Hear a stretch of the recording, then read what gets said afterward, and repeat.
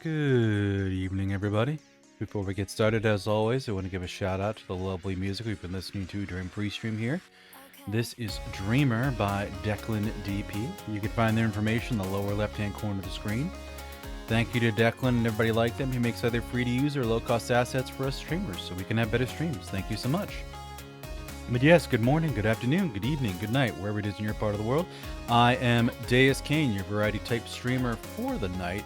And tonight, we are sitting down with RadMahou again, and we're going to be talking a lot about Final Fantasy XVI. So, spoiler warnings here. We are going to be spilling some tea. Spilling some tea. I'm going to add that to my title. But let me get us switched over so y'all can hear Rad. Hello. Hello, there you are. How's it going? Why do you show up there, chat? I just saw that on your stream. Yeah. Hello, test posts. Yeah, it's my test posts. Good old test posts. Went away now. Goodbye. But yes, hi YouTube. Hi Twitch.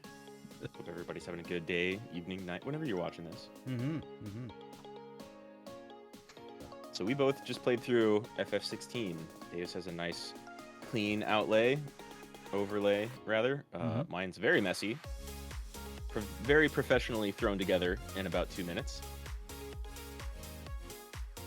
And I don't even know where to start. I want to, because I think we were kind of avoiding talking about anything in detail in our pre-stream. I want to say 2 things, and then you kind of have a list of what to talk about, right? Yeah. Okay. First, I need to apologize in advance. You're going to hear a lot of. Okay, so in Final Fantasy XIV. Oh yeah. I figured that. Because out of the two of us, you are the one who's played 14, and I'm the one who hasn't touched a Final Fantasy game since 12, and I put that one down because I didn't like it. Oh, okay. So yeah, my last Final Fantasies that I finished were 10 and 10-2. So I'm much more of the older classic ones. I played a little bit of 14. Actually, following all of your comments because I was watching your VODs, I actually went. I'm like, you know what? I should pick up Final Fantasy 14. I mean, they've got a free trial that takes you up to level 60 and includes the first expansion, Heavensward. So I might as well do that. I'm not fucking eligible. Critically acclaimed first expansion. Critically acclaimed, and I'm not fucking eligible for it. My accounts are too old. You've played it already? And I've played it already, so I can't get the free trial, which is dumb and stupid. You could probably just use a different email, create a whole new. I'll grant you, one of the worst things about that game is going through the Mog Station and getting an account created and downloading the correct version. It sucks. Yeah. But you could probably just use a different email. Probably could, or I could also just pay the money. It's you could also pay the money. It's $10 a month. It's not much. It is a subscription thing, but it's pretty good. Before we even get to 16, and I ask my second thing, how far did you get into 14? Oh, level 20. Not far. Oh, okay, not far at all. Yeah, very, very, very early. So you went through a dungeon, maybe? I don't even think I did that much. Okay. I think I did the thing where someone's fighting something evil and a dragoon shows up and kicks its ass for you, and then you talk with them and they walk off, and then you can go to the other cities. Literally, I have not gotten very far. I don't know plot. I know plot from watching other people play the game. Okay. Yeah, that game is a little rough. Up until level 50, 51. And that's when the writers for Heavensward start, and those are mostly the same writers on 16. Yeah. Okay, well, that's good to know for reference. Shit, that game's pretty good. So I hear. We could maybe talk about that later on if you pick it up again. And then we could both go back and forth about Star Rail and 14. Holy shit. Okay, well, the other thing I wanted to ask is, having finished the game, and I played through on action, you played through on story, there's actually very little difference in between the two. Mm-hmm. What do you think you would rate this game, like, out of 10? Okay. That was actually one of my questions. Sure. And I thought about it. Mm-hmm. I really gave it some thought, and I was oscillating between two numbers. Mm-hmm. And in the end, I'm gonna split the difference and go in the middle. 6.5. I'm not surprised. Okay. I'm not surprised, because I was also kind of oscillating between two numbers, like, while playing it. And those numbers were like, damn, 9.5, maybe a 10? Or, like, 5, 6-ish? Hey, Spicy. What's up, Spicy? So yeah, you're somewhere between 5 and 10. Okay, fair enough. Yeah, I'd probably, like, overall give it, like, an 8 or 8.5, because a lot of the bad shit you can just ignore.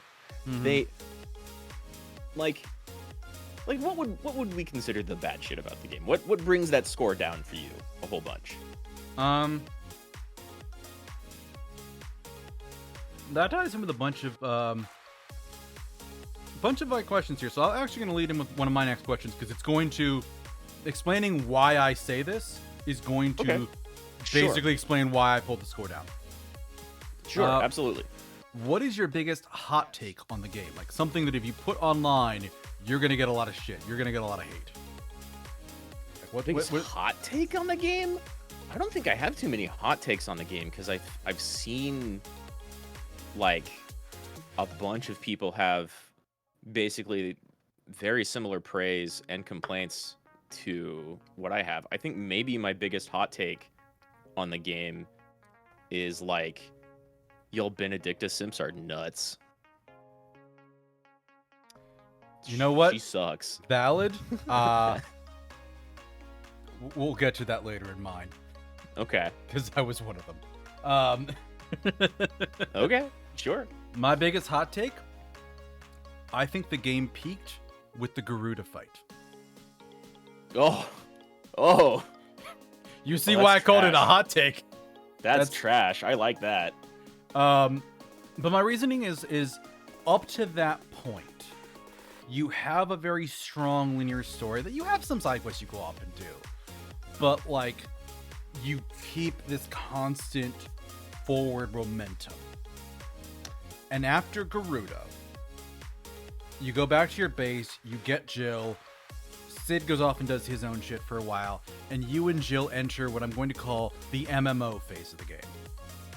Where you're going to a place, the whole game, but you're fucking around.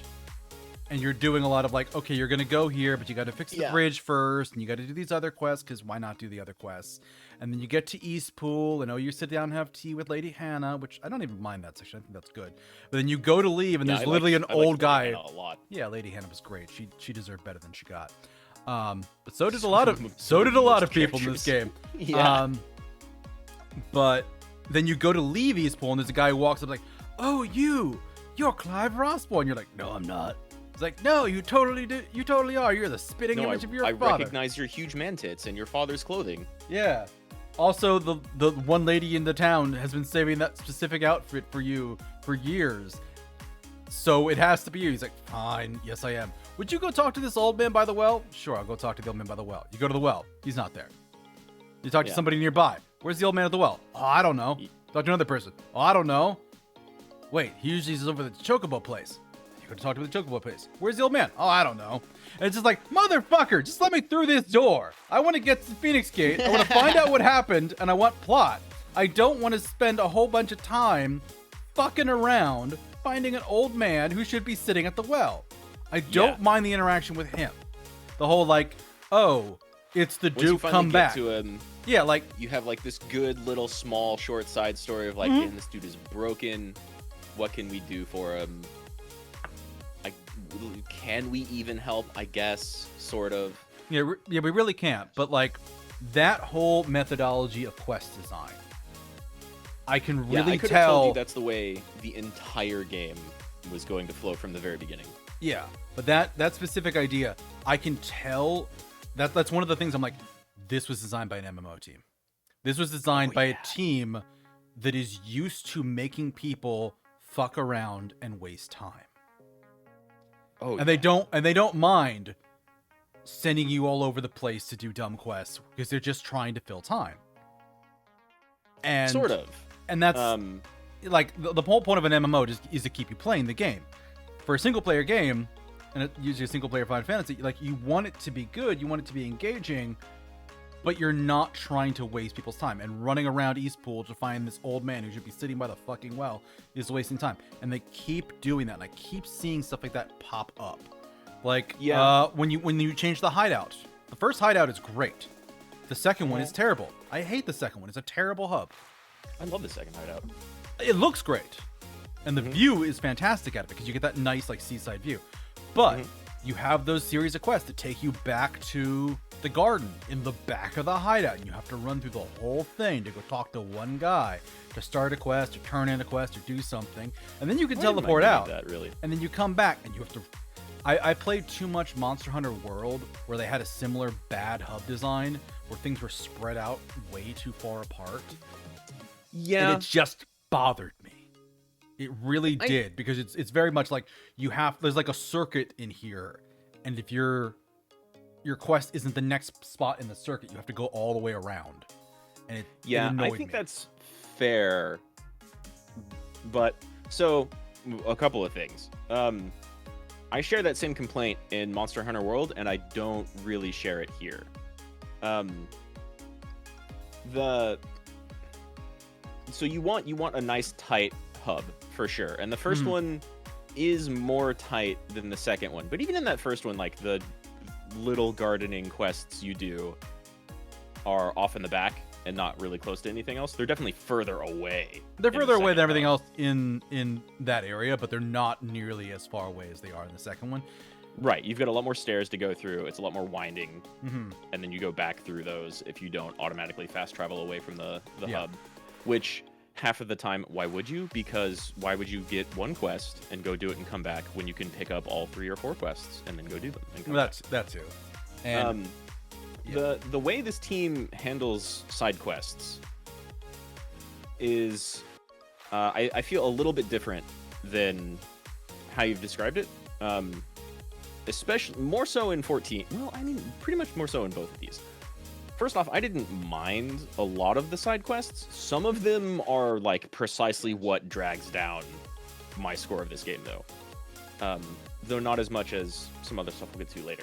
They definitely dump a lot of them on you all at once, because I know my second last stream was 4 hours, and it was nothing but side quests.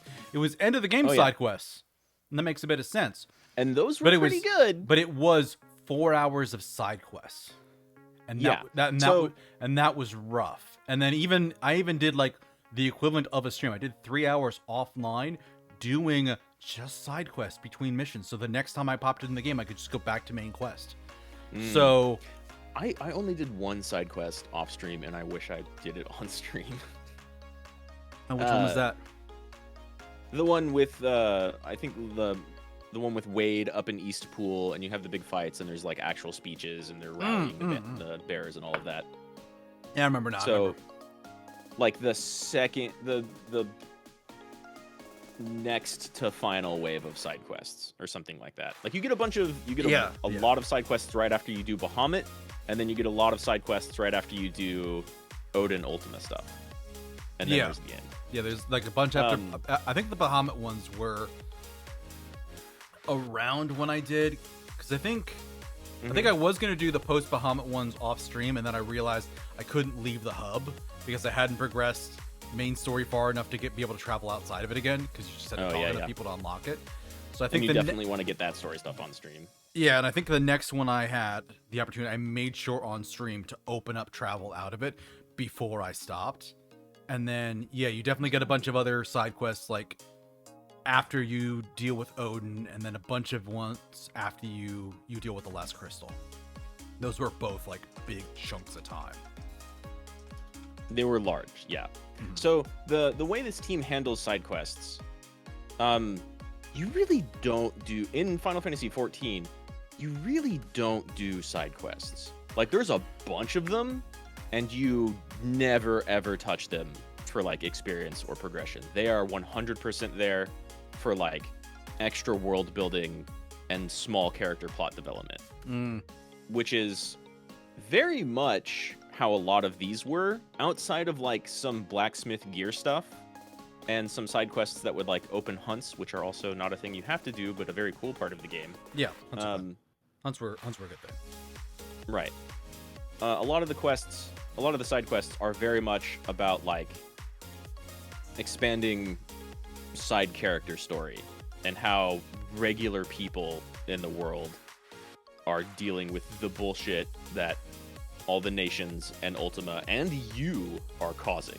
Oh right? yeah, we are a force of destruction in the world, and I feel we did very little good for that island nation up until like the end. Well, we kept breaking shit. We kept making it worse. Like because again, like right. I think we talked about this at some point previously. Like you have that moment with Sid where he sits you down and is like, oh, the mother crystals, they're leeching the ether. And you're like, what are the mother crystals actually using it for? He goes, fuck if I know, but I know they're evil, so we're going to break them all. And I'm like, you should probably figure out what they're doing first. Like they're gathering ether for something that's clearly going to be important. And they just hand wave it until literally the final confrontation where Ultima tells you what they were using all that energy for. Yeah. And it's like, your characters never ever think like, well, what if we're helping the bad guy by doing this? And they just don't fucking consider it, and it bothers me.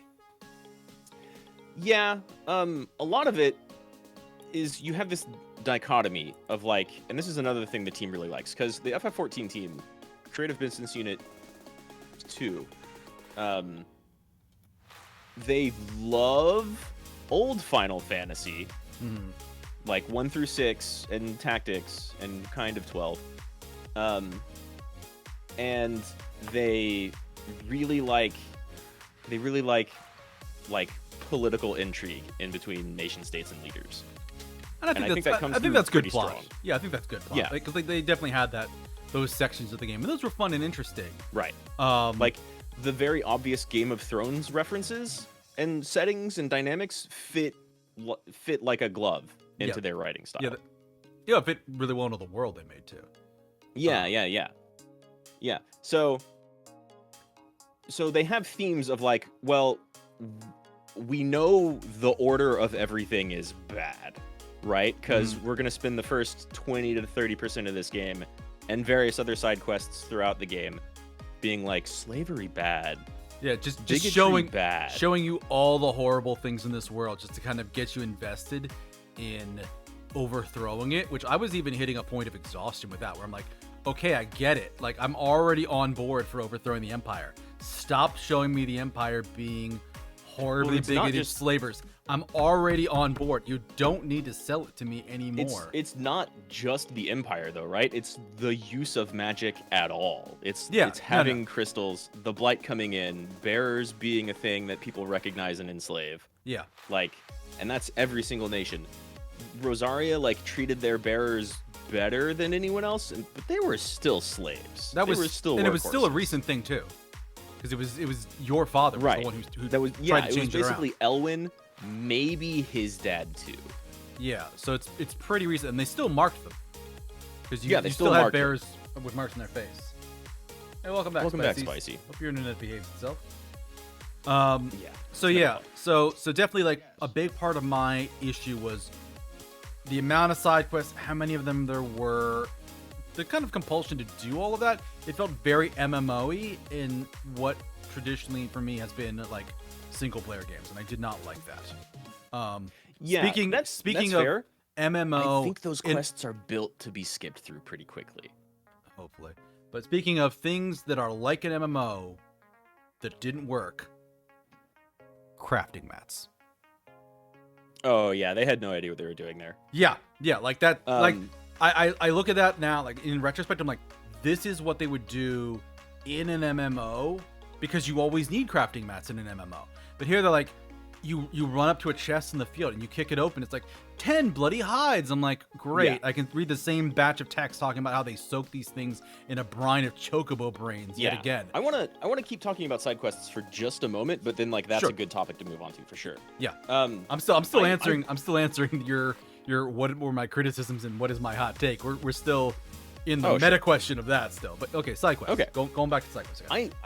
I really liked a lot of the side quests, but there were definitely several that dragged on. Like, I think we can both agree Balkland felt like filler the entire way through, even if like that brother-sister dynamic. Oh yeah, that one. Yeah, good. the brother-sister dynamic. Yeah, that place. Yeah, that was not a thing I wanted to fucking deal with. Yeah. So I think the reason I say I think a lot of those side quests are literally built to just be skipped through, and I have like a kind of positive and negative thing here. A lot of the voice acting in most of those side quests is people will say like a word or four at the beginning of their sentences, and some of them, then the rest is not voiced, and some sentences don't get any voicing at all. So like they're literally made for you to just mash X, and they'll say a couple of words, and then they'll say another couple of words, and then you're through. Also, my criticism of that real quick is like still doing it that way.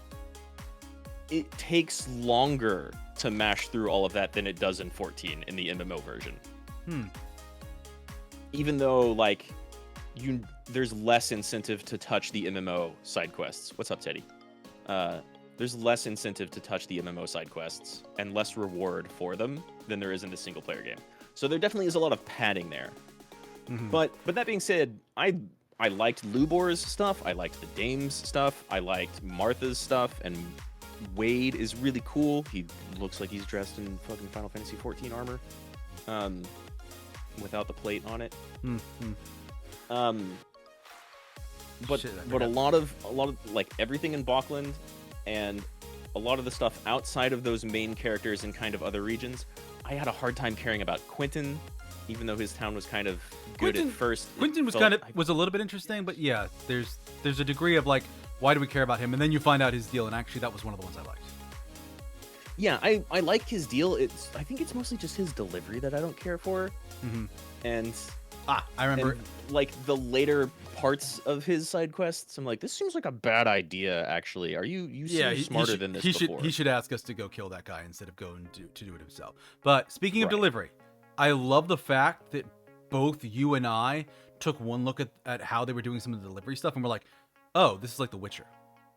We both had that reaction. I'm just, and the funny thing is, obvious Witcher influence going on. I've never played The Witcher. I've just seen videos on YouTube of people talking about The Witcher, and the way they film it is so similar that just from like YouTube videos, I was able to pick up like, oh, this is like The Witcher. And that is comical to me. I don't even remember any of like the Witcher TV show. I think I've watched the first season, but I've played those games. Yeah, the Witcher games is what I mean. Yeah, the Witcher games. Yeah, okay.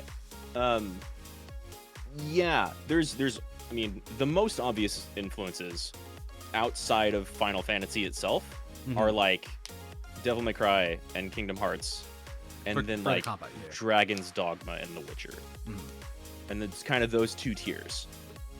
You have your action game. Well, they're all action games. So you have your DMC and Kingdom Hearts, and it's not really like either of those. It's more like DMC, but not quite. A little bit like Kingdom Hearts, but not really. And then all of the like structure and interaction with people and how they built the world is a lot like Witcher and Dragon's Dogma. Yeah, but you know, just we were talking about like the delivery of stuff and how like definitely like how deadpan it was. And I remember, I think it was one of your streams, you're like, you can see the money disappear the moment you were starting to deal with anybody outside of a main quest. Oh yeah, that's another 14 thing. Like I can tell you the structure, like we were talking about structure and delivery, right? So the way 14 goes and the way this game goes, although it begins a little bit different because they throw like a bunch of money in the beginning. This game has a very strong intro. Like I said, the beginning and the intro, like the demo up through the Garuda fight, you see the money and it looks great and it gives you an expectation. It's fantastic. Of what you're going to be playing the rest of the time, and then it falls off a fucking cliff, and then it comes back up. It comes back up a few times. It has its high points, but it it never is as consistently good as those first couple hours. And that is so disappointing because I did all of that in like one stream and I had like 5 or 6 hours of like, this game is going to be amazing because it's going to be like this all the time. And then it wasn't. I don't know, like when you first meet Ultima, it's pretty great. And like every single cutscene is pretty good.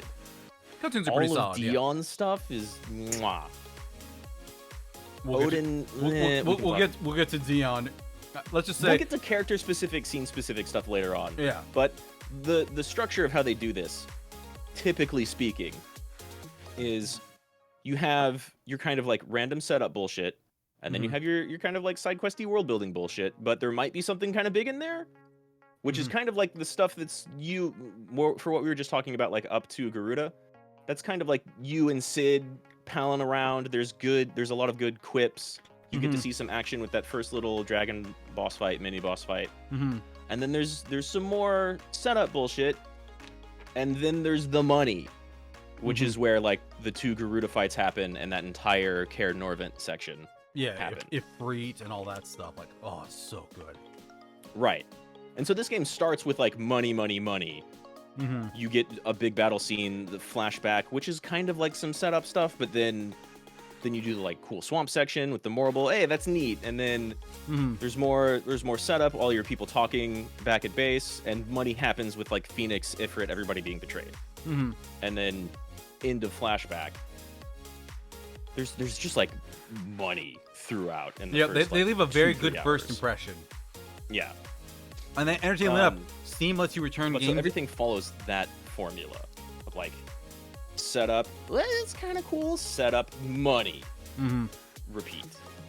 One thing I do want to comment: the game's quality only declines well after the point where you would be able to return the game on like Steam or PlayStation Store or something like that. Which is I don't entertaining. think that's intentional. I don't think so And either, honestly, but it is funny to point it out. No, yeah, and honestly, like you get to see the money turn off, like long before you get to Garuda. The first hideout is cool looking, but in comparison to almost everything before that, people had like really good lip syncing. Their models were looking good, but then you first get that hideout and you're talking with like Karen, who's great, and Blackthorn, who's great, but you don't really know him yet. His character kind of comes out progressively over the story, whereas Karen is just good up front. Where you're talking with anybody for the very first time, and they're very deadpan. Yeah, you can see them just kind of standing around and not moving too much. They do the thing where like if someone needs to hand something to another one, their hands are just barely off screen, so we don't have to like put an item in their hand, animate them placing something down, or actually like one character handing an item to another character. Yeah. You can see the money disappear as soon as you get to that first hideout for the very first time. And then it comes back in Kaer Norvent with like a little bit in between. Yeah. With Sid and everybody else. Or Sid in like the forest. And the Fafnir fight. Well, also like the first what were the like little mini harpies? Like the first like mini harpy boss was a good one too. There's some good stuff there, and Benedict's assassins and it was either. Well, that's the thing I actually want to ask you about. Those were Suparna and Shirada, which is another 14 reference. If you do Garuda hard, extreme, I forget which one. There's like the regular Garuda fight in 14, and then there's progressively harder ones that you never actually have to do, but can for challenge. And in one of them, you have to fight Suparna and Shirada before you can even touch Garuda. So that's where they come from. But yeah, they're basically like not even mini boss enemies. Although when you fight the one and then the 2 of them, they're like presented like mini bosses. What was just aside of all of this, what was your favorite normal enemy? I don't know, they're all kind of bland after a while because there wasn't a lot of enemy variety because it's always like there's some kind of canine, there's some kind of flying creature, usually like a wasp or something. Sometimes there's people, but usually not. there's like usually just like a bug or a crab. Like they just kind of reused a lot of the patterns. Like, and it was clear like whatever money they had, they didn't spend it on enemy designs. They spent it on the big showy cutscene fights, which were amazing. But yeah, like they really needed better like enemy design, or at least a couple more like enemy types. This is immediately getting into like a completely different topic that I want to talk about. Okay, we'll put a pin in this and come back because we're but yeah, for just generally regular enemies fighting them, trying to think. Honestly, once I got that chocobo, I stopped dealing with regular enemies as much as possible. Oh yeah, yeah, same. So yeah, I didn't really have them. Like maybe the fallen robot people. They were kind of neat to look at. Okay, I think my favorite enemies were probably the liches, but those ninjas were pretty cool too. Ultima's minions and the ninjas. Yeah, those were good. Yeah, it was kind of nice that they were like design, just my favorite regular enemy to fight, and that's clearly like half a step above regular enemies, right? Yeah. But we'll get to enemies in combat later. Yeah. So yeah, my hot take, game peaked at Garuda because, like I said, right afterwards you have this kind of like very MMO-y section where there's these long drawn-out bits. There's a whole bunch of just shit that you don't need to do that doesn't help the story and kind of feels like it's wasting a lot of my time. See, I still liked a lot of the side quests around there. You can like them. You can like them. I'm just reiterating points. Racistville side quests are amazing. I didn't like those. I like those so much. I didn't like those because like I'm just like by that point I was starting to get very tired. Like they're really beating a dead horse with this. And then you get to the first guy, he's like, "Slave, come here. Go help my son from this wolf. I hired you, didn't I?" And like even Collab's like, "Wait a minute. Why did you hire somebody to go save your son from a wolf? That doesn't make any sense." Fine, I'll do it. And the kid's like, you weren't supposed to win. You were supposed to die. Stop talking back. You're not supposed to be able to speak. Yeah, and they just kind of annoyed me. I'm like, that's it. We're just gonna turn a freak and just burn down this entire farmland. And we can't. And I'm well, and that's completely outside Clive's character and what you're setting out to do from the very beginning, anyway. True, like you don't want to kill all of the natives. You want to change the order of things. Clive doesn't want to kill all the natives. At that point, I did. I'm like, no. I mean, fuck this shit. Fuck this shit. Especially when you got to the second one. For everything around more, that's pretty fair. Yeah, because you get to the second one, and there's like, my Betty's gone missing. Would you help me find her? My Chloe. And like, my Chloe's gone missing. And I walked away from the little girl going, there's a 50-50 chance this is a person versus a dog. And then there's a 100% chance that that's a person and not a dog, because all of the language was like my pet ran away, except they never said dog, they never said cat. There are signs, and I was holding out hope. And then you get to the second person, like, so she's looking for Chloe. Oh, that filthy thing, she was over by the windmill. And I'm like, okay, there's a 100% chance it's a person now. Like, right, yeah. It was no longer a mystery. It's just another instance where they're just like, we're just gonna beat you over the head with how awful these people are. And I don't want that kind of game. I didn't enjoy that. That wasn't fun to me.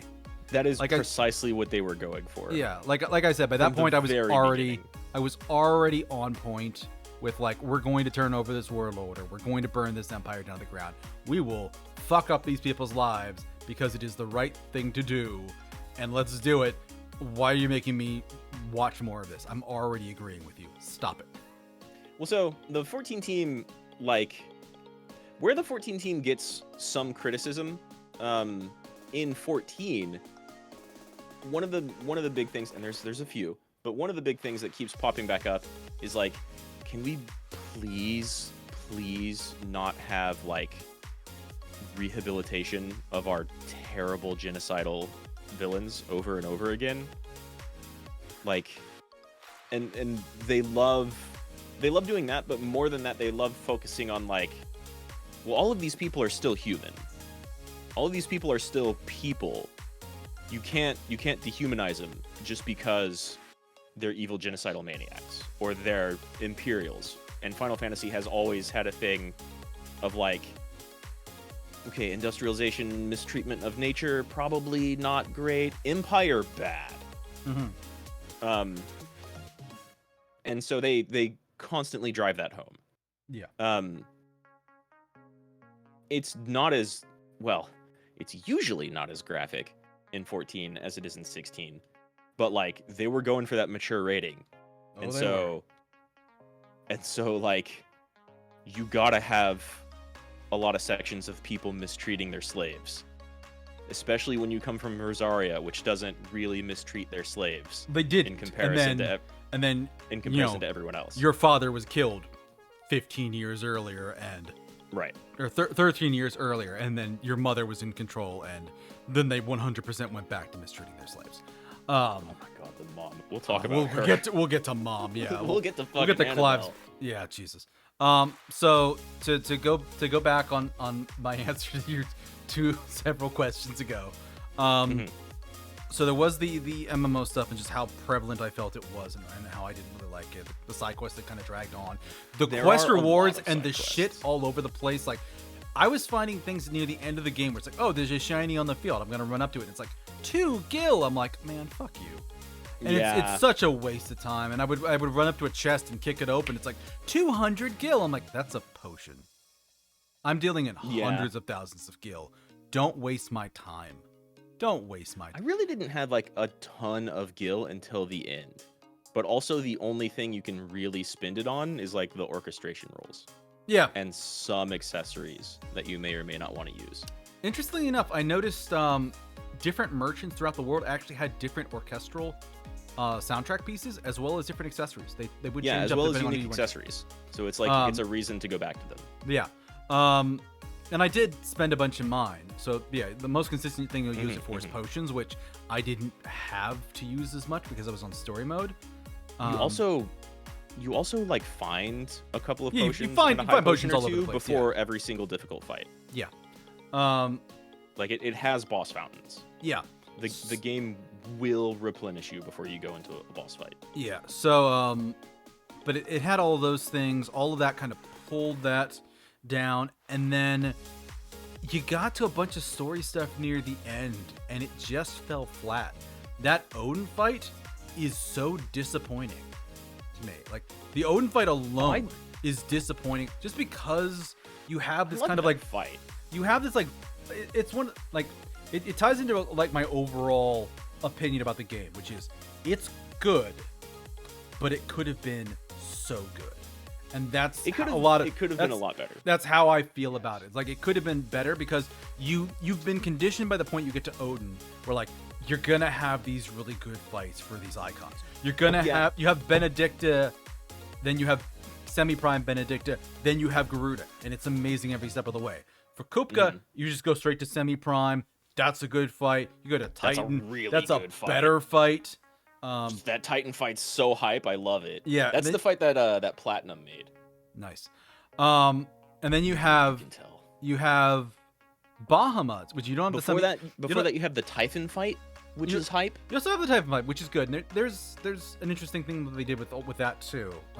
And one thing I like with it, which we'll get to. We'll get to. Let me make a note here.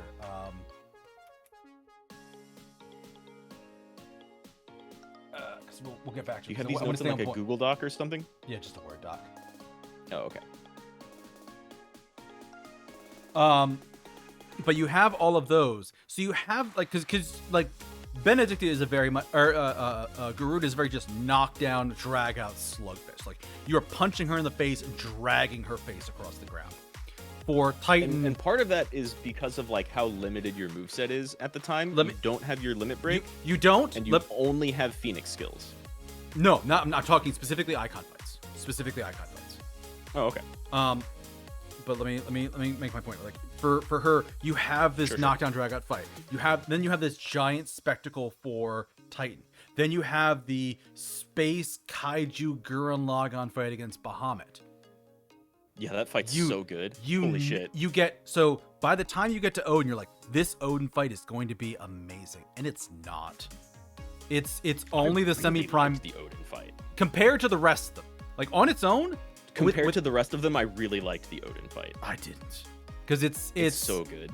It's kind of weird where like Odin himself, one of the probably the weakest villain in the game, but that Odin fight is really good. I didn't. No, it did not sell me because I used to write as a hobby, and I still do a little bit. So story structure matters a lot for me. He has the classic third act breakdown, and it's just they didn't sell it to me.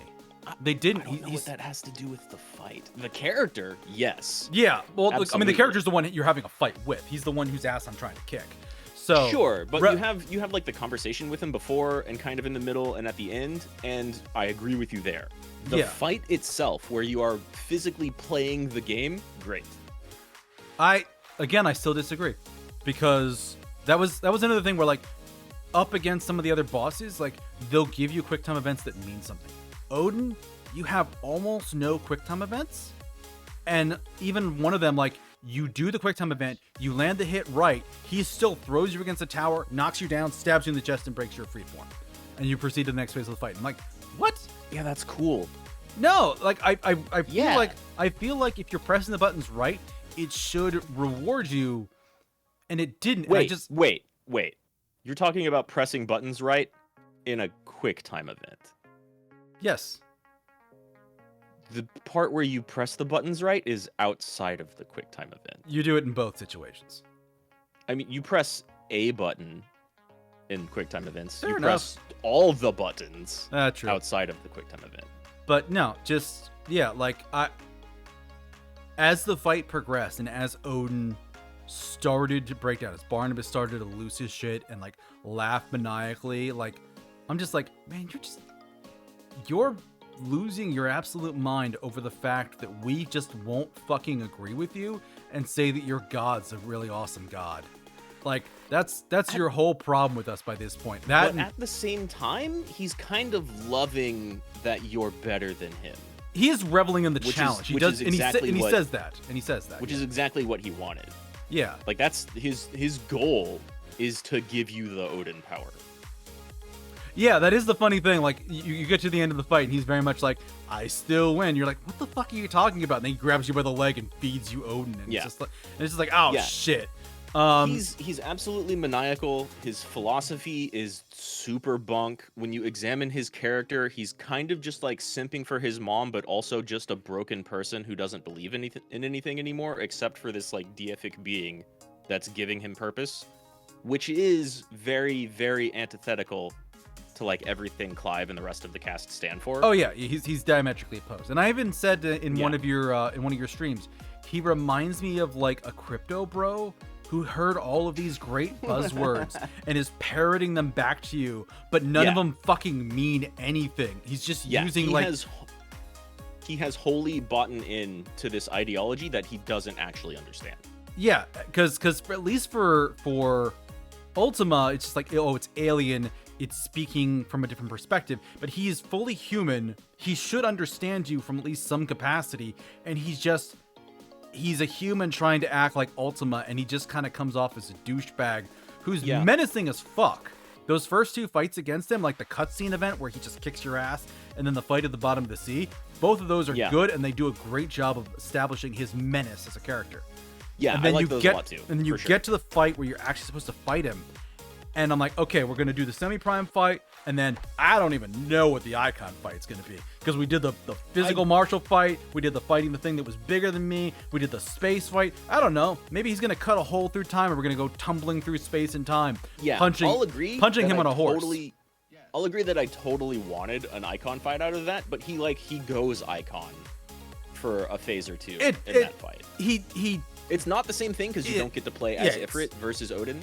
Yeah, but you get kind of both in one, and so I agree that it definitely would have benefited from having a full-on icon fight. I think that's a place where they cut the money, and they're just like, we want to spend our. Where they were running out of money. Yeah, I think they wanted to spend their money elsewhere, and they didn't want to spend it on that, and that was. We had every reason to have high expectations for an Odin fight because they've shown us that in every previous instance. They've shown us that over and over again. That, you know, when you fight another dominant, you're gonna have a big badass fight. Yeah, and then they definitely you before didn't that they have that. definitely before that too, they like progressed in such a good way. Like you were talking about, the Garuda fight is such a great, like, we're both big hulking kaiju, slow knockdown drag out type of thing. And then you get to Typhon and you're like, oh shit, I'm fast as Ifrit now. And the Soken stops doing the author, the music author, stops doing, or the composer rather, stops doing the like, here's our traditional fantasy music that references a bunch of old Final Fantasy music, and here's Soken. Here's an EDM battle piece, and it rules. And you finally get like, oh, I basically have Clive's full regular moveset as Ifrit. You can dash in the air, you can dodge in the air, you move real quick, you can do your stinger, you can do air combos, you get your magic burst, and then Ifrit slowly gains his own skills. Granted, outside of Typhon, but true. Well, I guess you get like the dash. Yeah, and it keeps building from there. And you don't get that with Odin. Yeah, you get nothing with Odin. Odin is a fight that it feels like they cut Odin, but you get like a not a consultation, what's the right word for it? Consolation. It's like a consolation fight. Like, we'll put in, I don't know, what is essentially a better version of the second fight, but instead of actually fighting Odin, you're just fighting Barnabas, and he's just talking at you a lot.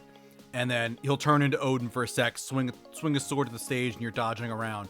And it just, I had such higher expectations. But he fills that screen with damage multiple times, and he has multiple moveset or multiple attacks that like he's one of the few enemies that will hit you for like 90% of your health if you let him. Yeah, he's dangerous as fuck. He's dangerous. It's good.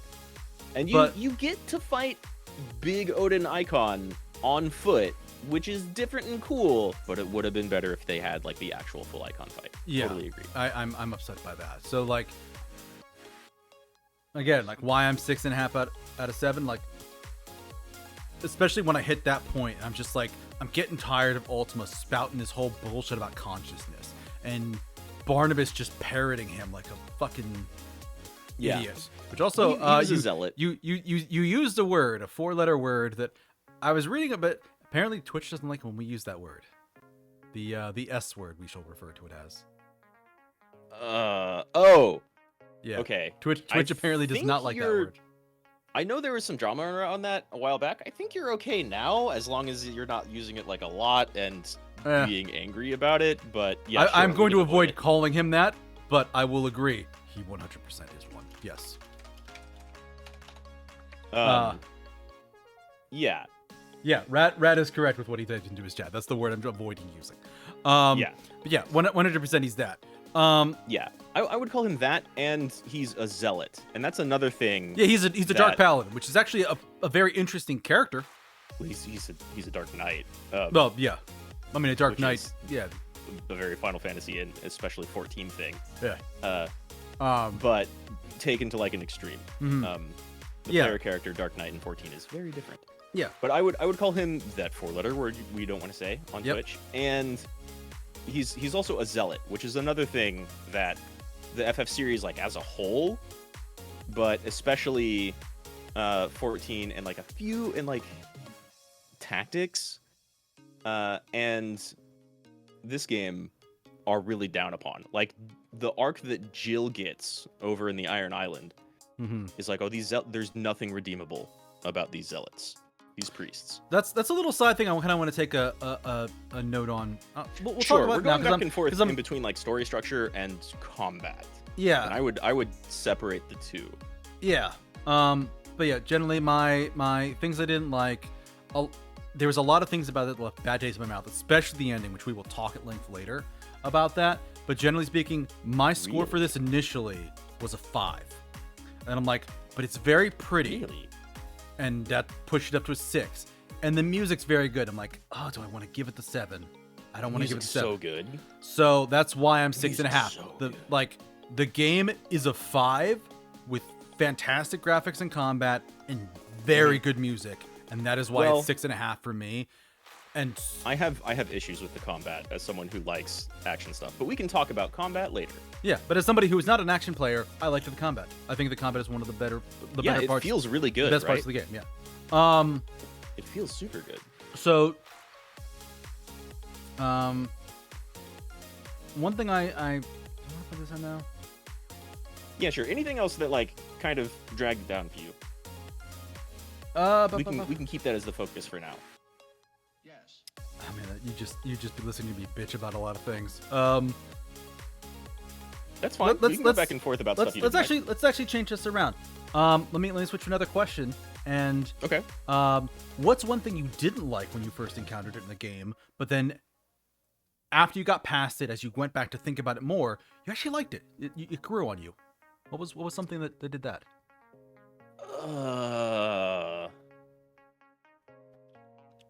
That's a good question, because I feel like I really liked most of the game, and then like discovered more and more negatives as I went on, and none of it ever dragged it down to being like horrible or even like really bad, except for like a very important half of the combat.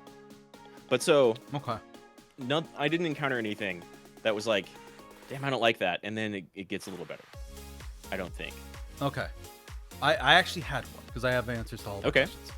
Sure, yeah. For me, as much as I bitch about the third Barnabas fight, the second Barnabas fight, the one at the bottom of the ocean, at the time, I hated it, because I'm like, I started fighting him, and I'm like, oh, there's no way I'm going to be able to break him. It's not going to be possible. They just juiced up his numbers. This is bullshit. Let me actually fight him, game. Come on. You really have to give me a scripted loss. But... It's the only Joker fight in the game. Yeah, and then it is essentially scripted. It is a scripted loss. But yeah, what's interesting and what I didn't realize at the time, not only is that part of a 3-act thing for Barnabas in general, because you fight him 3 times. You fight him in the cinematic scene where he kicks your ass. You fight him at the bottom of the sea where he kicks your ass. And you fight him at the end where you win. And even in that final fight, has 3 distinct arcs. Like, you go to 3 different platforms in that fight. So there's 3 acts in that fight, which is very good, and from a structural standpoint. Yeah, that's part of why I really liked that fight. Like, it has, that fight with Barnabas has more to it than your fight with Garuda or your fight with Kupka. Yeah, there's a lot in it and a lot built up, because technically the Barnabas fight really starts with that cutscene following Sleipnir. Yeah, I don't consider that a fight, but it's definitely like an encounter. Yeah, your cast is meeting with him, and you fail hard. Yeah, they don't even let you try. But that second fight, the one at the bottom of the ocean, that was pretty cool. The more I think back on it, the more I'm like, this is training you for the time you're actually going to be fighting him. Yeah, this is showing you his moveset before you're going to be put in a position where you actually. Because if you fuck up and die here, you fuck up and die here. It is what it is. But, like, you get to see... You can lose that fight, but then you make it to the end phase, and that's scripted. Yeah, you get to see him charge his ability. You get to see him... You get to see that, oh no, he can move while he's charging. He fully can do that. You get to see, what happens when he finishes charging the super move? He one-shots you. You die. Because he's Odin. But that's what Odin does. Odin technically doesn't do it to other bosses and stuff. But your player character... traditionally, you call in Odin, and he either one-shots people, or he does a fuckload of damage. But it is not only escalating the menace of the character, it is a fight that is a training ground for you, the player, on when it's going to matter, when you actually need to take this guy out. This is the fight that's giving you a preview of what that later fight's going to be like. And the further I got on, and the more I thought back to that second fight, the more I'm like, I actually like that. I like that, and it got me thinking about other fights and other things that they did that way. And that ties me into something I wrote down here, something we touched on a little bit earlier. Ifrit, where the first fight is just all physical. It's a slow kaiju fight. And then you get Typhon. It's slow, it's heavy. Yeah, you get big and slow and heavy. And then you get to Typhon, and you're moving faster. You're running around. You're much more agile. And then you get to Titan, and Titan. It's the Titan biggest, is coolest cinematic thing in the whole shit until Bahamut. Well, and even then, there's like more going on in the Titan fight. Titan is not only much faster and more mobile, but also you get an ability. It's your first skill for a Freet. And then you get to Bahamut, and not only do you get your second skill, and you now need to like pay attention to keep your cooldowns up and make sure they're available for your burn phases and stuff. You also get to experience that aerial combat in space. Right, you have like a 3D field now. Yeah, you're flying around, which is training for Ultima. Exactly, and that is a thing that once I got to Ultima at the end of the game and I fought him, I'm like, all of those were incrementally training me and teaching me how I should be ready to fight Ultima, so they don't just drop me into Ultima's fight with all these new abilities that I don't know how to use. And that's very good progression. I like that too. So you've noticed something that is a staple of a lot of action game combat, the rival fight. And that's something that this game actually doesn't do as well as a lot of other games, because you essentially have a rival fight with Ultima, but you only ever fight him like twice. You fight him like right after Odin, and then you fight him at the end. In like, what's a really good example? In DMC 3, you have a couple of in a couple of different action games, you'll have a rival, a character that has a moveset that is very similar to yours, and you're both constantly getting stronger throughout the game, and then you have like a couple of fights along the way, and then you finally have a fight, and like usually they win, and then you have a fight at the end when you're both at your strongest, and you barely win, you eke it out, you overcome that challenge. In this, you don't get to have fights with Ultima throughout the game, but all of the stuff you do is training for Ultima, which is very thematic, because he wanted you to get like up to his level so he could have his ultimate vessel. But then he's also dumb enough to like, I'm gonna give a vessel the power of a god and then take it over. What do you mean the vessel's not cooperating? Well, yeah, that's the hubris of a god, right? But yeah, I feel like Barnabas and Odin thing. was kind of trying to be a bit of that rival fight too, and didn't pull that off either. Yeah, it's weird because I agree with you. It's not a true rival fight, but it is trying to do that in some ways. Yeah, I mean, all of the like dominant and icon fights are kind of like that. They just have different characters instead of having one that is like powering up with you throughout the game. But they're all teaching you new stuff. They're all giving you new abilities, and then it culminates in the very big, cool fight where you get to use all of it. Yeah, just all of it. Yeah. So that was a thing. Like I said, that like at the time, that Barnabas fight, the one at the bottom of the sea, just upset because I'm like, okay, you didn't let me fight him the first time and he won. The second time, you did let me fight him, but you fucked with his numbers and there was no way I could have won because like. In terms of like level and equipment, you don't get significantly stronger between the undersea fight and actually fighting him in the tower. You don't. You get Shiva. You get Shiva as an icon, but that is not numbers on the board for you. Like level wise, I did not gain many levels. Oh yeah, it's not stats. Equipment wise, yeah. And coming from a game that I'm like, it is moves. I never used Shiva. Start talking about combat. I didn't use her too much because she's too good. Shiva's... I have things to say about the combat, and Shiva's part of it. Okay. I guess to kind of answer your question, I kind of felt that way about Barnabas's character, and that there was just nothing going on with Odin, and that was a little disappointing. And then there's nothing going on with Odin. Or he's like mysterious man that doesn't give you anything as much as any of the other enemy characters in the game. And then you get to him, and like his speeches and his philosophy are not really satisfying, but at least he has more, and you ultimately see like what's driving him. Especially you get that scene with him in Ultima. Yeah, and then you get all of the stuff he's saying during his fight.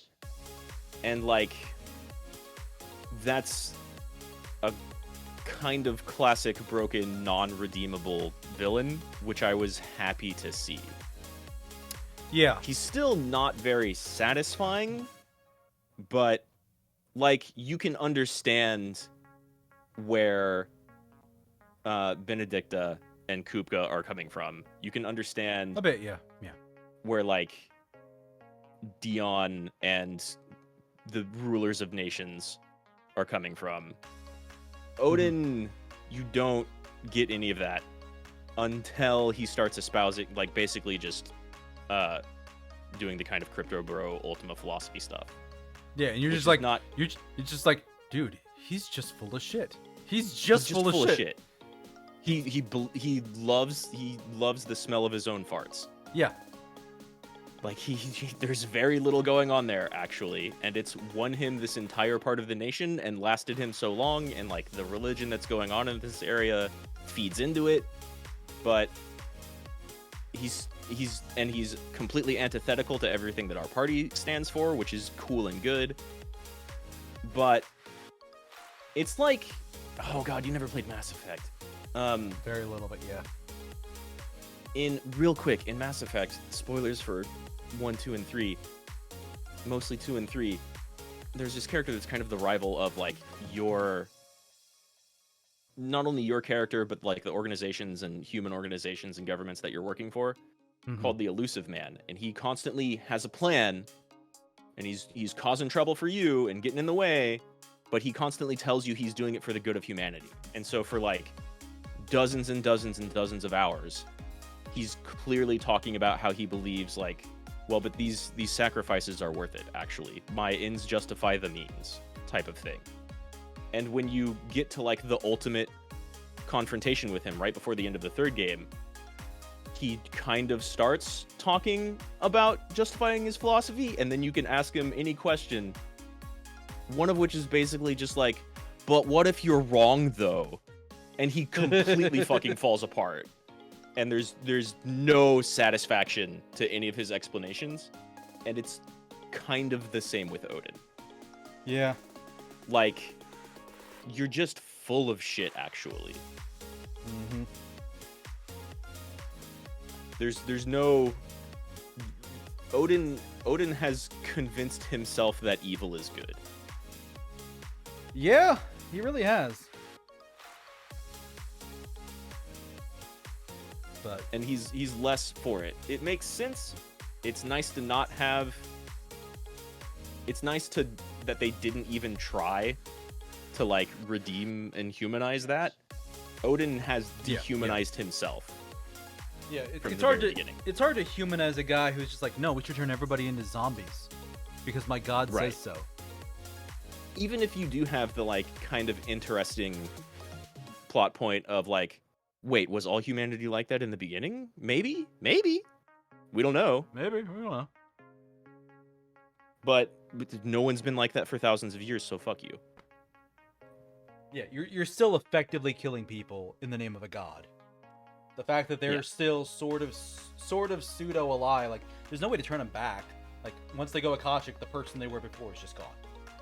For the most part. No, interestingly enough, that is a thing that gets dealt with in 14. But they did not have the time or budget or story reasons to do that here. Yeah, because I remember seeing somebody do like a one for Endwalker where people were like going nuts because those things were doing stuff, and they were kind of turning some of them back around. But then also there was the stuff at the very end of 14 with the bird lady whose name I don't remember. Well, so those are two very different things, actually. Yeah, those are two very different processes being turned into something else. But yeah, they were definitely like, we're stripping the humanity away from this thing, or away from whoever you used to be, and turning you into something else. And maybe we can fix, maybe we can't. Yeah, I guess real quick. This is not really important to 16 at all, but real quickly in 14. So there are these two different processes, and one of them you've been dealing with for basically the entire game, up until you kind of sort of find a solution in Walker. And that is, you have your primals, which are the equivalent of the icons in 16. And they're kind of it really depends on which one we're talking about. They're kind of sort of gods. Some of them exist as like an idea out in the live stream aether. Some of them are just like literal manifestations of faith. All of them are actually literal manifestations of faith and like a lot of aether being focused on. And the primal, when summoned, and why summoning is a problem, will like take on the aspects of the faith of the people who summoned them. So some of them, for example, like Rama in 14, kind of just wants to protect the forest that all of his sylphs and trance live in, and doesn't like people coming in.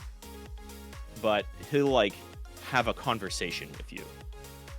Whereas like Ifrit and Leviathan are kind of just warlike expansionist style of gods. And so they all can do this thing called tempering, where they manipulate the aether that you're made out of and essentially mind control you. And so for the longest time in the game, it was this thing where like, oh god, tempering is really fucking bad because we can't do anything about it. Like if someone gets tempered, they just gotta die. And that's the solution every single nation state has, is like, these gods are a problem, the people summoning them are problems, kill them all. That's the only thing we can do about them. And then you find a way to like reverse them if they're not so far gone, because if they're like, depending on how far gone they are, how much of their original selves they still have left, you can kind of redo it. But you'll see like Leviathan also just horribly warp people into like Lovecraftian fish monsters, and there's no coming back from that. Whereas the Bird Lady, so both 14 and 16 kind of have this underlying thing of aether, which is basically the energy that all matter is made out of in the universe, if you want to like be reductionist about it. Well, actually, entertainingly, let's do a reductionist thing, because it's a reference from Horizon Forbidden West. Aether is one of the things you're looking for in that. It's actually one of the subroutines of Gaia, because you played the first one, right? You know about Gaia. Yeah. So like they talk specifically like Hades and Apollo are big ones to reference subroutines of Gaia from the first one, because Hades is the thing that's causing all the problems, and Apollo should have taught humanity all about the world and then was lost. And that's right. But in the second one, you start looking for other subroutines, and one of them is specifically called Aether. It isn't and they're all ancient, the names of ancient gods, and Aether is specifically a god of the air. So it's the magic in the air. It's ambient magic in the world, but also it's part of yourself too, because you breathe it in, it goes through you. So in 14 and kind of 16, but more so a lot in 14, Aether is like the quanta that make up the subatomic particles that make up everything else. And so an eidolon, an icon, being able to like force shift people into their own aether alignment and mind control them, soul control them that way, has obvious very bad side effects. The Bird Lady in Endwalker, the End Singer, what was her actual name? I forget. Yeah, whatever the End Singer was. Her deal was, instead of using aether, she was using dynamis, which is, as opposed to being aether being like the material reality.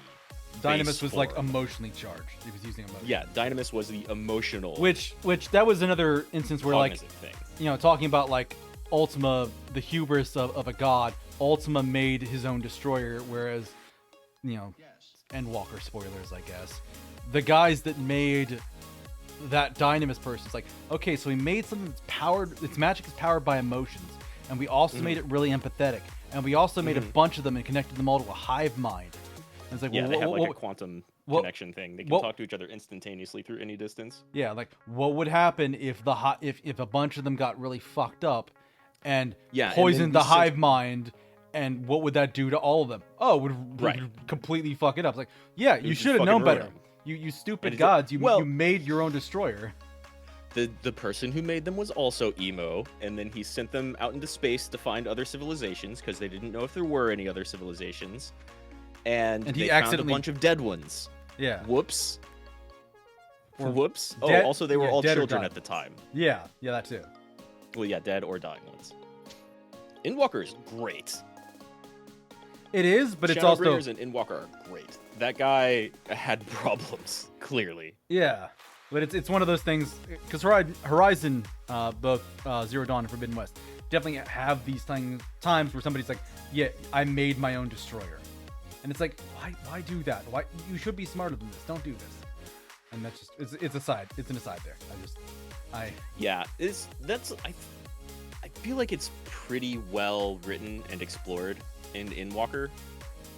I saw people like talking about it a lot, but it's still there is a part of me that's like, you should be smarter than this. Like part of the dynamic that's going on there, which is I feel smarter than Ultima in 16, is like there was a bunch of very slow, very like lightly sprinkled in bits about how like there maybe used to be this ancient civilization, and that's literally there was, because of course there was, it's Final Fantasy. Yeah. And so you have the ancients, and there's a lot of like, damn, they were so perfect, they had magics beyond our imagination and they did nothing but good with them. What fucking happened? How did they die? And so part of Endwalker is like literally time traveling back to there and seeing, okay, all of that is kind of true, but at the same time they're just people. Yeah. They still have regular people problems. Mm-hmm. And the dude who made Insinger had good intentions, but he was a little emo, and so was his creation, and things rapidly spiraled out of control because they're basically all godlike beings. Yeah, and Though, even radically different from Ultima. Yeah, very true.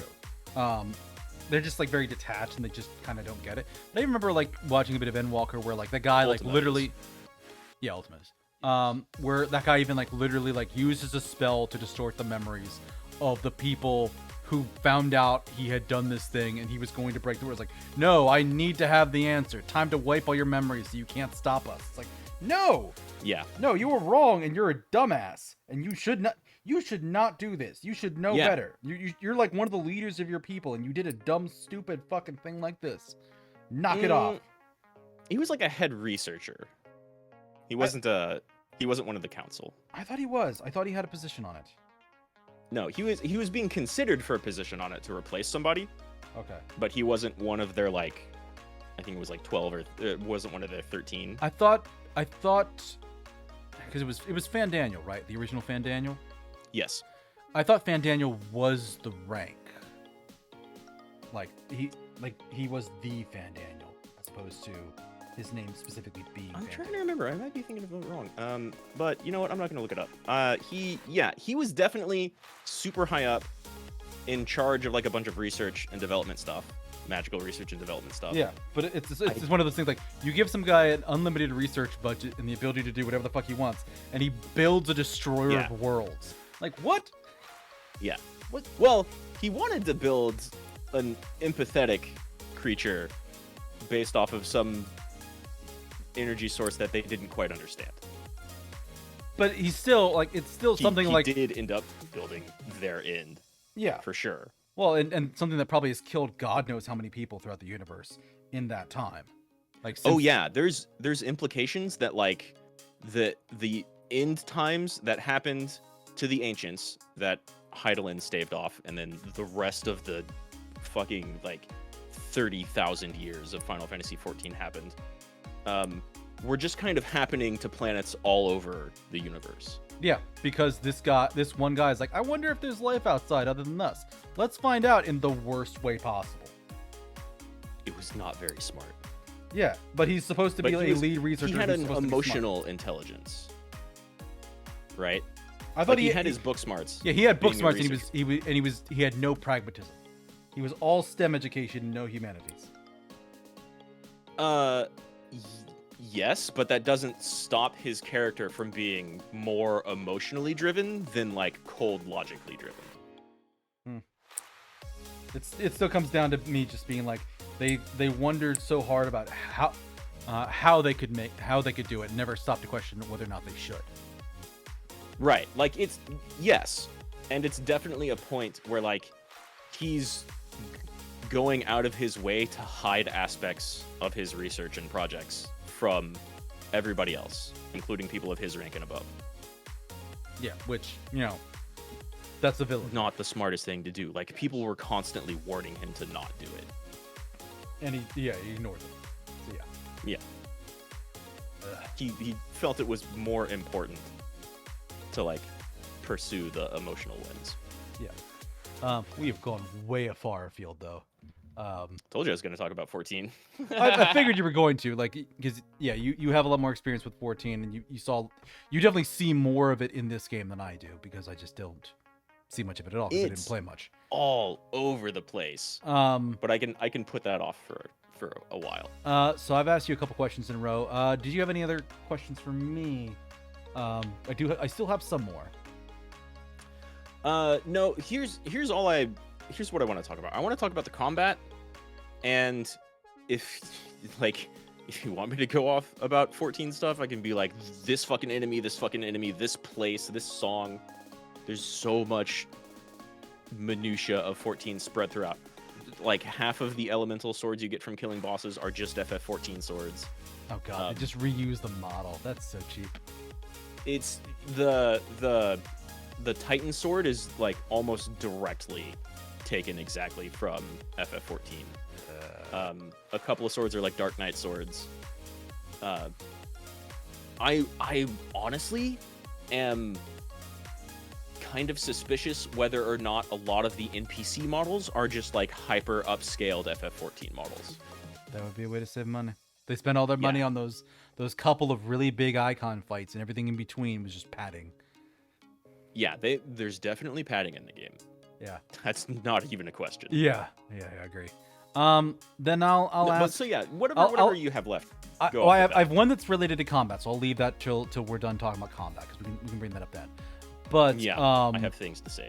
Yeah, I have things to say too about the combat, because I actually liked it. But as I say, aside from the ending of the game and the Odin fight, which were two things I did not like, and we'll get into the ending later.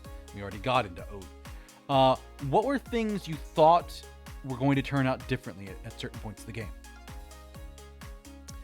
There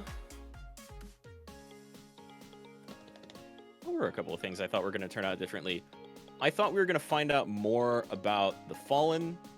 I thought that our second home base was going to actually turn into a flying airship. Yeah, I was really hoping for an airship too.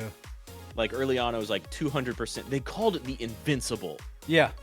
That's the ship from FF9 and like several others. Yeah, and the Enterprise was one of the ones from 4. The Enterprise is from 4, and it's also like Sid's own small personal airship in 14. I thought they were going to do that, but then Mid has the side quest where you're like, she build like a model airship. Yeah. She wants to build like a model airship to like have a proof of concept. And she's like, it didn't work. Well, it's probably for the better, actually, because they'd be huge engines of war. And she's not wrong.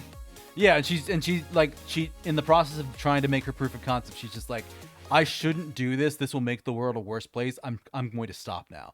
And you're sad that you're not getting airships, but at the same time, you're like, holy shit. Mid had a moment. Mid had a great character moment. Yeah. And she's fucking right. And she's love her totally for it. Right. Love her for it. She's totally right. You can, if you have previous Final Fantasy knowledge, you can be like, yeah. I mean, Final Fantasy IV starts... half of the airships in these games have been engines of war. Yeah, Final Fantasy IV starts off with them being, bombing ships, Yeah, exactly. FF4 starts off with and has multiple points in the game where, like, a fleet of airships just bomb things into oblivion. If you're not familiar with any other Final Fantasy games, part of some of the lore you can read in this one talks about how the Fallen civilization were like all in airships, which is why you don't find cities anywhere. They have like a couple of ruins underground, but there's just airships littering the landscape because those were their cities. Yeah. And they clearly were using them for war against Ultima, and they fucking failed. Yep. So yeah, I like Mid a lot. I can't believe Sid named his daughter Mid, but Well, whatever. he named her something else, and she abbreviated it to Mid. Which, It's Midola. Yeah. Which I think is like an FF3 reference. I'm not sure about that one. I don't know where they're pulling it from, but it's been a really long time since I've played 3 or 5, and it's one of those two. But I remember more about 5, so I want to say it's 3. For the longest time, I was like, the only mid I can think of is like Melia Duel, which is not even a mid. That's what's funny? I remember watching that part in one of your streams, and you're just like, who is she? Is she this character? Is she that? And I remember my response to her was to bring up the thing like, who the fuck is this mid person? Why do we seem so familiar? Telemon. Wait, wasn't Sid's last name? This is Sid's daughter that we got him a letter for. Oh, we got to meet her. This is so cool. Then she fucking sends you off on a whole bunch of quests. I'm like, man, this fucking bitch. Yeah, those quests were like a little bit too long. But I love Mid as a character. Yeah, but she's just incredibly well acted and written. Yeah, she gets like a very small pirate arc. Mm-hmm. Entertainingly enough, her pirate arc, specifically the point at the end when she crashes the ship and gets you out after the last crystal, when she shouts, "Great Grieger's gash!" I'm like, wait, where did that come from? It was either that or shortly thereafter when I realized that the Grieger they've been referencing this whole time was a female god. Yeah. Which is entertaining. So she's just like, God's vagina, we gotta get out of here. And I'm like, Mid! Yep. Yeah. No, she goes full pirate. Mid is swarthy.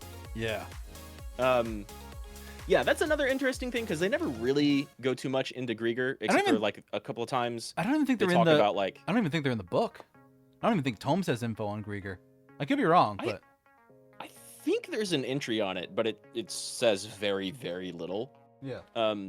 The only time it's ever important, I think, is at one point Josh is talking about, I think I know where to probably find like a full version of the mural, and it's over in Ash because Ash never had like the turn of religion that Storm had.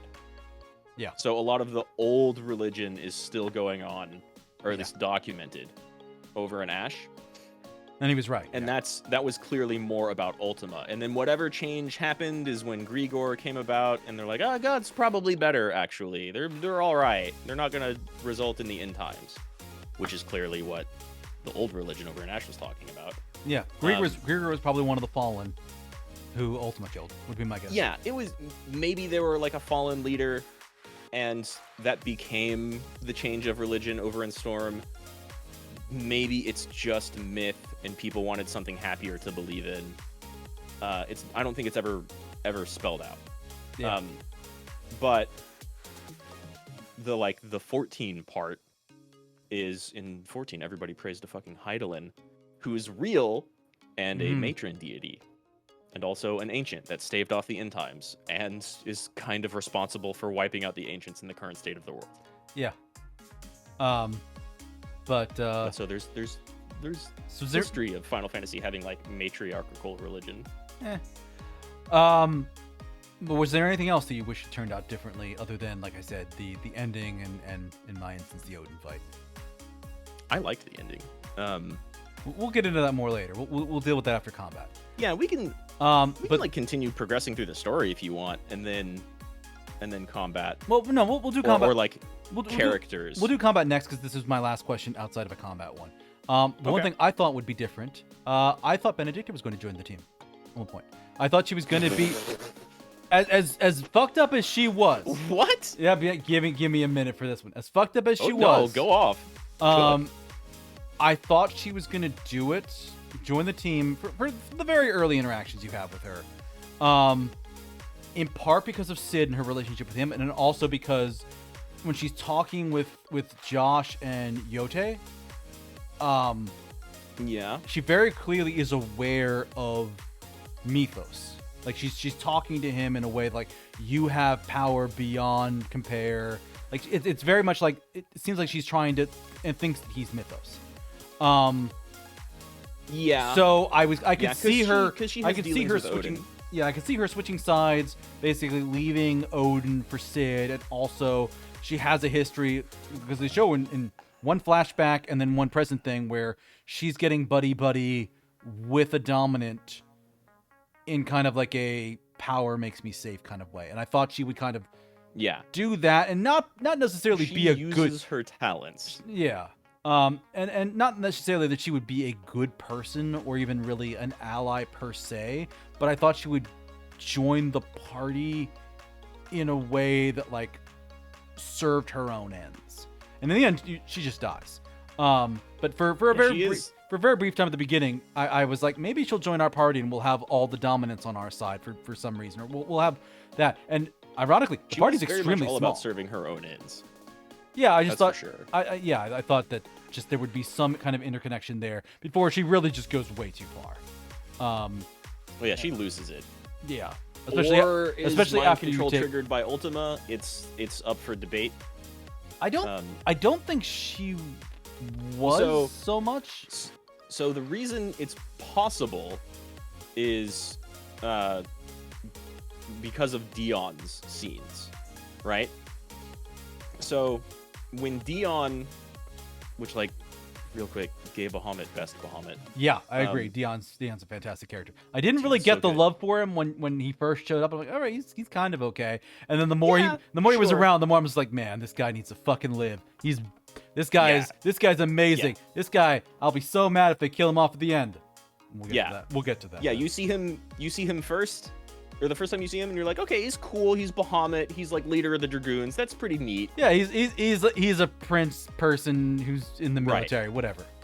And then you get like little bits with him and Josh, and okay, you get a little bit more with like him and Josh. Cool. You get stuff with him and his dad and Annabelle and the child. And we'll get to Annabelle and the child.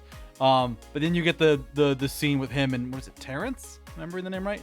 Yeah, Terrence. Yeah, and you're just like, oh, cool. Oh, we're going there. Okay, great. Yeah, why not? We're going there and we're being chill about it. Guard, what's that noise? And then Josh walks in. Excuse me, Your Grace. I'd like to have a moment of your time. Oh, I know you. And then just fades away. And it's like, yeah. But he's smart too. Mm-hmm. Yeah. So when you get right after you get Bahamut powers, you get the flashback of Dion confronting his father, and you get to see Ultima like basically wind him up and spin him loose, essentially. Right. And so I've seen people be like, okay, but even after all of this, why was Bahamut just thrashing the place? Why didn't he turn then and there immediately after he killed his dad, because his dad stepped in front of his lance when he was trying to kill the child? Mm-hmm. Which, by the way, Dion, before he even knows the child is Ultima, just goes straight for child murder. And that's a point in his favor. Well, also, like, not only is the entire situation just wildly fucked, and he's and at that point he's just very much calling out, like, Father, you said for every citizen that dies, another can be bred. For every home that's destroyed, another can be built. This is throws his dad's words back in his face hard. Yeah, and the kid's just like, so what's the point? That's their job. And Dion's like, fuck no, and just tries to kill this kid because he knows that kid's gonna be a problem. And if he's 6 years old or however young that kid is, and he's already like, the people exist to die. Kill the child. Kill the kid. And take your spear and drive it through his skull. It doesn't matter how young he is. Kill the child. Yeah. Dion did nothing wrong. Mm-hmm. He did one thing wrong towards the end. We'll get to that. He did a thing I didn't. He did some things I didn't agree with. But for the most part, I agree with you. Best side character. He was perhaps too noble. Too noble for too pure for the world. I agree. Yes. Right. Yeah. It had been a while since the game killed off a main character.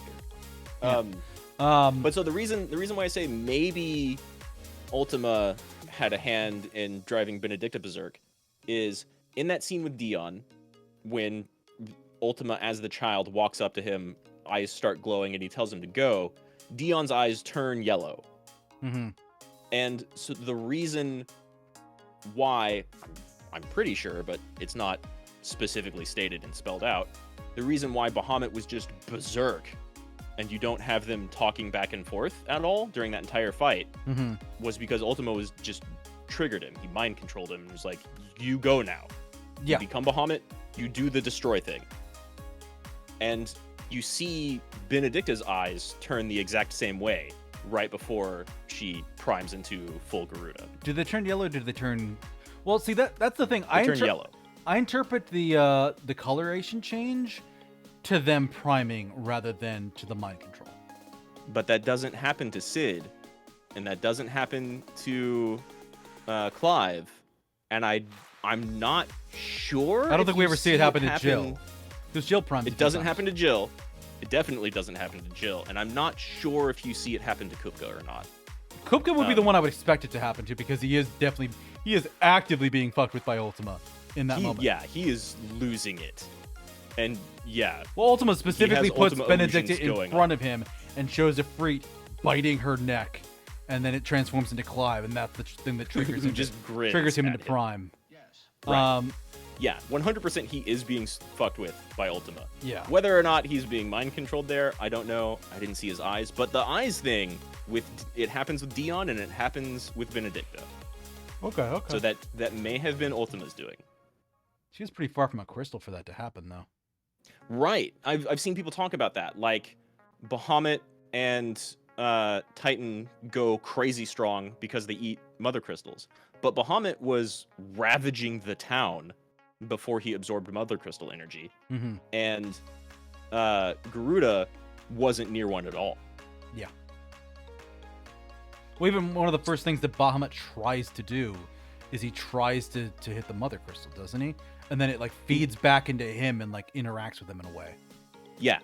I'm not sure if he hits the town first or if he goes for the crystal first. But he definitely does interact with the crystal, and the crystal does it looks kind like of push he's trying him to more destroy it, and then it like shoves energy into him. But even before that, he was just mega flaring the town. Yeah, okay, so that was before. Yeah. It is possible. Like we don't even know, like, you know, to touch briefly upon Annabelle, because we're not quite there yet. Sure. So we'll talk at length about Annabelle. Like, presumably some aspect of her was mind controlled by Ultima, but like, how much of her actions can we blame on him? Like, I don't think he was driving her to betray your father. I think that was all her. No, I think that was all her. The game goes out of its way from the very first time you see her to be like, this lady a bitch. Yeah, and she just gets worse and worse as the game progresses. Right. So, but there definitely was a degree of being hyper evil, like twice. Yeah, more than that. Yeah. But she, it's possible it was there influencing her at some points. Because honestly, like, it's possible the reason why she spares Clive is because Ultima, like, she says kill him, and then a second later she's just like, on second thought. Yeah. And that could have been it, kind of like leaning in very gently to turn her around. But it's hard to say how much she was being affected, because at that point Ultima definitely knew about you, knew exactly where you were. Yeah, he did. I read that as her like being like, kill him. Wait, I could be more sadistic if I made him a slave of the Empire. And the story has, you know, heavy slavery themes. Yeah. But yeah, no. You know, to finish addressing my original question of like things I thought differently. I definitely thought Benedicta would join the party, and there would be some more interaction with her rather than just her dying immediately. Like, she's not a good person, but not everybody that joins your party is in every game. Well, I guess it is Final Fantasy. Actually, they tend to be pretty lawful. They tend to be pretty good. But I at least thought that she would, always. With the mature rating, that they would try and like have an anti-hero on your team that was just like, they were awful for their own reasons, and they do give her like in a very short scene, they give her a incredibly sympathetic, very human backstory to kind of explain partially why she is the way she is. Yeah. So she's just broken. Yeah.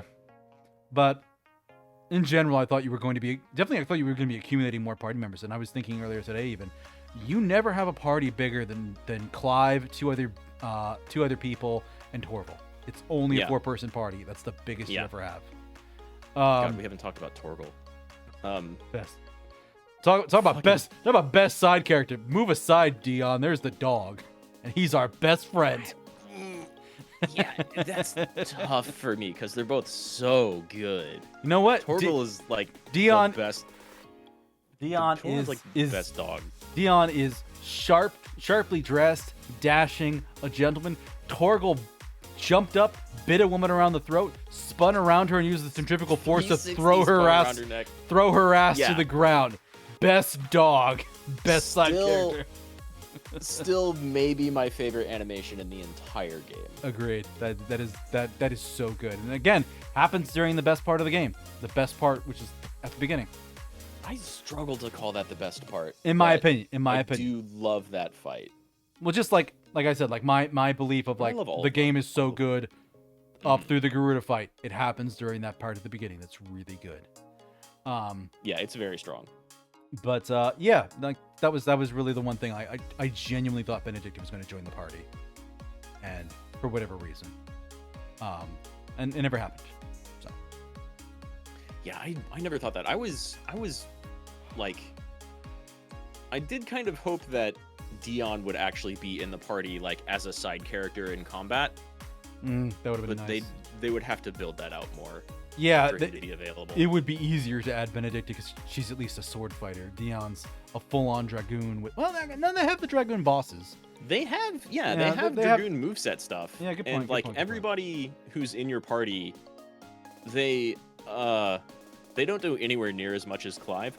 Like, I'll talk about this more when we start talking about combat, but like, the game does not do a good job acknowledging how much of a walking nuclear warhead Clive is. And it emphasizes it. There are multiple scenes of like, oh my god, Ifrit destruction, holy shit. But walking around like with some Lubor stuff or whatever, like just throw us at the bandits. Please, whatever your squabbles are, just let us go slaughter all of them. It will take 2 minutes. Yeah. People walk up to Clive kind of sort of knowing who he is. He's a dominant or he's a bearer. That should be kind of scary. But like the crazy power level of Clive Rossfield is never really acknowledged. Even except for like Ultima, who only acknowledges it with denial. Jill acknowledges it a little bit because she's just like, I'll still be at your side no matter what you become. Like that like beach scene with Jill. And that's a really good scene. It is a very good scene. I did laugh because I went back. I think I mentioned to you at one point, and I went back and checked my VOD for it. Like, she gives him Shiva, and she just kind of like faints from it. She's leaning against him. They're both on the beach. They're naked. It's this very tender scene. Well, then they had sex. Let me get to that point. You know, this very tender scene is just like, I look forward to the day when I can be here with you again and we can watch the moon together. And I'm like, her fine ass titties are right in front of you and you look up at the fucking moon. Clive Rossfield, god damn it, there is a limit to my patience. And then he kisses it. I'm like, fucking finally. Fucking finally. I had the exact same reaction. In his defense, his fine ass titties are also in full display and they're bigger. Clive's titties are on full display for like the whole fucking game. They're almost falling out of that shirt when you get his dad's costume and he just becomes a Dracula. That's such a low V cut. He's got such big pecs. Goddamn, Clive, calm down a little bit. The armor is adding a little bit of that because I do notice he is small in the shoulders. When he doesn't spreads have the armor. Out as it goes up. So it emphasizes it. It is, yeah. Yeah. But I just wanted to talk about how big Clive's titties are because goddamn, they are out and proud the whole game. But that was a very good scene between the two of them. I agree. Let's see. Do we want to talk more about side characters before we get into combat or like the ending bits of the story that we did or didn't like? There is one thing I kind of want to talk about Okay. And it popped into my mind as we were going here. And it's one of the things I didn't like about the game, and it's a little bit of like what I addressed with Odin. The writing at times, for as good as it is, every now and again, the writing just kind of goes to in a weird direction or goes to shit in a way I didn't like it. And the Kupka fight, and this is what reminded me, you mentioned Kupka. I'll agree. The Kupka fight has a moment in the lead up beforehand where I'm just like, wait, what? And that's when like, because Kupka, we the player have the entire story. Kupka gets the box. He keeps mentioning about heads in boxes. It's clearly Benedicta's head in a box. That's why he's so upset at us. And he just like Clive goes into the room for the confrontation with Kupka. He's like, Kupka destroyed their base and killed a bunch of their friends. He invaded Clive's home country. Yeah. He kidnapped Jill and was about to execute her. And Clive's just done with this guy.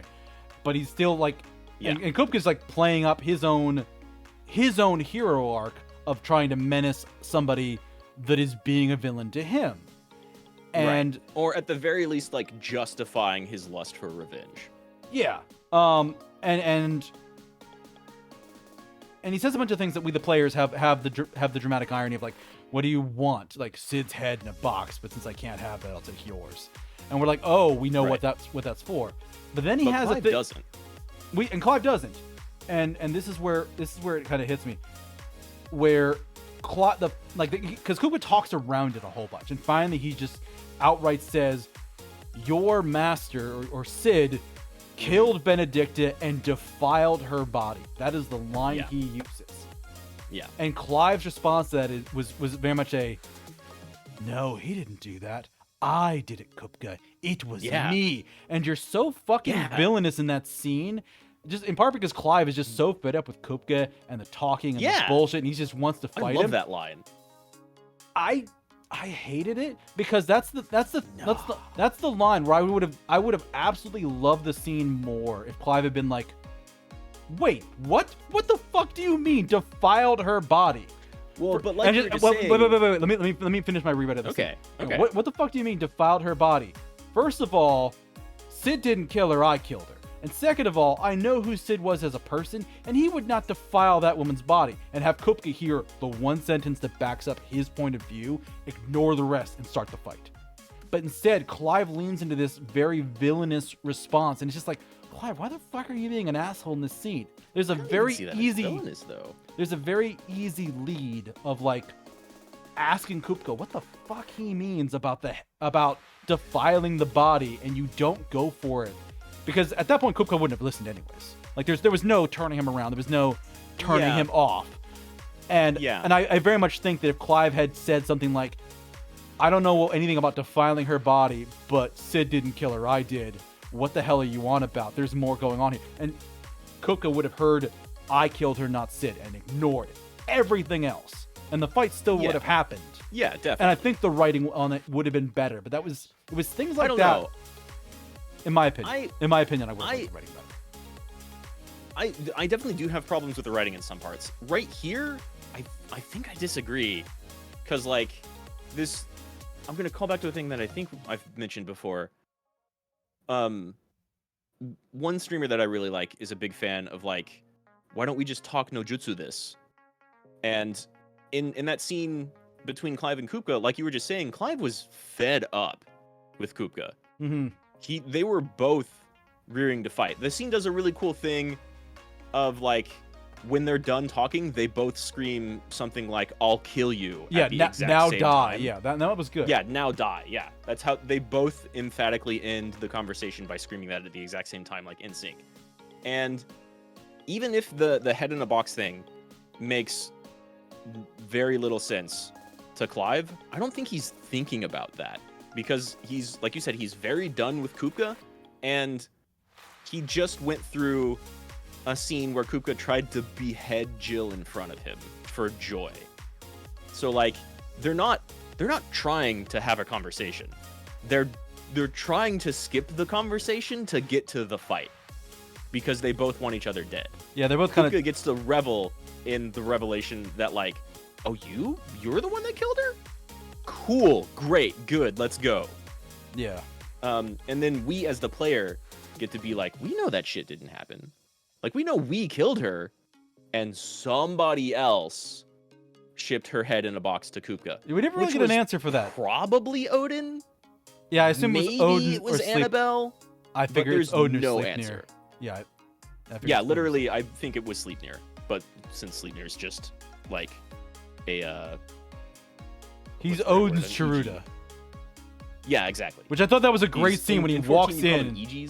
Yeah, when he walks in, you're just like, I thought we killed you, and Joshua's like, oh shit, I was worried about that.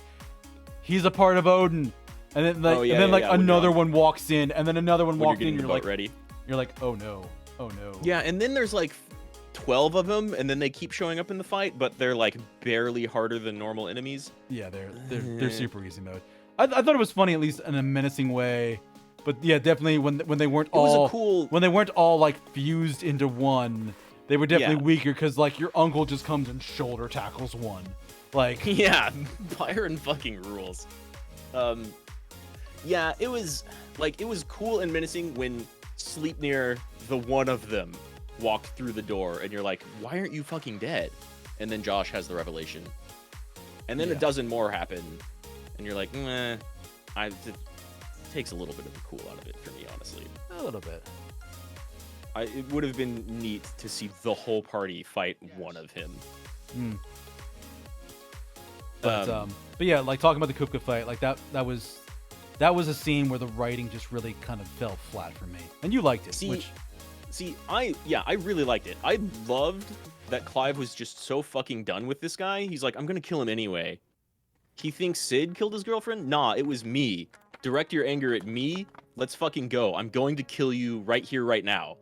We both have this exact same feeling. Let me piss you off even more. Mm-hmm. It felt right. I don't even see that as villainous. Just like human. They're both real angry at each other. Kupka destroyed the previous hideout and is like one of the nation state leaders fucking over the world. The whole reason that Clive and everybody is the whole stuff that Clive and everybody is trying to change. And he just tried to kill Jill and almost did it. Yeah, almost did. There are several parts where I feel like the writing is a little weak though. And some of it is like frequently the story just kind of jumps. You'll have like a little bit of a setup, and then the very next scene things have happened, or we're already in the middle of the stuff we were just kind of talking about but didn't have a full plan for. And outside of that paradigm, I think the thing that stands out the most to me is you get this like brotherly scene between Josh and Clive really late in the game when you finally go back to Ash. I loved that scene. I'm like of mixed feelings about that scene because I like it, but at the same time, why is Joshua even mad? He knows what Clive is and what they're doing, and Clive is not he's not actually trying to take it on all on his own. Fucking Gav and Josh are right there with him. They don't even go into Origin at the very end of the game alone. It's Clive and Josh and Dion. So like he seems, I feel like, I don't know, the writing for Joshua at that point was just like, we want to have a dramatic brotherly scene, and so this is what it's going to be, even though that's a thing that they probably could have talked about in a calm manner, in like a more they both, like, Joshua would be angry, but he just jumps to fucking punching him because that's dramatic. So the way I interpret that scene is, I feel it's a little bit more out of character for Josh to do it there than it is for Clive to be like, no, I killed her, Kupka, let's go. Fair enough, because that is very out of character for Josh. That is very out of character with what he did. My interpretation of why he did that, I honestly think at one point he probably had a crush on Jill. I never saw that once. I never really did, but like you see them at the beginning, like they're hanging around together. They're both looking up to Clive. Clearly, they both look up to Big Brother Clive, and yeah, it's just I at the very least she's a childhood friend, and Clive did something that hurt her, or at least Joshua interprets it that way. Yeah, this is very much like a Japanese thing of like they're all brother sister, but like sister's not related by blood. So hey, that's the main love interest. Mm-hmm. But I never got that between Josh and Jill. I think in a lot of ways, if there was anything there, he was very aware that Jill liked Clive, and he's just like, I'm not gonna. Yeah. This is my big brother who's big and he's strong, and I look up to him and I care about him. But that was the one scene where he's just like, you hurt her, didn't I? Yeah, I did. And just walks up and punches him because he just had to have that one moment of like, but I'm not okay with you doing hurt this. her. He didn't even hurt her. Like she was the one that was like, hey, you should take Shiva. We know that. Josh does not. Right, but this is Josh assuming that he hurt her for like poorly written reasons, in my opinion. Kind of outside of his character reasons. I found the three of them, Josh is far more of a thinker. Mm-hmm. Which is what's interesting that is one of those things that kind of just blindsides us as a player, because it is a very emotional scene. Yeah. There's a lot more emotional scenes, I feel. I think that one's dramatic for the sake of being dramatic. I was waiting for him to have, like, any romantic interest at all with Yote. And I get that she's, like, a follower of that order. She's basically just doing, like, her devoted duty. Yeah, there's a power dynamic to that I don't think either of them would have... I don't think it would have been appropriate for either of them to... Right, it would have been kind of odd. But, like, if she was the one to come on to him, I think it could have worked. Actually, but it doesn't really suffer from that lacking. Yeah, here's an entertaining thing. One thing I noticed watching your playthrough, during the quests for mid, when you have to go off and either go with Gav or Otto or Jill or Taya, we both picked the opposite of each other. I'm not surprised. Gav is almost certainly to be like the more popular choice right there. Well, you chose Otto and Jill, and I chose Gav and Taya. Yeah. I chose Jill because I chose Otto. Interesting. And I was like, didn't really get anything out of it. Guess we'll go with Jill. She's cooler. I went with Taya. Well, first of all, the Gav was just like, it's been a while since we sat and talked like this, and kind of like you have kind of a moment with Gav where you just kind of are there and present, and it was just interesting. Taya was interesting because she was also like, in all these years, I don't think we've ever talked. And I was shipping a little bit there. I knew nothing was ever going to happen, but of course not. Yeah, by that point, it's very established that like there's definitely some relationship between Clive and Jill, and no one's going to step on that. It's the most obvious. Yeah. You can call that from the beginning of the game in the flashback. Yeah. You can call that from the fact that he kills off his entire former squad rather than hurt her. Yeah, but like even before that, them just like being on the balcony praying to the moon. Okay, here's our childhood love interest. Yeah. And it is pure. Oh yeah, you're right. Yeah, because he goes to like put his hand on her and he stops. Yeah, he hover hands her. He totally hover hands her. He like has feelings for her then, but doesn't act on it. Yeah, I chose Otto because I was like the only thing we see. Gav's great. Gav's fantastic. I love Gav. Like I love every single one of his lines and how they're delivered. I love his voice actor.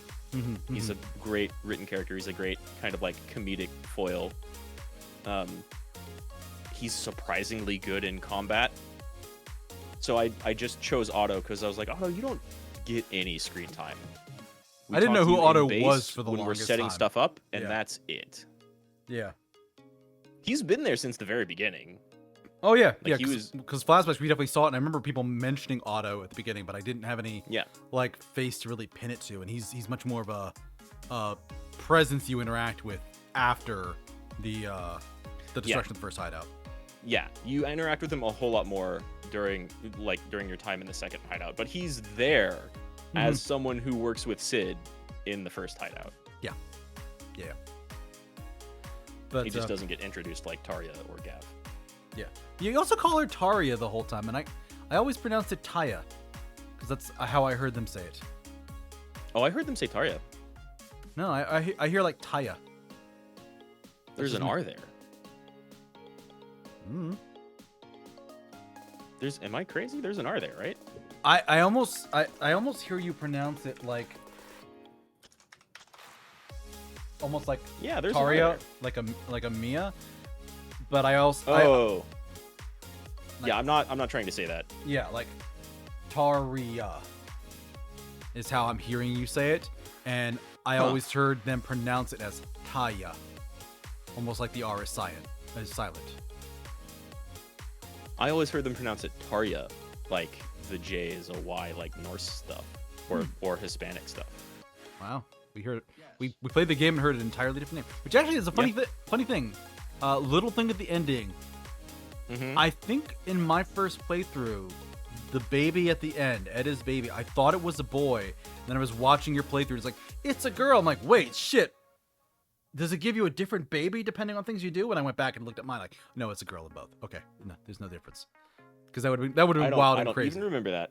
Like, I remember the scene where she has the baby and Gav is getting emotional, and then Jill realizes what has happened. Yeah. We'll get to the ending later. Yeah. But yeah, I just thought that was interesting that we both, in a moment we had choices, we both chose the complete opposite one another. That was interesting. I think we've danced around enough. Combat. You had wanted to talk combat. You want to talk about combat? The only other thing I've got is a combat related question. So. Okay. We'll let you talk more first. Well, what's your question? Because I can spin off from there. It was about builds, like what we liked as builds. But that'll be more relevant once you talk about combat. Okay, sure. Well then, so combat in this game, I feel, is kind of a mixed bag, and where the game could have been a lot better is if the combat were better. And what I mean by that is the game feels fantastic to play. Mm-hmm. It's very smooth. You can dodge out of not all but most of your animations.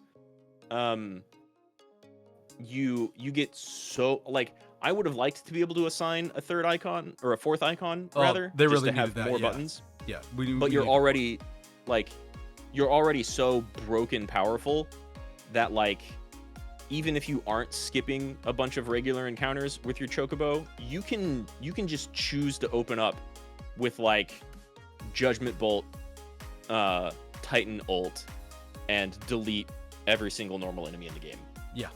I did that with a couple of the waves of enemies. I would just slot Titan ult and then just blow that and just nuke them. Yeah. You get a lot of, you can fucking tell that the DMC 5-person worked on this, because Clive gets your dash attack, right? You hit jump and attack at the same time, and you lunge at an enemy. And in Devil May Cry, that's your stinger. Or I think for Nero, it's like round trip or something. I forget what his name is, but then you also get the grab from Garuda. Yeah. Well, so you get that lunge attack, and normally you do like a lunge and you stab at people. But if you're in your limit break, you do the sweep. And so that's the difference between Dante and Nero with their dash attacks. Dante lunges and does a powerful stinger. He stabs straight forward, and Nero dashes forward and does a big sweep. And so you get both of those. And then, you get the Garuda Claw, which was, like, the key difference between Dante and Nero in Devil May Cry, like, 1 and 3, and then Nero comes in 4. You get the Garuda Grab, which brings enemies to you. Mm-hmm. Dante goes towards people, so you have Stinger and Phoenix Shift, and Nero brings people to him, which lets you do all sorts of other crazy different combos. Yeah. And I've seen so many people, like, post combo videos of going into training mode and setting the little goblin to have infinite health and just juggling the thing for like a minute and a half to do like literally 1 million damage. Yeah, here's this other combo that does like 1.2 million. Here's this other combo that does 900,000 damage. Which is really cool and feels great, but you're never, ever, ever, ever, ever going to do that in actual combat. Yeah, because nothing has health. that much health. Yeah. Yeah. nothing has that much health, or it has a stagger bar and you can't juggle it. They don't get popped up. You can't air juggle them, which is fine. Or there's cutscenes interrupting the fight, and you can't do that then either. Yeah. Right. Or you just did Giga Flare and everything died. Which also, small side note here on combat, and stagger bars. It pissed me off to no end when you were fighting something, and you would go and open up, and all of a sudden its health bar stopped moving. You're like, son of a bitch, it's a cutscene. And some things just would not die until they got to do their next fucking cutscene thing. That's what killed me to Behemoth. The first time I fought Behemoth, I died because I didn't notice that too much. Because you get Behemoth down to 0, and then it is allowed one extra turn to drop a bunch of comets and then the Ecliptic Meteor, which at that point I'm like, this thing's already dead. What's going on? Whatever, Ecliptic Meteor's dropping. I've had the entire game teach me, oh, I'm going to get a quick time thing and I can just dodge out of this. And it didn't. It just one-shot me. And I had to do the second half of the Behemoth fight again because I'm like, oh, their fucking stupid item that should dodge everything didn't allow me to dodge this. Did you just have to mash square there? No, this was the very end. You need to dodge out of the space Ecliptic Meteor's coming down. Oh, okay. Which actually, honestly, I really wish they had switched the cinematic scene with Josh and Clive, where you dodge the first one, and the second one's coming down, and that's when you brotherly love, It would have made push the meteor back at the Behemoth and blow its face up. That would have been better. Yeah, I don't know. It fits both ways to me. That's a difficult choice, because as a person who opened up with Bahamut Giga Flare on Behemoth and fully did more than its HP, having the game stop me from killing a thing to give me not a cutscene in which I died in was annoying. Wow, things really have to have a lot less health, or significantly less health. No, I don't even know they have that much less, but definitely it was. I don't think there was too much of a difference really. It was already low, and I got it to the point where I could. My attacks were going to push it over the edge and kill it. Right. Because Behemoth was actually one of the that thing. Was one of the definitely have that thing with Giga Flare where if you're doing damage, shit fucking stops. You can kill a thing, and it still sits there taking damage until Giga Flare's animation is done. No, this was it did not die when it hit 0. It right. did that, and I noticed you can do that to normal enemies though. You can get a goblin and hit Giga Flare, and it will sit there in the beam taking damage long after it dies, until the animation ends and then it disappears. No, this was different. This was like I noticed. Well, I know. I noticed it during this. Yeah, I noticed it during this. This had a trigger at the end. Yeah, I noticed that also it happened during the Sleipnir fight where I got him super low and I was just doing a ton of damage. I'm like, he's not losing any health. Oh, this is when he pulls Gungnir, because I saw your stream of him beforehand, and yes, sure enough, that stagger ends. He jumps away, has this little thing pulling at Gungnir, and then you can continue the fight. Yeah. So this is another MMO FF14 thing. This team is very used to building 300 different bosses that all have different phases, and some of them you can be so strong and overpowered that you completely skip certain phases, because it has a system where you can go back and do level 50 or level 60 things, even though you're in your level 70, 80, 90 gear. And wait, I forget what the max level is. I think it's 90, but whatever. Whatever. You can go back and do stuff that's way under level, but the game kind of squishes you so that everybody is effectively kind of at level 50, and you only have your level 50 skills, and the stats you get from your gear. Oh, I hate that gameplay style. No, it's so good because everything's balanced. I don't want balance in a Final Fantasy game. I want to out-level my content with my stats and then kill it. But having higher levels and having better gear still makes you have much better stats than you would have if you were going through with the stats you would have at level. If you were actually level 50 and had level 50 gear, you're not going to be doing as much damage as the level 70 or 80 person who is being squished out. And it makes it so you don't just steamroll everything. Granted, that game is already easy enough to mostly steamroll everything. Unless you want to do Savage or Ultimate rating. But so some bosses have phases that you cannot skip because they're big cinematic things. Like I don't know if this is a good example or not, but there's an Alexander fight where at one point Alexander will start just counting down to his ultimate, and if you don't have one of your tanks pop their limit break and make everybody take like 70% less damage for the next 5 or 6 seconds, you all die. Yeah, and there's nothing you can do about it. And it's a big, cool cinematic thing. And that's how the fight's built. So that's definitely a thing that, like, that's a way this team builds bosses sometimes, for sure. Yeah. It's like, what was it? This is completely different, but kind of similar.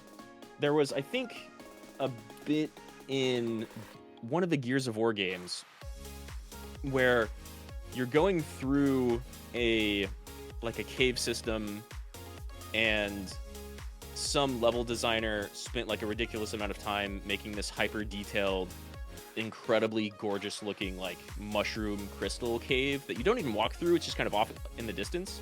And when they were playtesting the level, they found that most people just walked past it and didn't even see it because it was like off to the side. So instead, they remade the level to have you kind of go forward, and then there's a turn, but right at that turn, right in front of that, is the big, cool mushroom vista thing. So, like, you fucking have to see it before you can turn your camera and move on. And so that's a thing where, like, if they spent a lot of money and dev time building a thing, you are going to see it. Which I feel makes sense. Yeah, it does. But yeah, it can definitely be weird if you like hard delete a boss and then it gets one thing and then it dies. Yeah. I really liked that fight.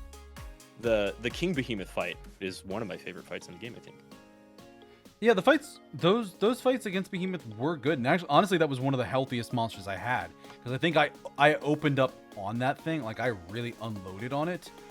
And I chunked it from maybe a third. And I'm like, ooh, this thing's chunky. I like it.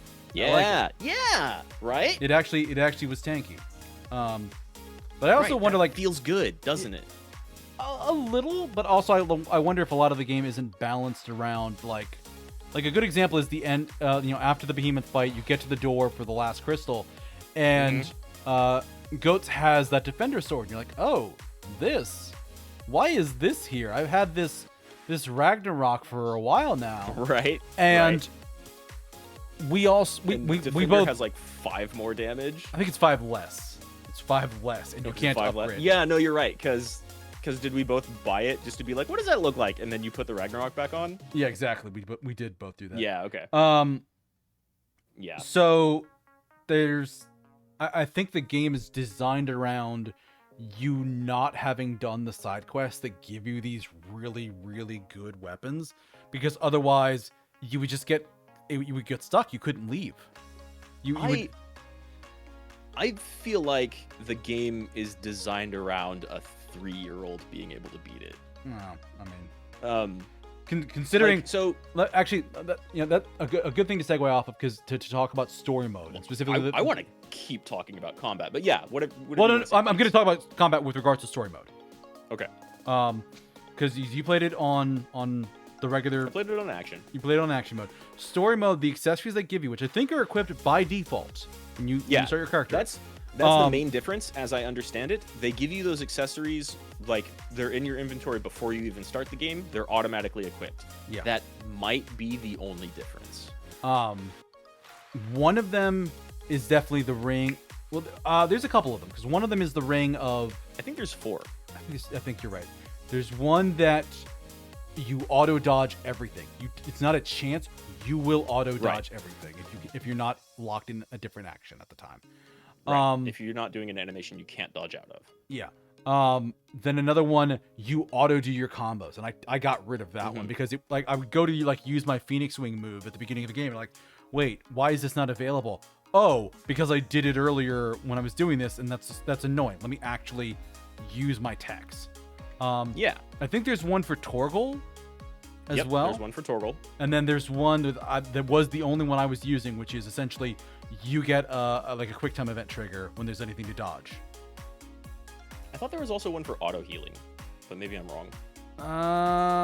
Maybe there's one for that. think- But the one I was definitely maybe there's using was 5. like the Ring of Timely Strikes or something like that.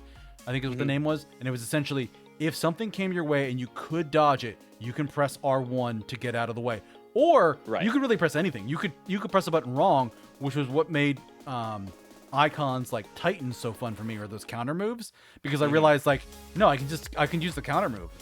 I can just use the counter move now instead, or I can use Titan and have him shield block and then counter with that. Yeah, you can use like Garuda's counter. That reminds me of a thing I want to point out. You can use like Garuda's counter, or you can use either 2 of Titan's parries. Yeah, Titan's Instead of dodging parries, things? or it also made Bahamut extremely easy to level because it let me know when I could dodge, and I just tapped the button. I'm perfectly fine. Yeah, I have more fun trying to do that myself than fair getting enough. the like cinematic thing that gives you like 2.5 full seconds to try and dodge something. I don't know what the actual time on it is, but it seems like a big wide window. I would say like a second or two is fairly accurate.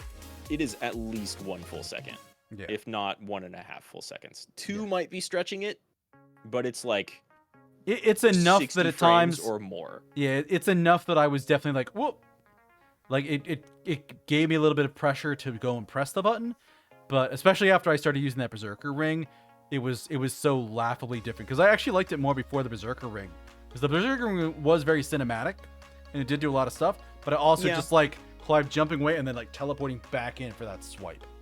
That was a good feeling. I liked that stage of the game. But yeah, I think the Berserker ring's cool. I did a stream 2 days ago, I think, where I went in and just finished all the trials. And so the way those work actually is you go and find all of them in the world, and then you can come back and do them at home base. But the ones you do at home base are slightly harder in that they set your level. So no matter what level you are, you're going in at like level 35 or 40 or whatever it is, and they set your equipment. So you have like no accessories and only the sword and armor they give you. In addition to only having the skills that they give you per stage. And having that Berserker ring off, the Berserker ring is so fucking strong. yeah, it is. Having it off was more of a challenge, and that felt good. And that's the main thing that was lacking from the game, in my opinion. Like, I feel like with those accessories that automate some stuff for you, a 3-year-old could probably beat this game. A 3-year-old shouldn't be playing this game, but they could probably beat it.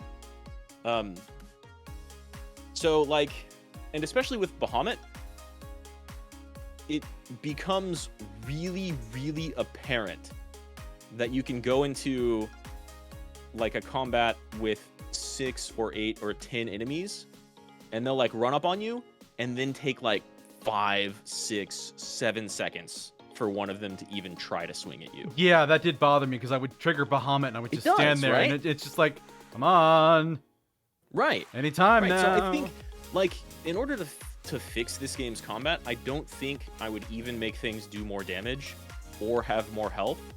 I would just make the enemies more aggressive. I agree. That would have been good. Like, Right. at least the regular enemies. The bosses, At least the regular yeah, enemies. the bosses I feel are fairly aggressive, because they're like, they're probably tune up most of them too. they probably could use Like- a tuning, but they're decent. At least there's been some tuning on the bosses. Like- There's been no tuning on the trash mobs. Right, yeah. And like, especially if it's true that there is no difference between story and action mode, except they give you those accessories at the beginning and automatically equip them, then like, there's not actually a difficulty setting in the game. Yeah. Right? It's just easy mode. You unlock Final Fantasy mode after you beat it, and you can start over, and max level goes from 50 to 100, and enemy groups sometimes get kind of reworked, and you get new enemies. You get like later game enemies earlier in the game, and more of some of them. and that's cool, but I don't think it actually changes the AI or the scaling beyond level. And so you still run into that scenario of like, I'm surrounded by enemies and none of them are attacking. Yeah. Which is crazy, because going back to what I was talking about with like DMC stuff, not only do you get Dante moves and Nero moves, not only can you parry shit with a normal attack, or much easier with a charged attack because it has more active frames, where it's like the amount of time it's actually doing damage and can hit something, which increases your parry window. All of the shit you get in this game is crazy strong. Yeah. Like Phoenix is pretty okay, except Heatwave, which rules, and Phoenix Shift, which is just like the best version of trick of Dante's teleport to enemy that you've ever seen. Yeah. You can immediately teleport into the face of an aerial enemy, into the face of an enemy that you just knocked back, and they're down on their back, and you get to do like a little grounded finisher attack. Yep. Interestingly enough, that leap, if you try to use it to dodge with easy mode, it fails. You do not actually iframe through the damage, because I tried to do that a little while, and I'm like, it's my teleport warpy thing. Why is it not letting me just jump through this move? that doesn't have iframes. Yeah, it doesn't have any. Yeah, you can get hit by stuff while you're doing it. It's not a dodge. It's an engage. Mm-hmm. You get up in enemies' faces with it. You don't dodge anything with it. Yeah, you can't use it to like dodge to the. You can't use it to like teleport to the side or backwards. Mm-hmm. If you could, then it probably should have iframes, but it would also be more broken. But it doesn't. Yeah. You don't need that ever. Mm-hmm. Garuda's grab is fantastic. You can do crazy aerial shit, and then do your basic like 3-hit combo where you knock them down to the ground, and then you hit grab and bring them back up to you while you're still in the air, and keep going. Yep. Titan gets 2 parries, and both of them have like large, generous parry windows. It's really easy to parry shit in this game with Titan stuff, not with the melee stuff. That's still kind of tight. Yeah. And it has this weird dynamic of like the magic burst stuff and doing perfect dog combos actually has pretty tight timing. It's not Nero Exceed, which is like a staple thing, and like a thing other games have taken a cue from. Nero in DMC 4 and 5, he has a sword that basically has like a motorcycle rev engine mechanic on it. Oh yeah. So you can like, when you're not swinging, you can rev it and rev it and rev it and rev it and rev it, and then it gets like one hit that does a lot more damage. And every single time you rev it, it increases damage. Or you can swing and rev it on like the frame or within a 3-frame window of exactly when you hit the enemy, and it automatically goes to max rev. And so if you get real good with that timing, you can just like hit rev, hit rev, hit rev, hit rev, and get way more damage out of your normal hits. But it's very hard and very skill-based thing to do. Mm-hmm. And so the magic bursts and perfect dog combos have much bigger windows in order to execute them than that. But it's basically still the same idea, and it's not actually like a huge window. They're very, very easy to drop and not perform, right? Yeah, I actually had a lot of problems getting the burst combo to work. I basically stopped trying to do it after a certain point of the game. So I'm like, it's easier to just punch them a bunch. It's just easier to do other things. And also, you're strong enough you don't need to. You don't need to, but it feels good. Yeah, it does. The thing. It does. It feels pretty cool. And so, yeah, I dropped it all the time, but I was still trying to do it like every single time. No, when I said dropped it, I mean I stopped trying to do it. That's what I mean by dropped. Oh, yeah. Fighting game terminology, like, if you drop a thing, you were trying to do a thing, but it didn't work. No. It doesn't. I stopped trying to do the thing not long into the game. Because I'm just like, this is... I feel like I'm close. I feel like I should be hitting it. I'm not. Fuck it. Don't care. Yeah. And the game, you can go into training mode and turn on a little indicator that will flash red for the exact timing for when you're supposed to press it. Oh, nice. So, like, it has a fighting game lab that you can go into and test out all your different bullshit, but it also tells you the precise timing of magic burst combos and dog combos, which is great. Cool. You get Bahamut, and it's so easy to just juggle everything. You throw down that RadMahou lightning rod crystal that bursts whenever you hit it or enemies hit it, and you get cool tech where like you can taunt people in it into it, or like you can place it in front of an enemy that's about to charge, and then they hit it, and maybe that breaks them and it stops their charge, and that's really cool. You can do it right after you stagger somebody, and then however many attacks that you can toss on that just do constant damage. Like you can toss out Shiva's Rhyme or Garuda's giant tornado, or the Titan Fist that when you perfectly time it hits multiple times in a row really quickly, or like Mega Flare and Impulse and Satellites all hit it repeatedly.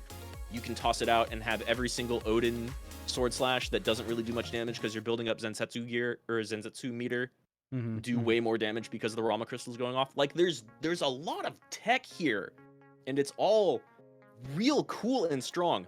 Fucking Shiva's dodge is crazy.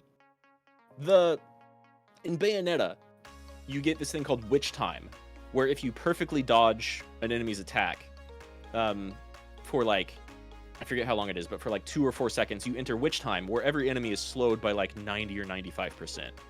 They're almost not moving, and you get to just style on them for a short amount of time.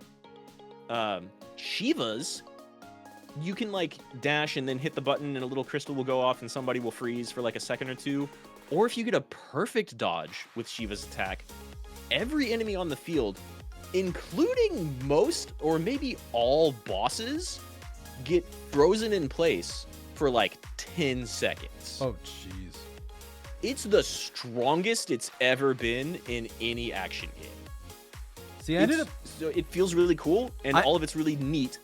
What are you going to use that against? Everything, apparently. No, there's nothing there that requires it. True. It's like, that's my problem with the combat. It feels super good. You have amazing skills. There's a lot of thought and engineering put into the tech. The training mode is great. Nothing requires it. Not one fight requires any of this skill execution that you totally can build. It's all there and really great. But like, see, with this is regular enemies and bosses and everything else being what they are, you don't need any of it. Yeah, you're right. You're absolutely right. See, this is what's interesting to me is a lot of my gripes with the game and the things that I pull it down on are story based. And a lot of the stuff you're pulling it down on are combat based, and we have very different backgrounds. Like I am much more of the RPG story style thing, and those are my complaints. And you are much more fighting and action gamed, and those are your complaints. So both of us are seeing the things we liked in this game that could have been done better. Yeah. Just underperforming. I mean, I've played like basically every single Final Fantasy game ever made. But I do also play a lot of action games and fighting games and stuff that like require skill and timing, and like I love a challenge coming my way. Like I love the feeling of a boss fucking flattening me and then learning how to overcome it. Like I love all of the FromSoft Souls Bloodborne games. Yeah, I don't think there were many bosses that challenged me. I think the only the only 2 times I died were Svarog the Dragon, which we both died against. Yeah. Well, because he has like 2 hits that insta-kill you. I have a whole beef against dragons in general. Mostly that the targeting picks their head, which your normal swings cannot hit. And it's so dumb. Like, pick their... You can switch targets to like their claws or their body. I honestly it does automatically pick the head when you try to lock on. Yeah, and I found that annoying. Actually, one of the things I liked about the Behemoth is it was low enough that the auto target section was small and boxy enough. Was small and boxy enough that you could just exist. Yeah, it isn't that problem.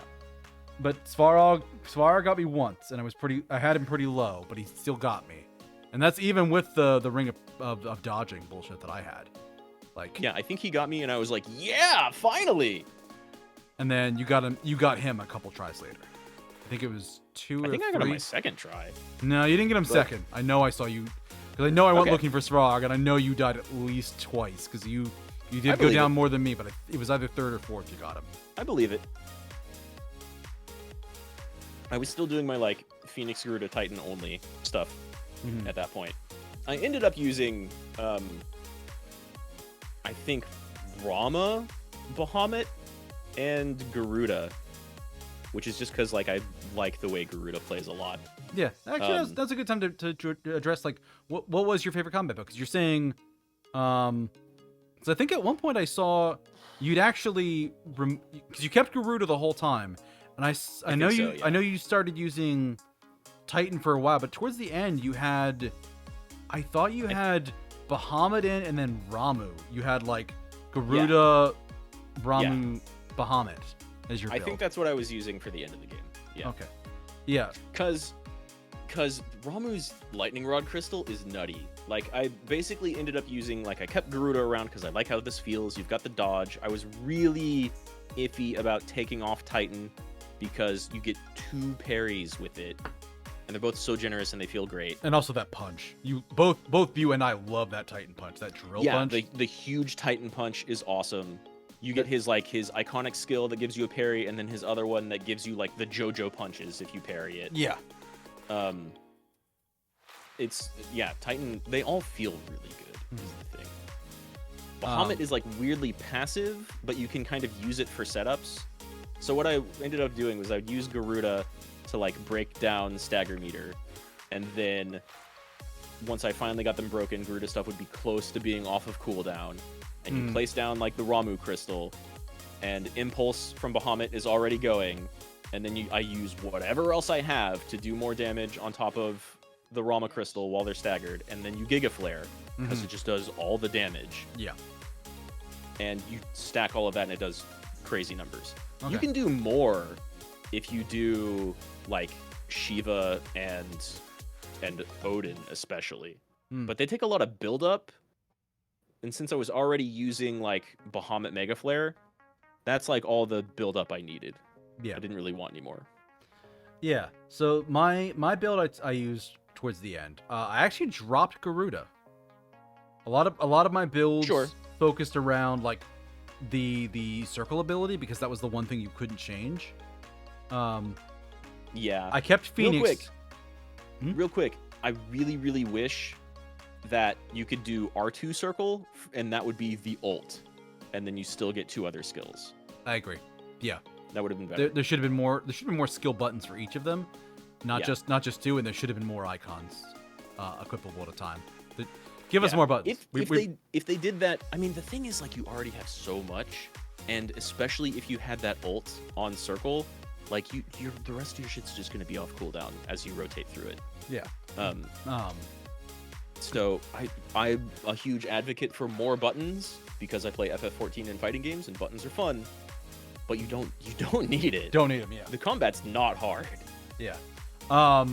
But no, I had Phoenix because I loved the gap closer, and a lot of my combat style was like get in their face, stay in their face. I did not put any distance between me and stuff.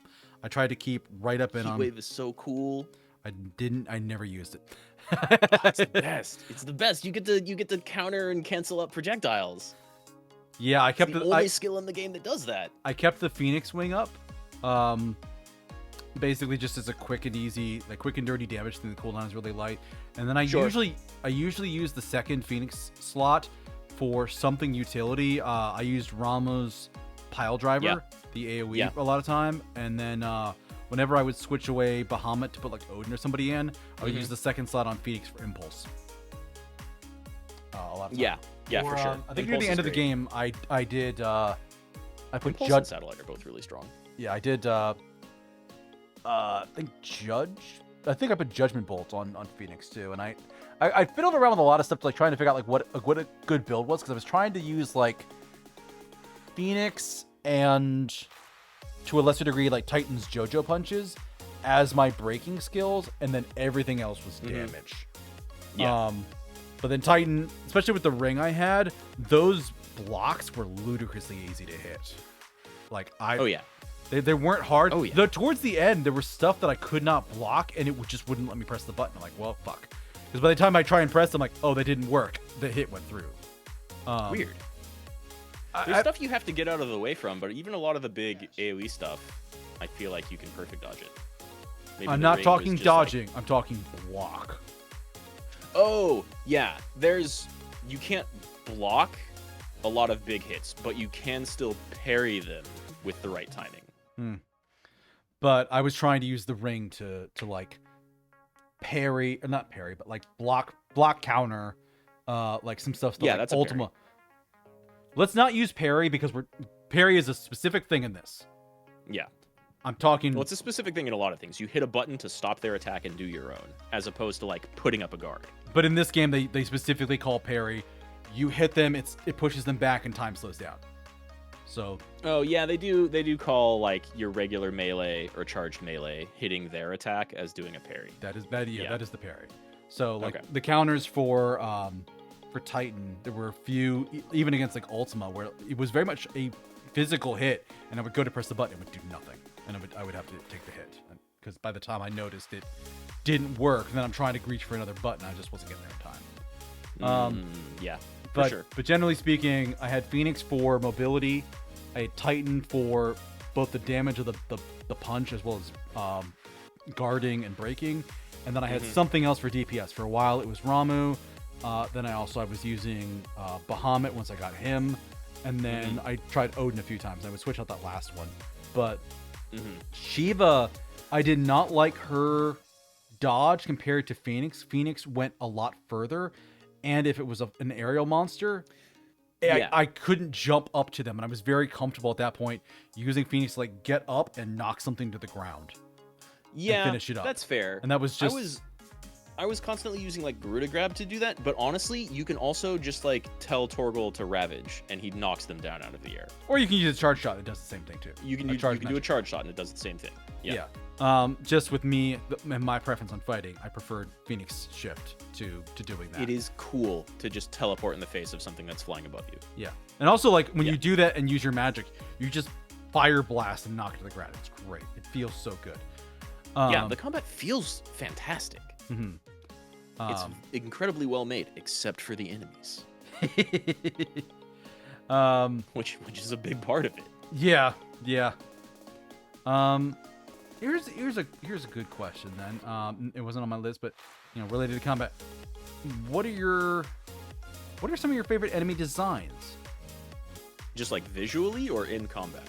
We'll say visually because actually you can answer both for yours, like however you'd like. Up to you. I think I'm kind of in the same realm as you. I really like the look of a lot of the fallen enemies. That's pretty cool. Hilariously, one of them is just like literally a reskinned FF14 enemy. The big spheres are in like in 14 they're called Allagan nodes, and in this one I think they're called fallen nodes. Yeah. It's and one boss didn't even fucking try. And a couple bosses is just big versions of those. Yeah. Yeah. And those were good. They had even more lasers. Yeah, I think, I don't know, design-wise, I'm always a sucker for Dragoons. They looked pretty cool. The Dragoons were nice. The Dragoons who could use Mirage Dive were my favorite. I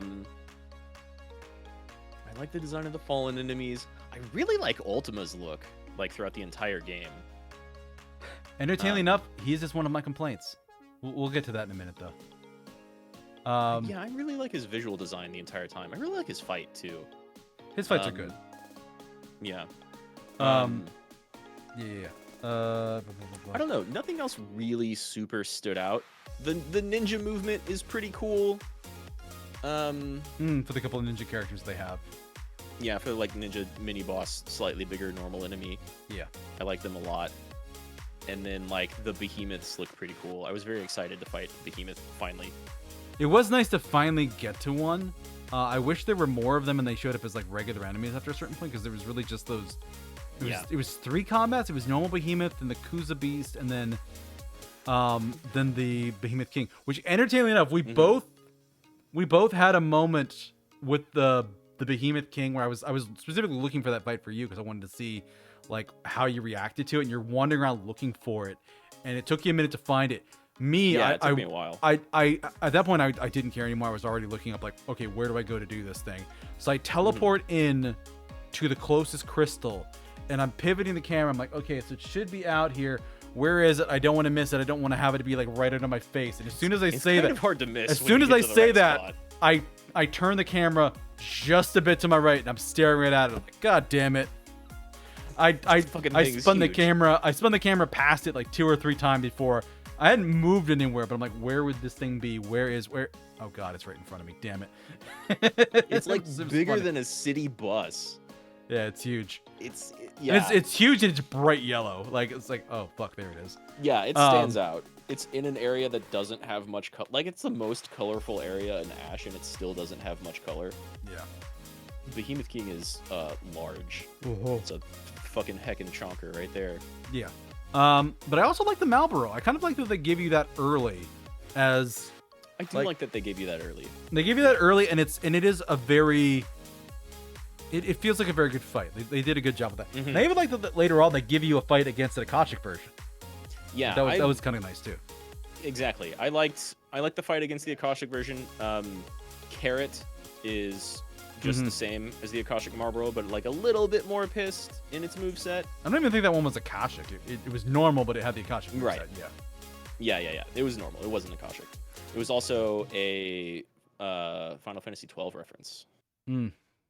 I don't. Carrot, and they used the little tomato thing for like the hunt board icon sometimes, and that's the first hunt you fight in 12. And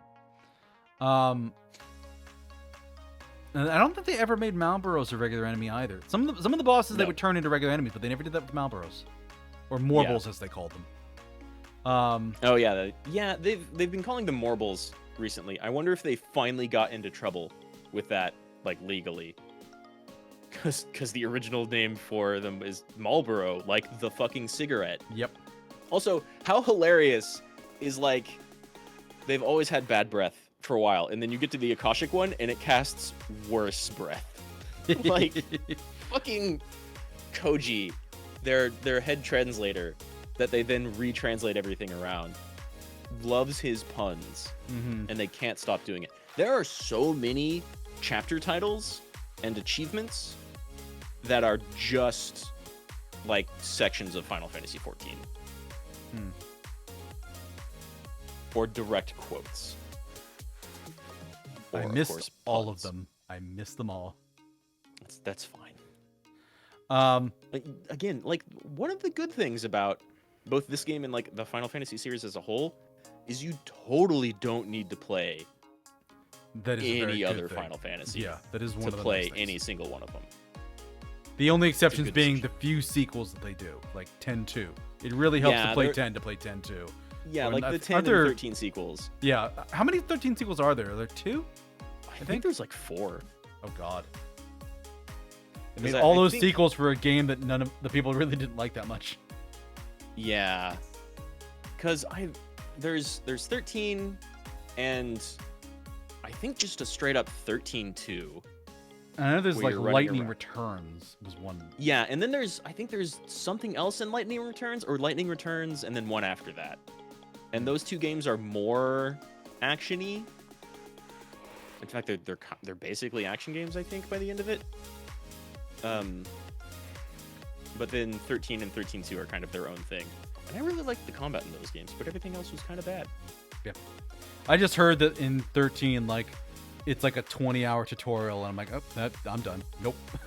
It's like a 35 to 40-hour hallway. Yeah. Yeah, they decided that, well, all of our games are really linear, so we'll just put in, like, a hallway, and then a fight, and then a hallway, and then a cutscene, and repeat that until we're out of story. Like, I don't know what was actually going on there, but it's like 35 or 40 hours of hallway, fight, hallway, boss, hallway, cutscene, hallway, and it doesn't stop. And then it kind of gives you like an open area that's actually pretty cool near the end of the game. But 13 and 15 both had the exact same problem of like being remade too many times during development. And so they came out like obviously unfinished. Yeah. And it's worse in 15. So I feel like with a lot of the rushing and like kind of quickly skipping through some story stuff and then some side quest padding later on that we see in 16 is kind of a reaction to those two games. They were like, we really, really, really do not want to remake this game multiple times and have it come out unfinished. Nobody liked that. It was real bad for the company. It was real bad for sales. It was real bad for marketing. Like everything, people hated it. So we have to avoid that, and they did. They definitely did avoid that. But yeah, the marbles were pretty cool. Agreed. Yeah. Other than that, like, yeah, there were a lot of enemies that like the bosses stuck out more than a lot of others. What was it? Was it Liquid Flame? Yeah, Liquid Flame. Good Flame, old living flame. Yeah, Liquid Flame was interesting. I was kind of hoping we would get more of those. Good old Pepsi Man. But we really only got the one. Yeah, you only get the one. He's a boss. That's an FF3 reference. I think it's also in 4 as well. Is it? I think it's like something you like find in a chest. Like you go to like get a piece of gear. 'Cause 4 I've replayed a lot, and I think there is like living flame in a chest, and you kill it. Great. You kill it and get like the firebrand or something. I remember. Oh, I think I know what you're talking about. Yeah, it looks very similar. You get like the dog version of it. You don't get like the one that actually shifts and transforms quite that way. Yeah. The one in 3, and then in like most of its other references, it could like transform into just like a tornado or a hand. And there's a couple versions of that in 14. And so in 16 they do that again, and it gets to transform into like a bunch of different creatures. That was a really cool fight. Like, it was pretty good, and then it did the thing where it just like split into like 6 or 7 different things at once. Yeah, that was neat. That was definitely a panic moment. Like, oh shit. Wait, I can just dodge all this. I can just dodge all this. That was super great. It does this thing where it like goes to the outside of the arena and then rushes in at you, and that's exactly what Ifrit does in 14. One of his big moves is he just like jumps up and fucking leaves the arena, and then like 5 Ifrits drop down around, and they all rush at the same time. So there's only like little bits of safe space. Well, you mentioned about liking Ultima's design, and for the most part, I liked it too. Yeah. The thing with me and a lot of it was again a little bit of like that weird, like looking at it from a story perspective, looking at it from like a critical analysis. Individually, I agree. Every form of Ultima is great. Looking at it from like the narrative perspective, one of these things that bother me, a lot of my problems with the game, a lot of my gripes aren't big things, but they're like stones at the bottom of my shoe. They just chafe and annoy me. And the reason why with Ultima is his base form, his normal self, has 2 legs and 4 arms. All of his battle forms have 2 legs, 2 arms, and 2 wings. He deliberately loses limbs. And that's weird to me, because in every instance I've seen like something powering up, it's usually, oh, here's more limbs, here's extra limbs. And it seems so weird that his like very Final Fantasy thing to do. It is, and I don't even disagree. I think he looks great with all those forms. But it's a weird thing of like, why is he specifically and deliberately cutting the number of arms he has in half? Yeah. To do That's this. fair. It's very odd. But like his like, what would you even call the fight? I think you called it Diablos when you were fighting him on the crystal. Like the base. Oh yeah. Crystal. He reminded me a lot of like FF8, FF14 Diablos. They have incredibly similar designs. Yeah, and like in narrative, it's probably him semi-priming essentially. Yeah. And that is a fantastic fight. And then you get to fight like actual Ultima at the end with all of his powers fused into one, and then he also, it's super good. You fight him as normal, and then you fight him as a free, and then he comes back and he fucking primes in that fight, and then he limit breaks in that fight, and that's a good progression. And then you do the Bahamut stuff, and then even after that, you like after everything, you go back down to on foot, and he starts doing like, well, I'm gonna throw Garuda shit at you, and you're like, I've got that too. And you just keep going back and back through like all of them. That was neat through the individual like elements when he did that, but I'm just talking about like the individual forms. Like you see him as Ultima, and then you have primed Ultima, and then you have like ascended Ultima, then you have ascended Ifrit, then you have ascended Ultima semi-prime, and then you have ascended Ultima semi-prime Limit Break. And it's just, it's very neat to see that progression. But again, yeah, why does he go from forearms to 2? Like, I'm just like, that. Yeah. It's not a big deal, but again, it's a stone at the bottom of my shoe. That's the kind of stuff I wouldn't that even just call it that shaped big me. of a thing, but I totally agree. They could have done more cool shit if he had more arms. And like, goddamn, does this team have a history of designing bosses with multiple arms? Yes. There are like a lot in 14. Yeah. But it was so still... they definitely could have done. They could have just kept the 4 arms, even with the wings. Or why give him 4 to begin with if you're just going to give him wings later? Like, that would have made more sense to me. Like, just make him a 2-armed person who made humans in kind of a semblance of his image. Yeah, I think and then with his aesthetic of being alien. Yeah. Right. And he's not even actually alien. Like, he's clearly from this planet. Yeah. He just predates humanity by hundreds of years. Thousands of years. Thousands of years. Yeah. Do we want to skip to talking about Ultima? I liked his design, but I totally get your complaints. I think those are incredibly valid. Why don't do we want to talk about Ultima and get into the ending? Yeah, I was gonna say like let's talk Ultima and the ending. Any other characters first? I'm content to go to the ending. Were there other characters that you wanted to talk about? I don't know. Looking at my screen over here, because a lot of the things I feel about certain characters tie in with Ultima or tie in with the ending.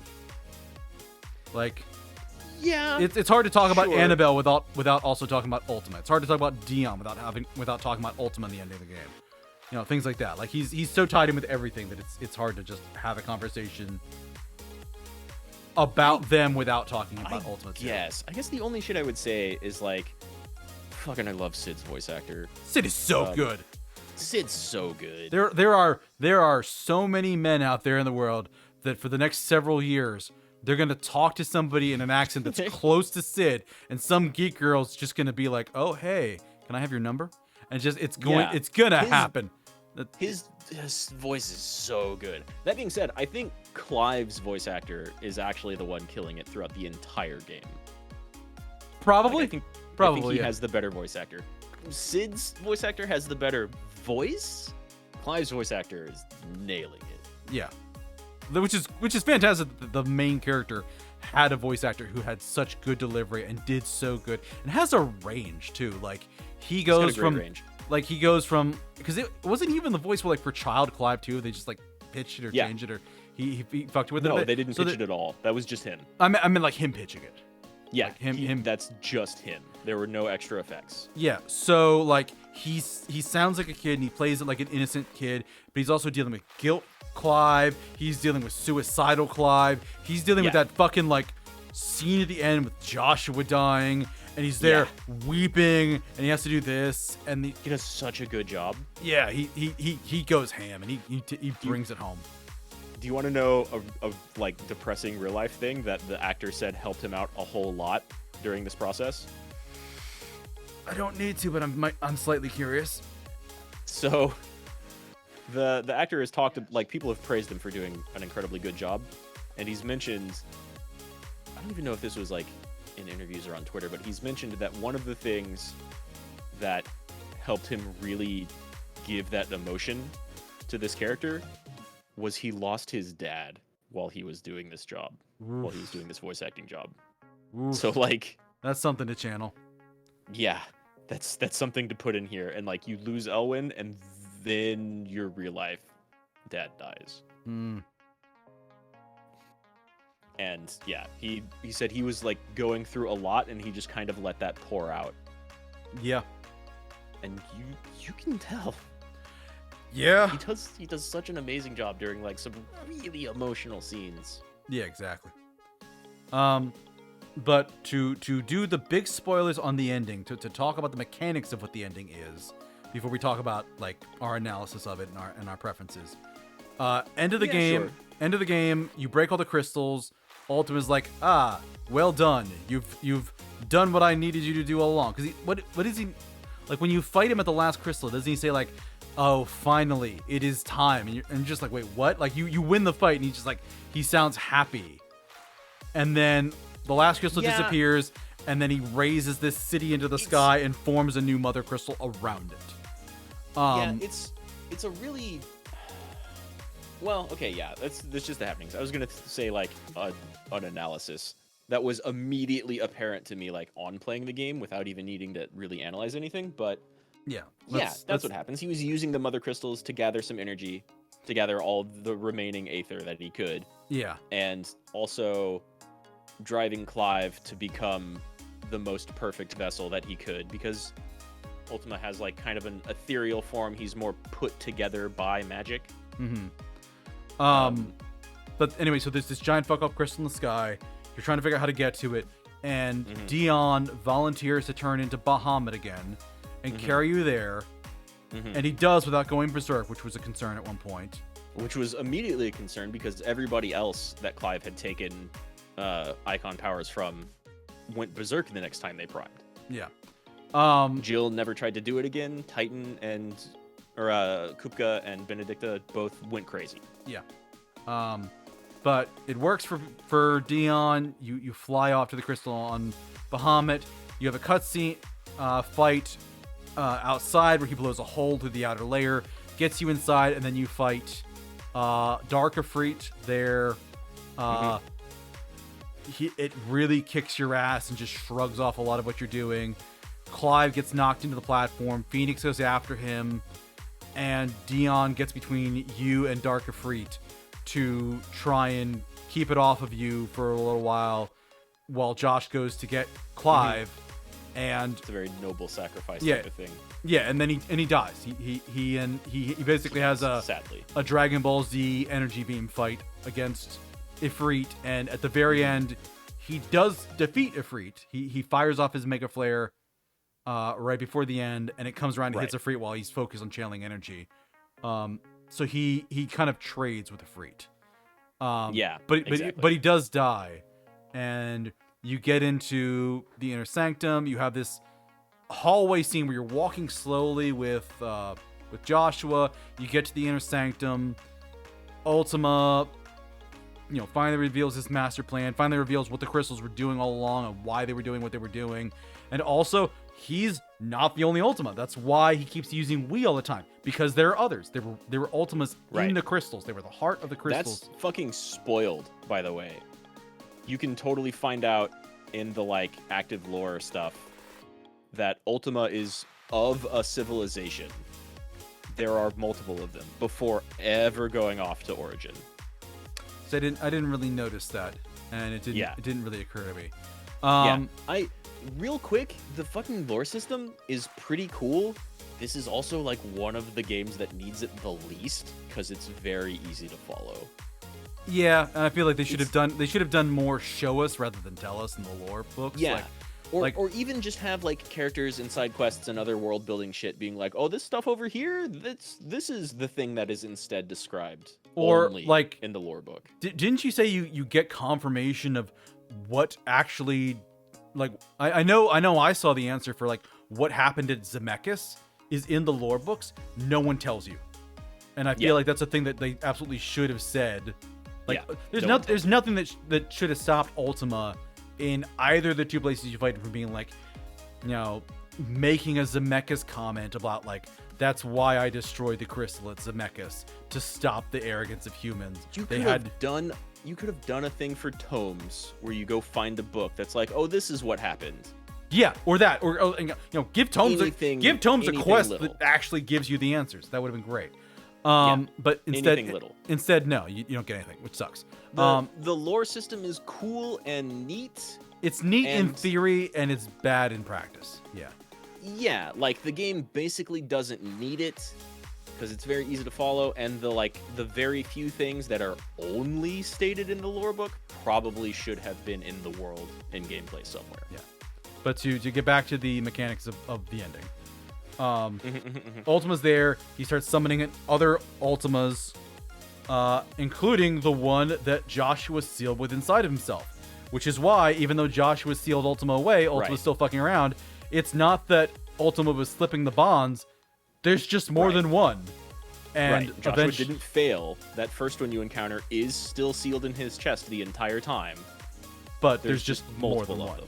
And that one eventually rips itself out of Joshua, kills him in the process, and Joshua makes the heroic sacrifice of giving Clive the Phoenix power at the end and dies in Clive's arms, and Clive is distraught. Ultima ascends to a newer, more perfect form, and then it's just like there's only one thing left to do. They all combine just like Typhon. Yeah. Not yet. Oh yeah, no, you're right. They do. They teleport in and fuse with them. Shortly after that, it is exactly Titan. It is exactly the Typhon thing. You're right. Yeah. And then he's just like, I have one thing left to do. Empty the vessel. He goes inside your head, and you fight him in this mental space where you fight him a bit. He can't just take over you because you have that really beautiful scene of like, no, your bonds with everybody are still there because Clive's a real fucking person. Yeah. And his bond with Joshua is still there even after he's dead.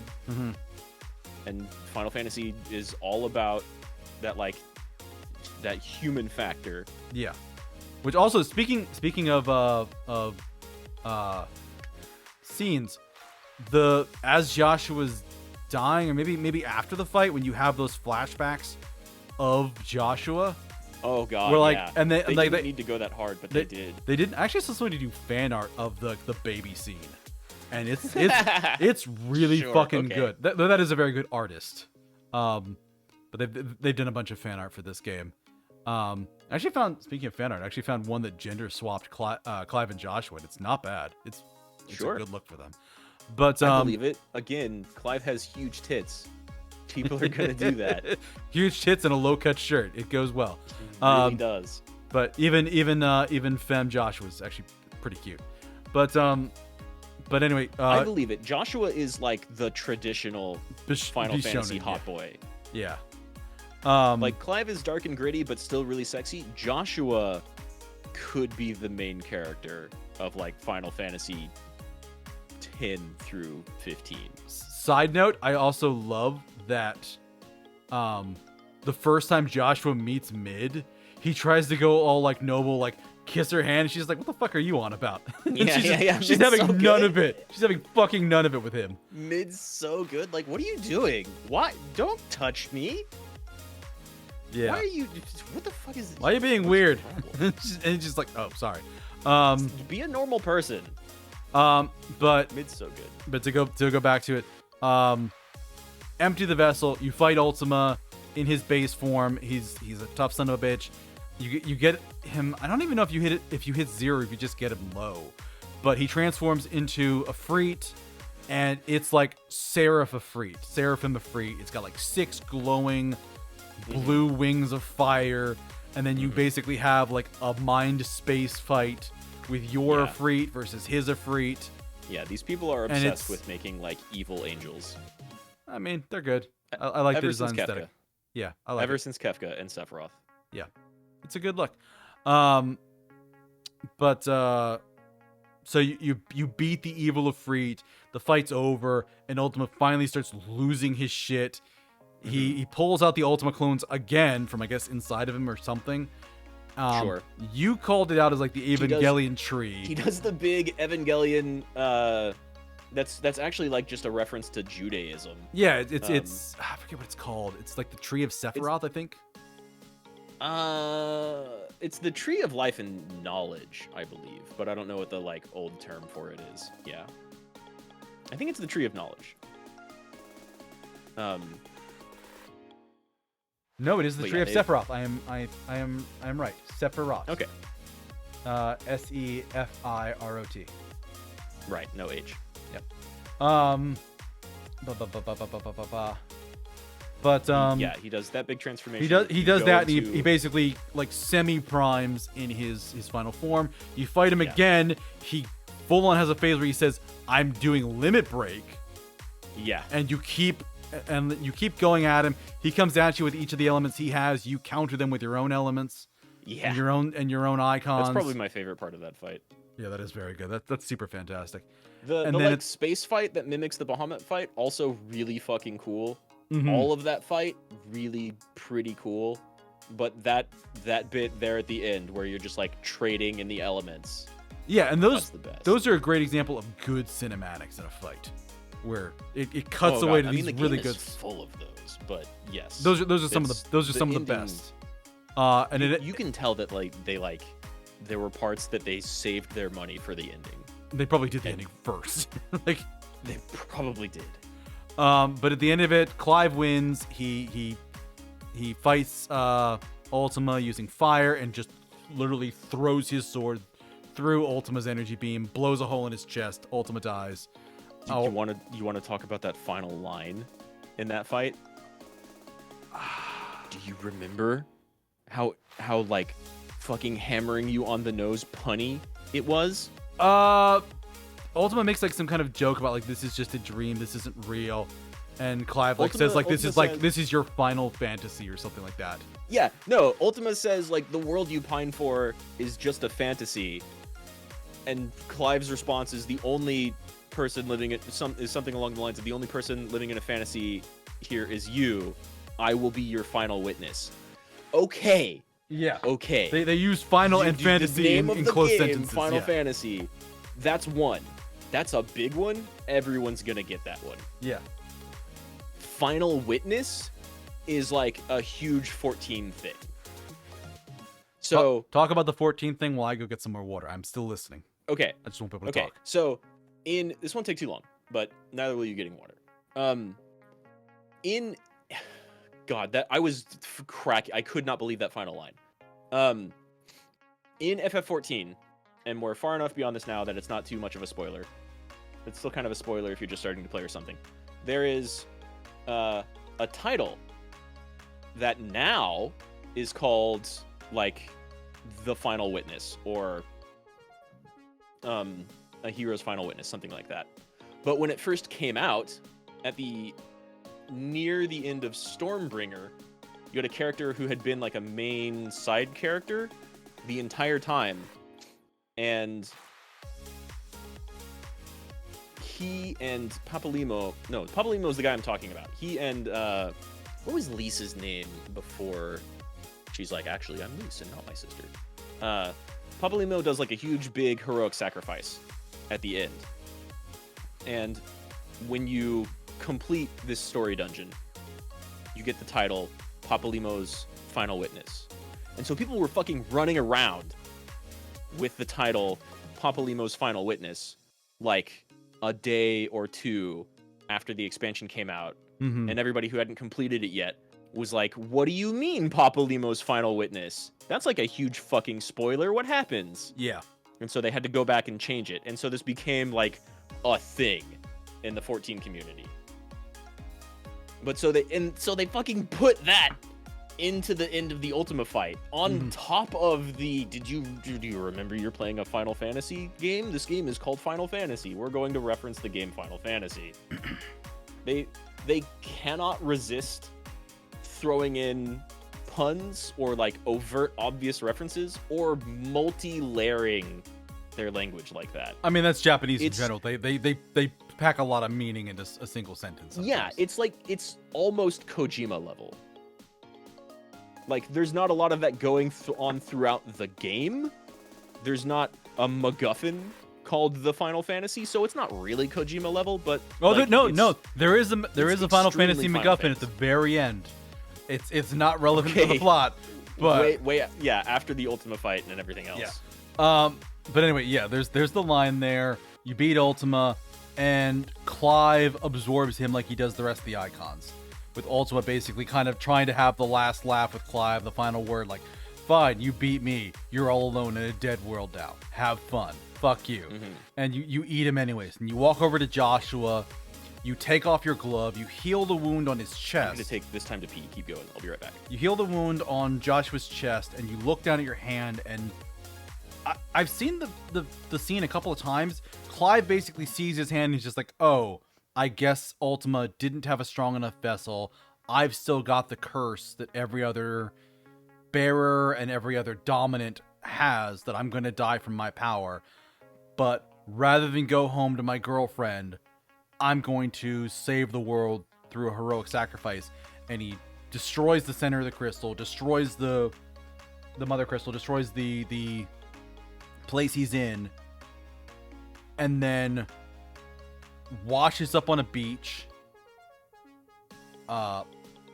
looking up at the sky, looks up at his hand, and his hand is like half petrified, like somebody that has the curse that all bears deal with, and he dies alone on the beach. And then following that, it cuts back to the hideout. Gab's pacing outside the door. A baby starts crying, meaning Eda had her baby. He runs in. Everybody's kind of excited. Jill kind of gets a weird vibe, goes over to the window where Torgal is. She looks up to the sky and sees the red star next to the moon that they've kept referencing over and over again throughout the story. And she sees it wink out and disappear. And that's how she knows Clive has died. And she runs out of the room. Torgal follows her, and she goes to the edge of the dock, or to somewhere further away from the room, and she just starts weeping and just like sobbing her eyes out. And Torgal lets out like a mournful howl, and that's when the credits start. And the credits go and they go and they go, and at that point I'm just sitting there watching the credits like, I don't know how to emotionally process this. This is a lot. Yep. And then it gets to a scene at the very end where there's some like real kids. There's some kids there like running with some sticks, and one of them like is asked by his mother to light the fire, and he's having a hard time, and he's just like, I wish I had. It's kind of important to note too that at that point, everything is lush and green. They're in like a normal looking world, and all nature's all healthy. Yeah, they're alive, they're thriving. He goes to try and light the fire, and he says, "This would be easier if I had the powers of an icon." And his mother's like, "Are you reading that silly story again?" And she sends him out to play with his brother. They talk about doing the same play that Clive and his uncle did, and they don't want to do that, so instead they do the Battle of the Icons, and each kid picks a different one, and it cuts back into the cabin to a book, Final Fantasy by Joshua Rossville. Yeah. And yeah, that ending, I almost feel like I should deduct a point all on that ending all on its own, and it is. Nah, fuck it, it's great. It is one of those things. It's very good, but it is not what I wanted, and it makes the game and the story overall a very like Of Mice and Men kind of story, a Great Gatsby story. It's well done. People are going to like it. People are going to love it. People are going to remember it. Nobody reads. Better written than Great Gatsby, but that's a different speech. Fair enough, yeah. But nobody reads To Kill a Mockingbird to have a good time. They're just like, watch this poignant description of humanity as people are killed and mistreated and abused, and it is. I did not like it. I wanted Clive to live, even if he wasn't going to live forever. Like give him the curse, have him go home to Jill, and let them spend 6 months just on like a honeymoon phase before he eventually dies from pushing himself too far. Give them that. I mean, and instead, I wanted that too. The last scene is Jill dry heaving on a dock from sobbing her eyes out, and Joshua dies. But Joshua was with death flagging since the beginning. Like I was not surprised Joshua died. Yeah. I'm surprised he made it as long as he did. They were gonna kill him in an interesting way, and they did. Right. I am upset at Bahamut. Dion deserves so much better than they gave him, and I am upset that one of the most interesting side characters, if not the most interesting side character, they just like, we need to kill him off. Let's give him a guilt complex over something he did while mind controlled and make him a martyr. And it's like, no, I want gay Bahamut to live off somewhere with his boyfriend. Yeah, I was really sad that he didn't get another scene with Terrence after that last scene he got with him. It was one of those things where like the last scene they have together where Dion gives Terrence like a letter and money, and it's just like, there's a girl here, go give her the money, take care of her, I need to see my debts are paid. And Terrence at that point, he knows Dion is not coming back from whatever he's doing, and Dion was death flagging it hard for a while after that.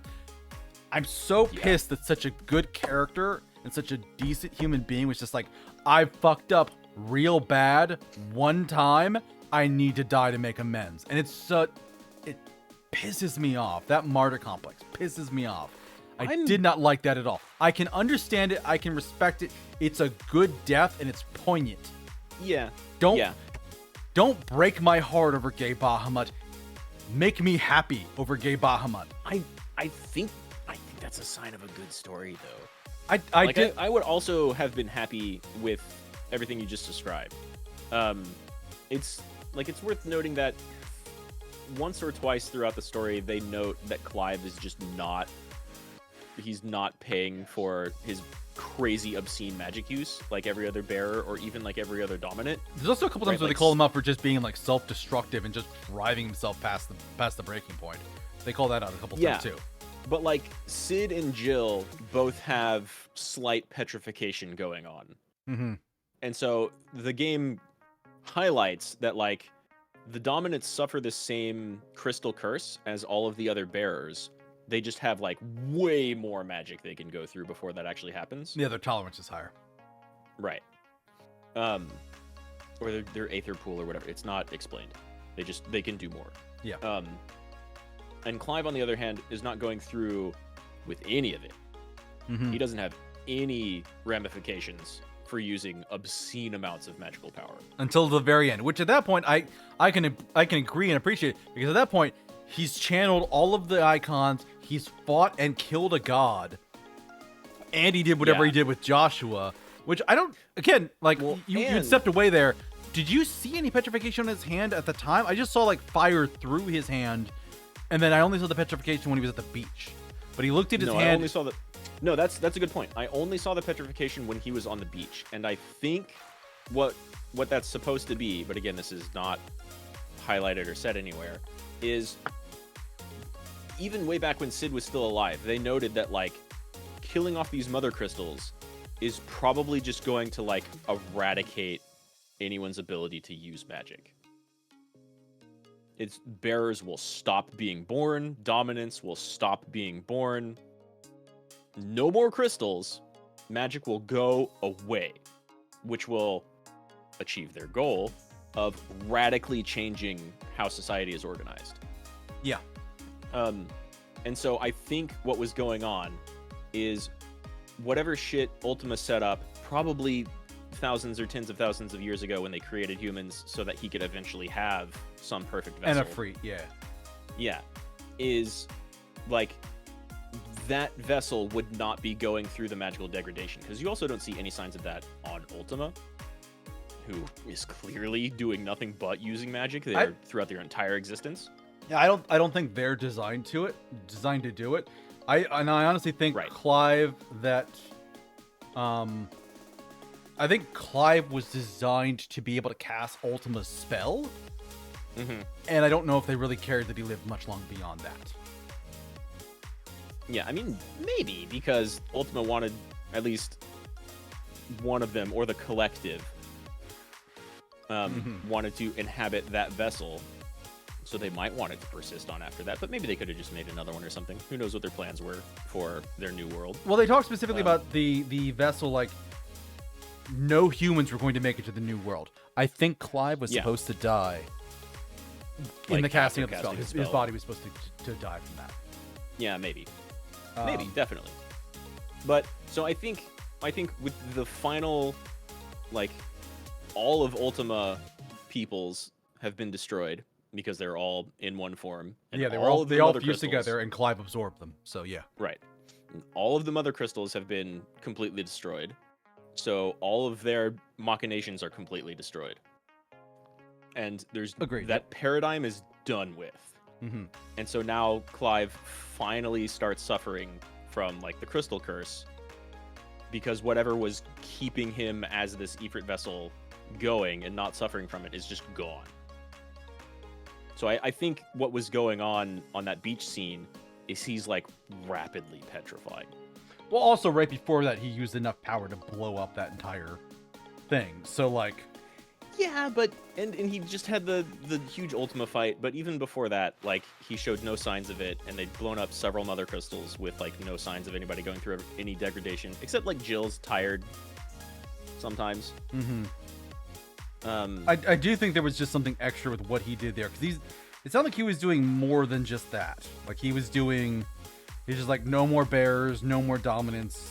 Like we're doing this now.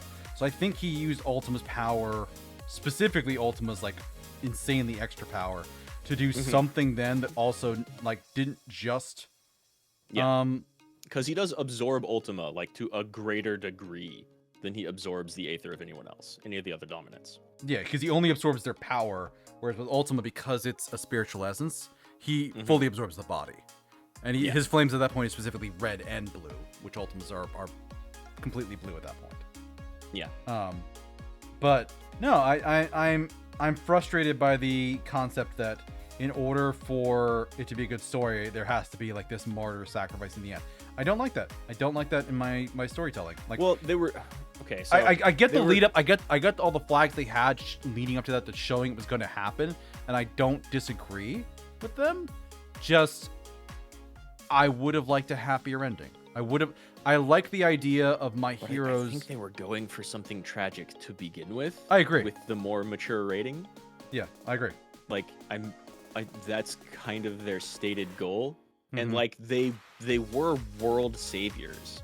And I don't really think the book comes off as like an Of Mice and Men or Great Gatsby so much as it comes off as like Homer's Iliad and the Odyssey.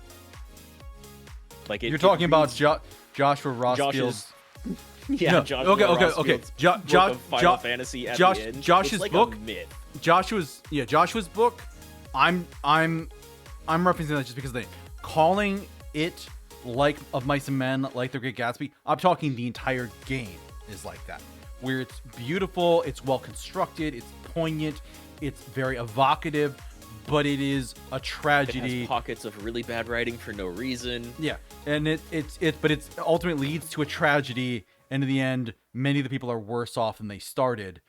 The book Final Fantasy by Joshua Rossfield, except everyone else, who's much better off now, because the world is no longer dying to blight, and there's no magical slavery.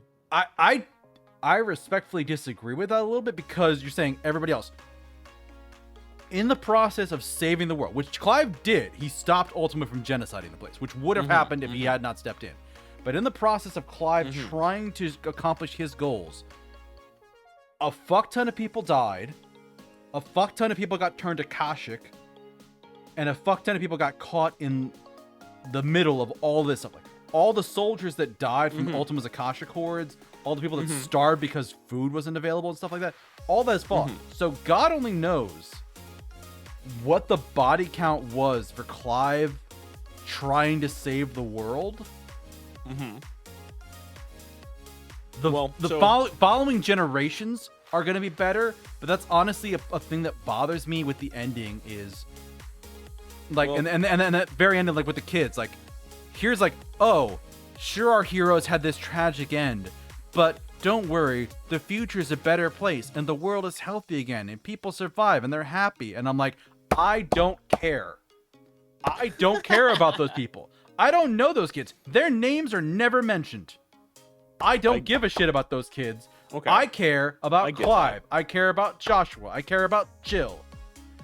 Like if they'd kept the scene at the end with the kids and let us know like the ultimate plan of Clive and Jill and Sid to save the world and make it a better place and make everybody equal with no magic succeeded, I'd have been fine with that as long as they had kept something in where like Clive made it back to Jill, even if he's like petrifying, even if he's just like, I can't fight anymore. And it's just like, and they just have a honeymoon period of like 6 months as Clive slowly wastes away. I mean, where they can could just have made it back to her, and they could have fucked off forever for decades. And maybe they had kids, maybe they didn't, but like their adventures are done. Now they've just retired someplace that has a little field of flowers that they like. Yeah. Or that's the rest of it. Or spent the next 6 months in a hammock before Clive passes away from just overexerting himself to the nth degree. And I would have been fine just to give them a little bit of time together. But to just fucking throw Jill under the bus like they did at the end of the game. They threw Dion under the bus. They threw Jill under the bus. Clive and Joshua, there were signs and said that there were for Dion as well. But I'm not happy about it. And I do not like that. And I don't have to accept that, oh, it's a good game. It's like, no, I don't like that. I agree it's well made. But don't kill off my favorite characters and go, well, it's a good game. Like, fuck off. I don't like that. I don't like that at all. We're just gonna have to disagree then, because like I think we are fine with it. Yeah. Yeah. I'm fine with it. I think they were set out to tell a tragic story where dark, bad shit was happening, and they succeeded. Mm-hmm. And like all of our characters did accomplish their goal of radically changing the world. And that's another thing. Like, that's another 14 thing, actually.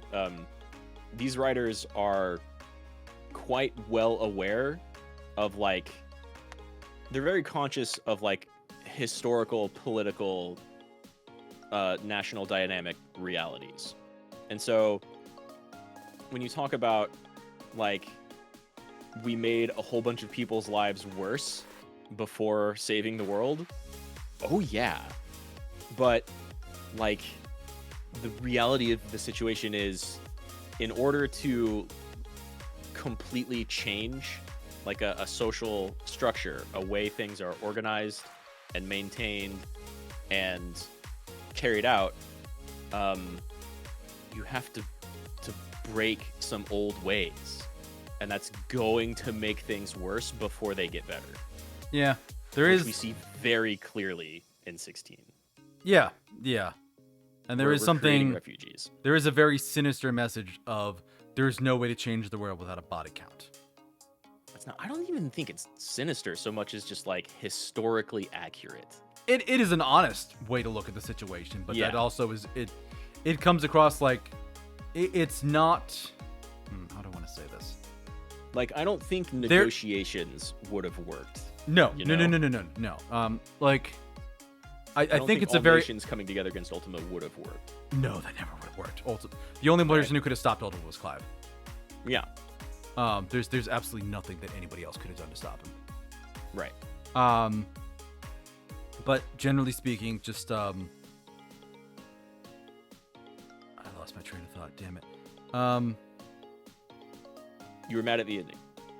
Yeah, just like like changing the world and there being a body count associated with that, and there's being suffering associated with that. Like, there's a degree where, because they do address in some quests where, like, there's the village of blacksmiths that your blacksmith is from, and he goes there and he sets up a bellows for them, and he teaches them how to blacksmith without using crystals anymore and without using bearers. And they have a bunch of technology to allow them to do that. They talk at the Invincible of Mid making filters that made the blighted water potable. They're working on growing plants in the blighted soil. So very clearly, like, they're doing borrow things. soil from elsewhere, but yeah, definitely. But they are working on essentially re-terraforming the planet so that humans can inhabit it again and life can inhabit it again. But again, there is still a small group of people who are essentially being eco-social terrorists, burn down the current world order, fucked as it is, and can kill off a lot of people in the process to stop a god from genociding all of humanity. But there's still a body count of 10 to 20% of the population in the process. Right. I'd say 10 to 20% is generous. That might even there might even be conservative. Like, there might be more than that. Well, no, yeah, that's what I'm saying. Like, yeah, that's putting it lightly. That's putting it favorably for Clive and crew. Yeah. And almost that's every scene we see of, like, normal people after that first Mother Crystal goes down is just, like, war orphans everywhere. Yeah. Refugees constantly trying to flood into every other city. Oh, the refugees just made it to, I almost said Dalmascia, Zemeckis, to, like, Titan's main capital. Well, we just blew the shit out of that one too. Go somewhere else now. Oh, you went to Bahamut's capital? Oh, he blew it up now. Yeah, gone. The place is on fire. Sorry. Yeah, and they're not necessarily wrong, but it is a game that's very hard to feel morally upright about the character. Like, you're fighting something evil, but you're leaving a tremendous amount of evil in your wake.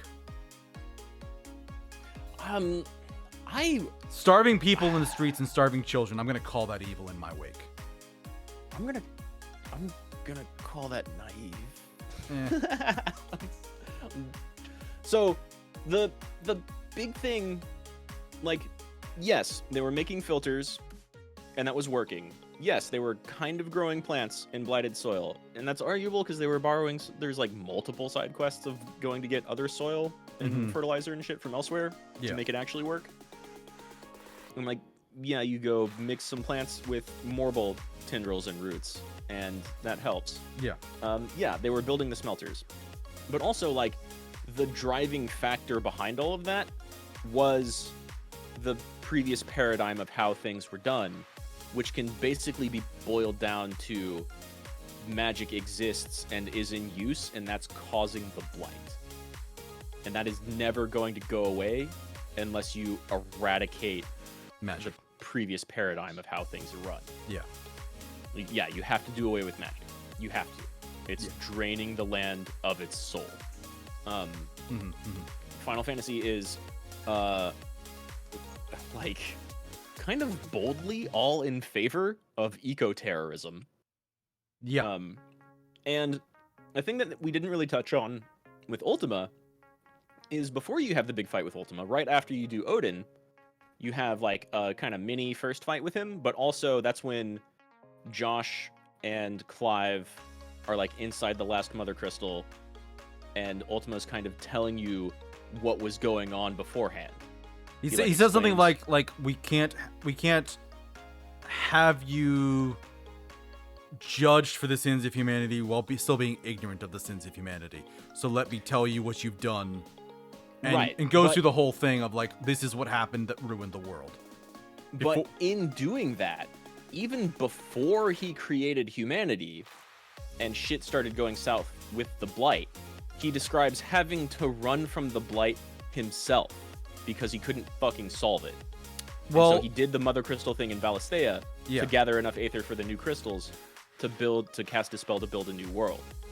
But this means the Blight was already spreading from the previous probably because his people were using magic. Well, he said something like about giving people the gift of magic, and that was the problem. So there was some previous civilization that Ultima and his kin gave magic to that triggered the Blight, and he tried to stop it and he couldn't, and instead he gave up and he ran away to Valisthea, where he's just like, oh wait, fine, this place is untouched by the Blight, we'll gather Aether from this place, make a spell, remake the world, and in the process we're going to use humans as our components by sowing them as a crop of life forms that will then develop dominance, that will then develop an Ifrit that then we will use to do our thing. But even way back when, there was still the Blight spreading. Yes. And Ultima and his people could do nothing about it. So the problem was the use of magic. Yeah. That had to be toppled for life on the planet to continue to exist at all. Yeah.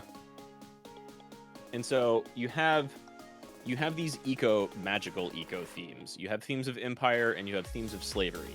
And those things must be smashed in order for life to continue at all. There was no I agree. Yeah. politicking their way around it. There was no engineering their way around it. The reality of the situation dictated that reality was going to fucking end and the planet would just be a husk. Yeah. So they had to change it. Yeah, I guess just the difference for this compared to... I can't call creating refugees and smashing capitals evil, because it needed to happen, no matter what.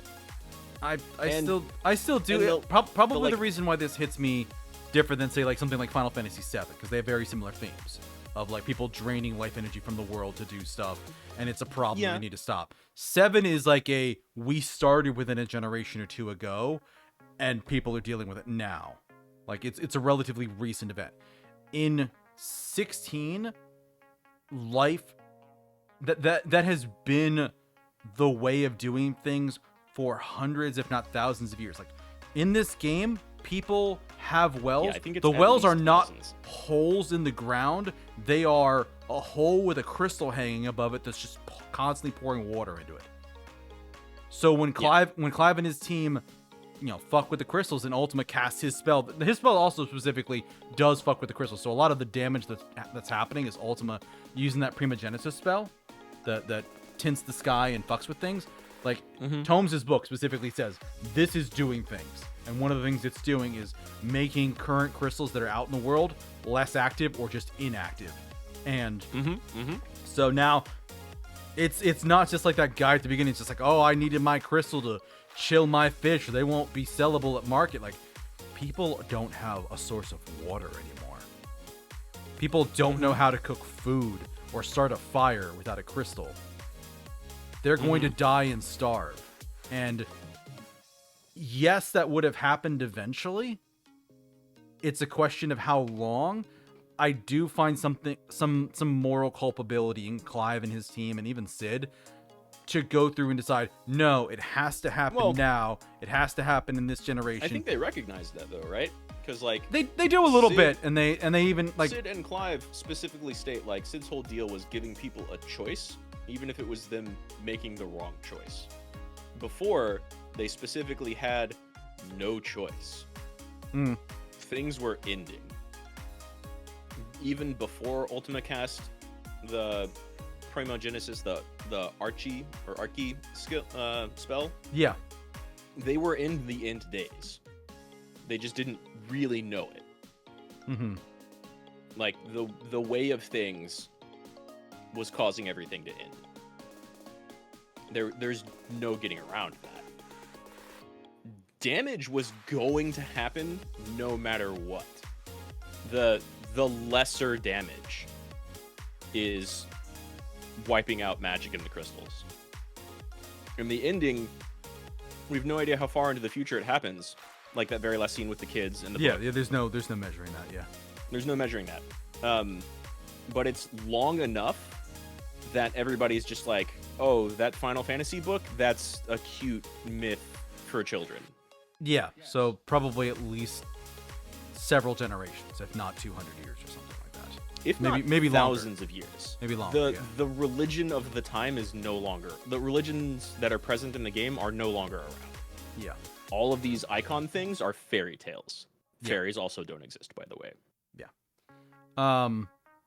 It's I think at least dozens of generations. In the Probably. future. It's past the point where anybody would question for a moment whether or not it was real. Everybody thinks it's fake, except for the kids who just like a good story. Right. And so like the actions of our party are the reason those people get to continue existing at all. Yeah, in the end they were right, but it's like to put it in a modern connotation, like it's all well and good to say that they went out there and they saved the world and caused a bunch of destruction in the process. If people were doing the same thing in our country these days, like right now, in current time, we would call them terrorists and we would say what they did was evil. It doesn't matter. I think I would probably call them terrorists and say what they were doing was right.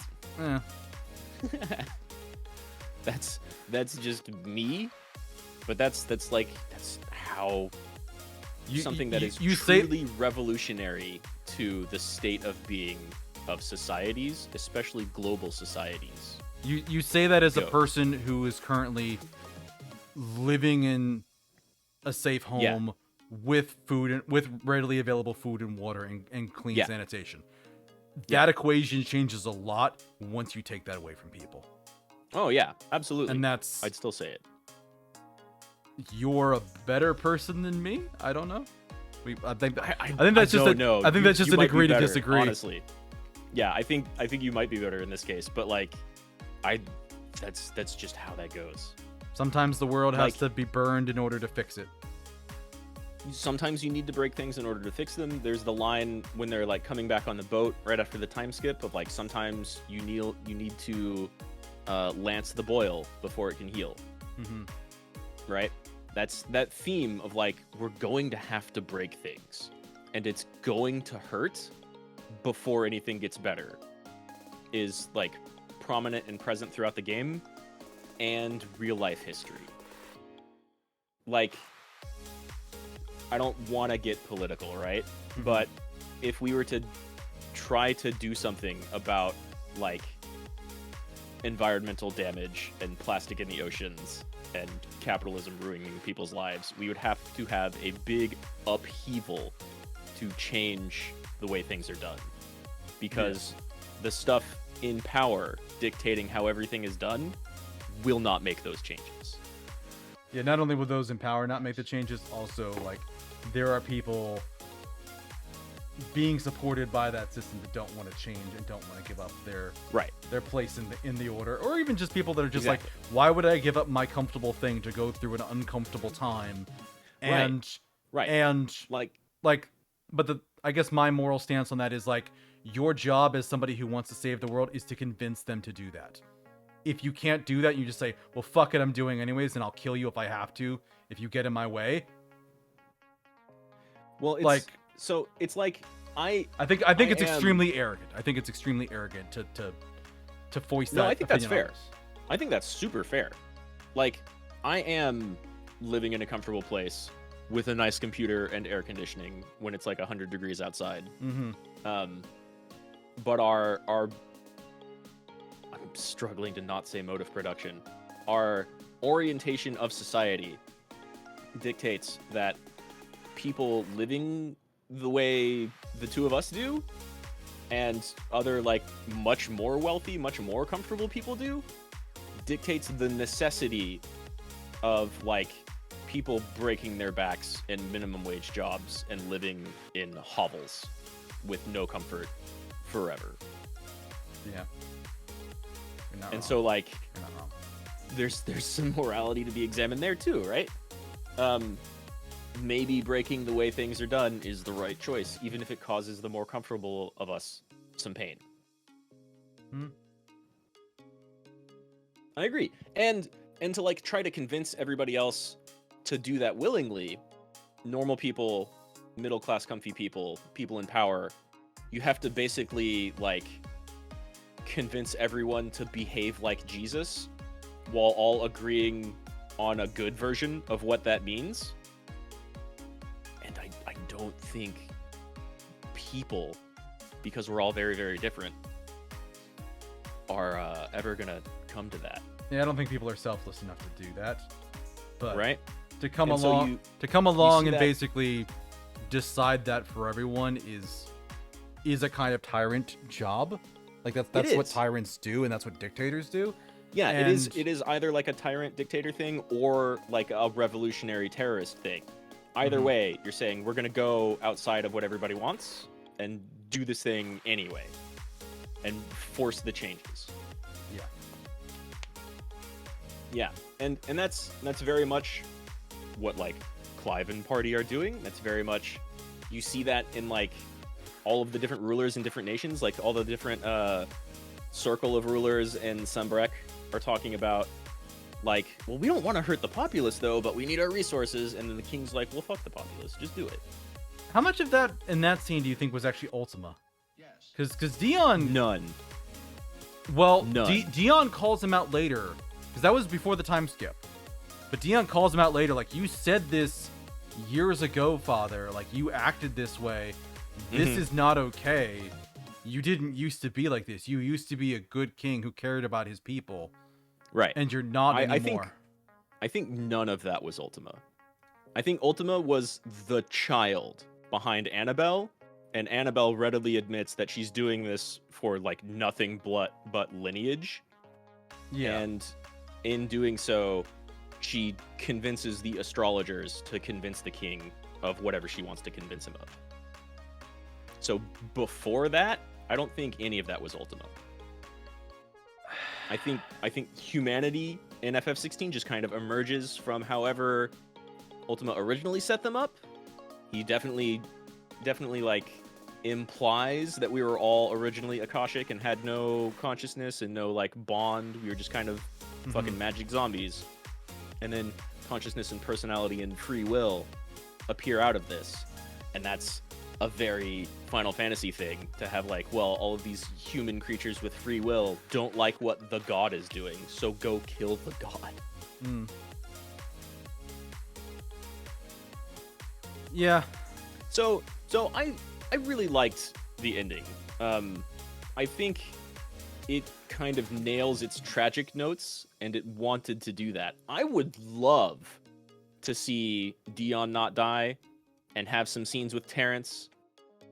And I would love to see Clive and Jill, like, fuck off and have a happy life together, maybe even some kids, and they both have, like, one petrified hand, but they're doing it, they're making it. That would be great. But I think the story nails its tragicness. Fair enough. I don't even want them to, like, have the long and happy life. Just give them some time. Give them that little bit of peace. Yeah, anything. And anything. I guess my biggest grief with Dion is I don't really believe in the way that martyr mindset of his, that the way to atone for your sins is to die. Yeah. It's very Japanese, though. My God, that's I don't agree with it either. I don't agree with it either, but I think it's very well written. But that was definitely what he was gunning for the whole time. He was definitely like, I need to die to atone for this. And then he's saved by that medicine girl whose name we never knew. We never find out. Oh! Guess what? She has a name. Her name is Kahil. Oh, really? Kihel. Guess what? You can only find that out throughout the lore stuff. Oh, Jesus. It's never said anywhere in the game. And I love that character.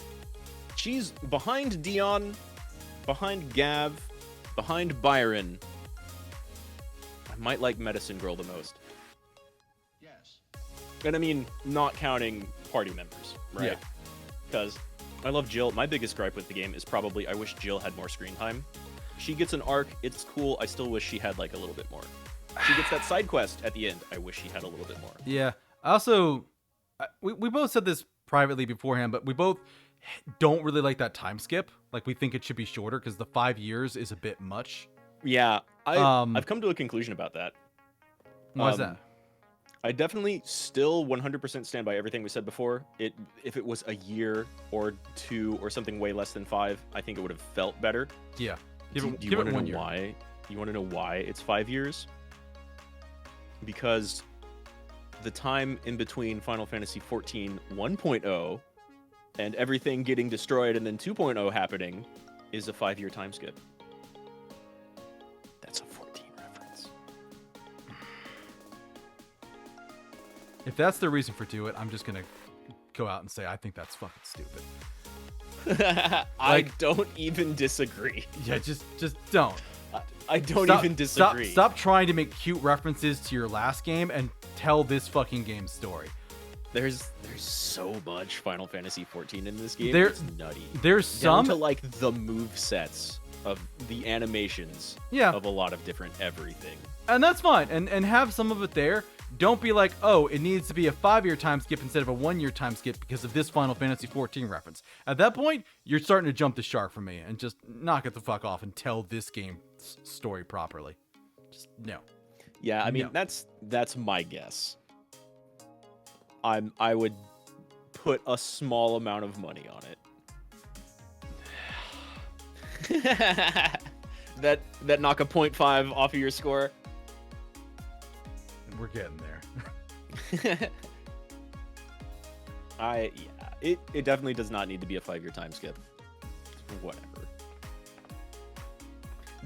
Honestly, the writing in this game is kind of all over the place for me. There's a lot of stuff I love. There's a lot of stuff that I just see as amazingly convenient, right? Like from super early on too. We can keep talking about the ending, but like when you first go to the first hideout with Sid, he's like, we're in the Blight, and that means no food and water, no plants, no animals, and no magic. And that's pretty convenient for us, actually, because we're hiding from some crazy magical motherfuckers, and then Titan shows up and just primes. How did he do that? Good point. How did he do that? How did he prime? That's magic. Mm-hmm. Would have actually liked to have seen them do more with those blighted lands and actually have us fight in areas where we couldn't use magic, where our iconic abilities just did not work.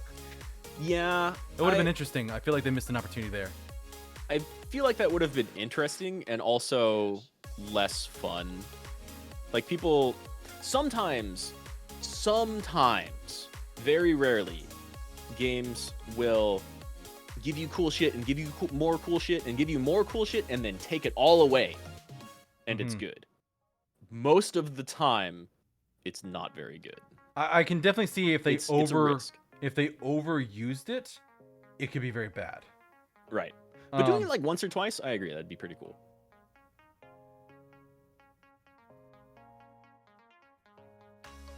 But yeah, I think we've beaten the ending to death. My general, I don't like the sads, even though I can respect it. It's a good story. I don't care that some children, some point way in the future, got to be happy because the people we spent dozens of hours falling in love with had short lives with terrible deaths. Like, I mean, I think we just kind of disagree on that type of presentation. I'm much more inclined to enjoy a story like that. I'd rather have a happy ending. That's just me. Yeah, that's fair. That's fair. That's different perspectives. I still think that's a pretty good end to everything, because we accomplished everything. They saved the world. They did exactly what they set out to do, and that no one else was willing to do or could do. Yeah, but in the process, they destroyed the world first, and in most cases, many of themselves. It sucked for them and a lot of people, but I think like going through that hardship kind of makes the payoff all the more sweet. A little. One thing I did think about with regards to the end, we don't know how long it's going to take for magic as a system to just stop working. Like if it was immediate, or if it's going to take a little while. If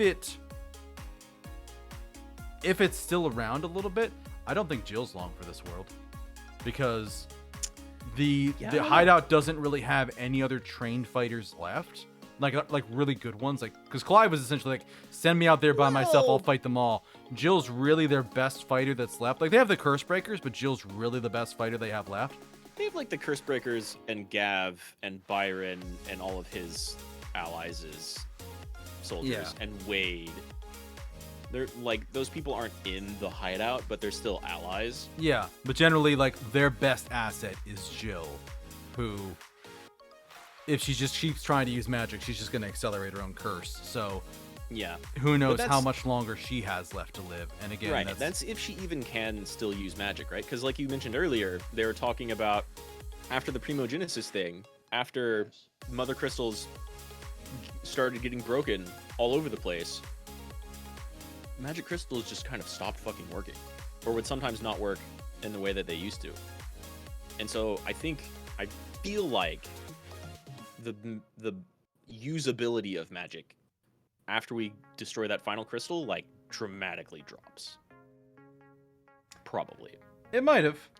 And again, but we don't know how quickly that kind of happened. We definitely don't know how quickly, but we do know at the end, like, in the very end with the kids and the mom in the storybook, people are like, magic, fairy tales. No one's ever heard of it. There's no historical record of it. That's just child's play. Yeah. It's not a thing that ever existed. Yeah. Except, little do they know, this Final Fantasy book is actually a history book. Presumably, yeah. But it's... I don't know when or how Joshua wrote that. It might be misattributed to him, and actually Tomes wrote it. No, I think Joshua wrote it because he probably did like some notes and stuff as he was like running around doing things. And I don't think he collected the person to do that. I don't think he collected the final version for print. I think like he had like a journal or something that he put together that was talking about all especially of if you have an ending, which is like the ending we saw. Yeah.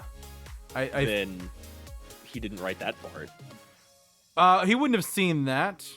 Like that part wouldn't have been in the book. I don't think. Well, but it would have presumably. How did he write anything about Origin? He fucking died there. I don't think the game we saw was the book those kids read. I think that's like the direct implication. I think the events we saw are written predominantly in the book, but I do think it is not the end of the game is not being like, this is the modern time and all that you saw was a flashback. No, I don't think that was it. We watched things in the present and then we skipped generations into the future. No, but that's what I'm saying. Yeah. That's like exactly what I'm saying. I think that book is a chronicle of everything we saw as it unfolded in the present. and then there's a huge time skip, and this book is like a children's fairy tale, but it still exists. Yeah, but I don't think somehow written by Joshua Rossfield. Yeah, I just don't think that there's anything in that book that's like, and this is what happened at Origin. I died there. My brother saved the world. Like, I don't think that's right. There that's can't be. Book. Yeah, there can't be. So yeah, but do we have any other final thoughts that we wanna pick at for this thing? Do you want Leviathan DLC? Yes. I do. I'll say no. I'm gonna disagree with you on that. I think it stands well enough on its own. I can see them adding it in, but it's kind of complete. I wish Leviathan had been in the game. I feel like that was a missed opportunity. Yeah. And that's probably just something they had to cut more for than just mural form. Yeah, I feel like that was something that just got cut for time, and they're like, we don't have time to design. I would have actually liked to have seen, because they had to have done it at some point, like design a dominant for Leviathan and like what those sketches were. That would be an interesting thing to see. Yeah, that'd be really cool. Because they would have at least drafted as like sketches. So yeah, any artwork or like in-game assets, no matter how completely incomplete they were. That'd be really cool to see. I'd be interested in. I do kind of want it because I feel like they can expand on it and have a fun little time that lasts for like a few hours. But you'd have to like insert it in the middle of the story somewhere, and I feel you could just replace Bocklid with it. Yeah. But I don't think it needs it. And you said like you feel that the work stands well enough on its own. Mm-hmm.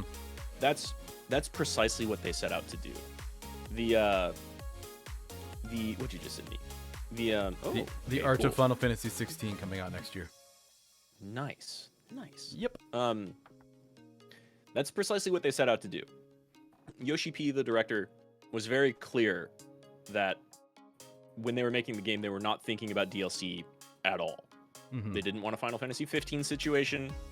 They didn't want the more generic situation of people feeling like they designed DLC, like they designed core parts of the game to come out and you have to pay more for them in like a week or a month after the game comes out, because nobody likes that. Mm-hmm. They wanted to avoid that entirely. They're not completely writing out the possibility of DLC, but it's not something that they worked on at all during the development process. They wanted the game to stand well enough on its own. They hope people enjoy the full product, get their money's worth, feel like they get their money's worth. And then if everybody really likes it, maybe we'll think about DLC later. But they haven't even begun to think about it. So here's an interesting thought while you were talking about this and talking about DLC.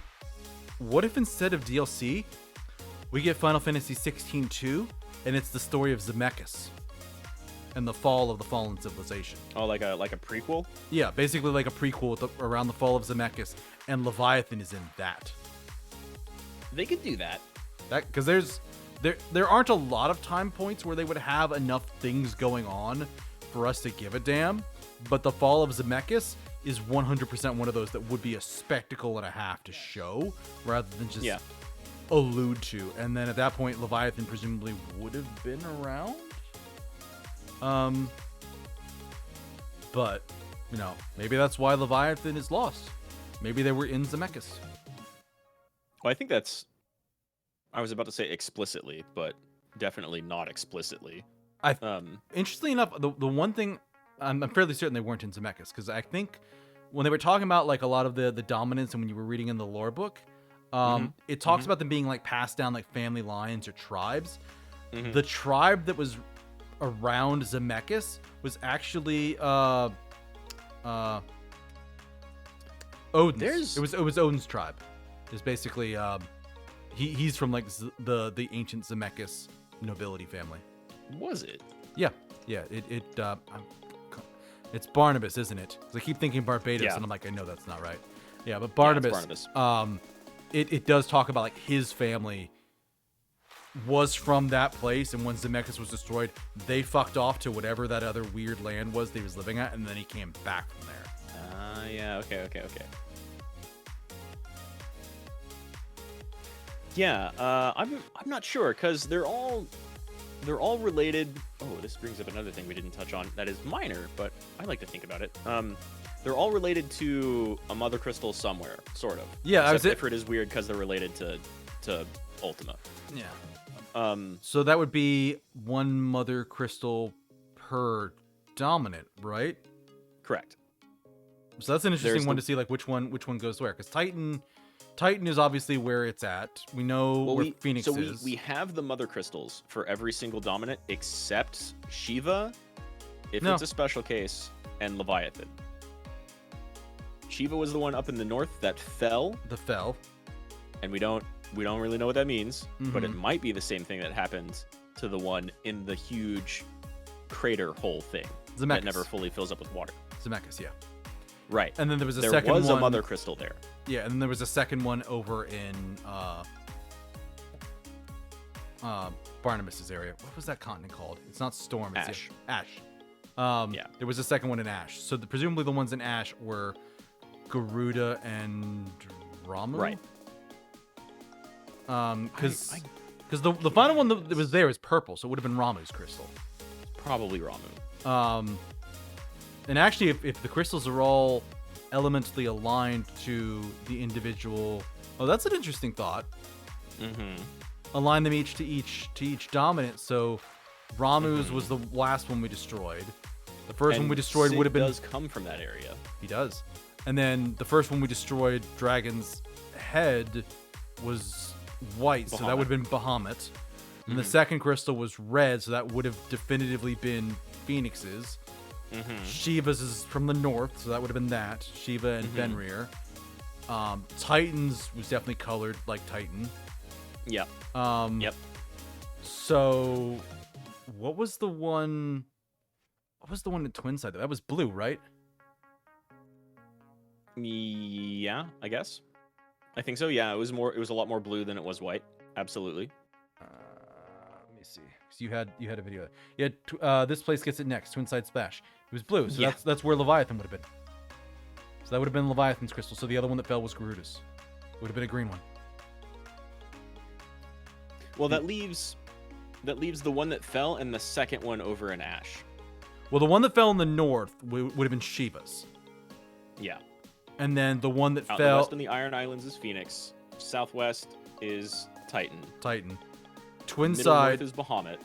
Yeah. Upper right is Rama, because purple. Yeah. But then there's the blue one, the one that fell in the hole, got smashed by Ultima, and the second one out in Ash. I don't remember a second one out. Yeah, there are three. Yeah. Because there's three that are missing. Yeah. So the ones that are missing were Shiva's, because I already said Odin was connected to Zemeckis. That would have been Odin's crystal. In Zemeckis. Weird that he's still around. Honestly, the Garuda's still around. Weird the Shiva's still around. Yeah, that's totally fair. Honestly, I took the crystal over in Ash to be probably Odin's. Because, it's dark purple, which is like lightning, but also Odin is the darkness element. No, for Barnabas, it specifically says his family traces its line back to Zemeckis. I think the entry's under his mother rather than him specifically, but yeah, it traces it back to Zemeckis. So I think that was the crystal for Odin. Okay. Odin is in the central area. Okay. But definitely the other one in Ash would have probably been Garuda because there's no green crystal. Yeah, there's no green crystal. Which, entertainingly enough, that would have meant 8 crystals, which is exactly how many they had in something like Final Fantasy IV. There's 8 crystals there. Mm-hmm. Because you've got the light and dark crystals. Yep, 4 light, 4 dark. Which I think is the same number they also have in 3, which has 4 light and 4 dark. And I don't know about 5. I played it once. I can't remember how many there are in 5. There are only 4 in 1. Yeah, 1 only has like 4 light crystals. And then 2 I never played. You don't have to. 2 is wild. 2 is broken. It's got kind of a good story, but honestly, the storytelling starts getting better. Well, the storytelling mostly just keeps getting better, with weird exceptions. but 1 like barely has a story. Yeah. 2 is where a lot of the like anti-imperial stuff comes from, Mm. and then just continues. But 2 has like the wildest stat system of any Final Fantasy and maybe any RPG, which is crazy because the same series has like the draw system in 8. Mm-hmm. Yeah, 2's not worth playing. 4 and onward are worth it. The rest, like if you're really curious or like super retro classic games, Mm-hmm. you can get older than that, but FF1 is like a good place to start. Yeah. without Yeah, going there's to, a like, bunch of them were on Pong or that were on Steam as part of this that I was looking at as part of the summer sale. The only one I was really interested in picking up was Final Fantasy 1 because Yeah. I've played it before and I ended up getting really far, but I ended up getting taken out at like the Temple of Time at the end of the game to like that Okay. one unique boss there that like is super strong. Like I got the the War Mech? I think it might have been the War Mech, yeah. I No, think maybe that's no. a secret boss. No, You no, don't no. have to fight War Mech. No, it's not the War Mech then. It's the other one. Yeah. And it's not Chaos. I didn't get that so far. It's been so long since I've played that game. Yeah, You like know what game you should play instead of playing Final Fantasy 1? what's that? Stranger of Paradise. Eh, That game fucking rules. That game's so goddamn good. It has no right to be as good as it is. And no, never mind. I can talk about Stranger of Paradise for too long. It does a really good job of being an FF1 prequel. So I heard. I do know this story. I have looked it up. But It's so good. it really didn't catch my interest with how they introduced it and how they like portrayed it. Oh, that's fair. That's fair. But like, you know how you would like to skip through a bunch of side quests in FF16 because you don't care? Mm-hmm. The main character of Stranger in Paradise presses the skip cutscene button for you multiple times. Jack, fucking everybody gave that game shit when they were like previewing it, and then it came out and they were like, actually, this is the best. This is the best FF protagonist, no question. Eh. Because people would like start doing Final Fantasy monologues, Yes. and Jack would literally be like, shut the fuck up. Stop talking about whatever you're talking. Tell me about the crystals. That's all I want to know. Talk about chaos or go away. It's so good. Nice. But Oh, man. yeah, so Yeah, we've gone for a couple of hours. I would like to talk a bit more Steam Summer Sale with you, but why don't we take a quick bio Okay. break and step away for a minute because I do need to. Okay, yeah, I need the go for restroom. it. But We'll be right back. I'm gonna use this opportunity to talk about fucking Stranger of Paradise. all right, I will take my headphones off and not go to BRB then. Sure. God, I don't know. FF16 I think is a very good game. If you have a PS5, you should probably play it. But like we've discussed over the past 4 hours, it has some problems. Writing go brrrr in some instances, and sometimes it skips a few of those burrs, or doesn't make much sense, or doesn't pay attention to exactly what it set up. But it's still very pretty and well told, and feels great to play. And that's like a big part of a character action game. It feels good to play. I wish Jill got more time. Wish a couple of scenes were different. Or better explained. Or more of the backstory lore was better explained. My main gripe is, like, I don't think the game actually has difficulty modes. And I would like the enemies to give me a reason to use my crazy busted strong moveset. Because you just don't need it. in contrast to that, Stranger of Paradise is just Neo 3. And that means all of the upsides and downsides of like a Neo game. It doesn't have maps that are anywhere near as big as FF16, and I feel like this plays better and looks and feels better kind of because of that.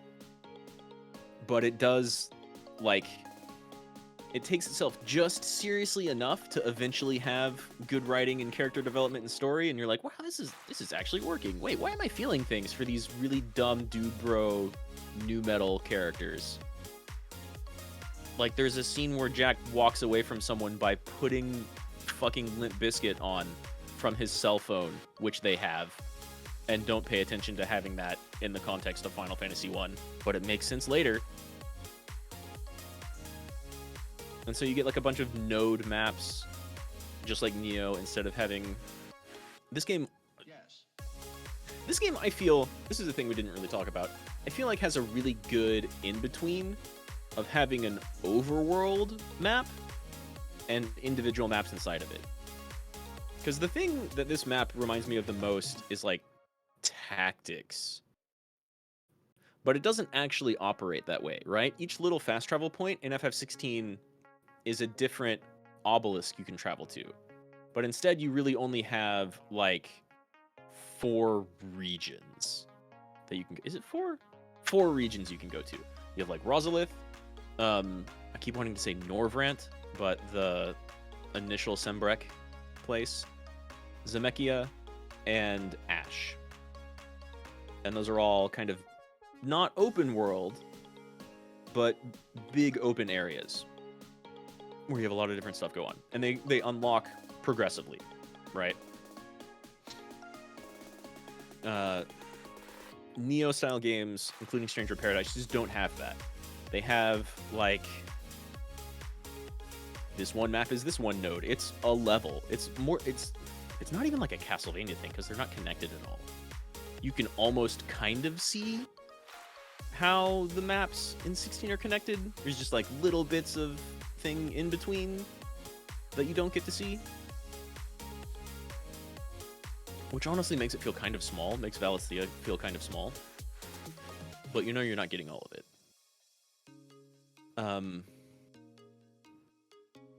But the combat in Stranger of Paradise is fantastic.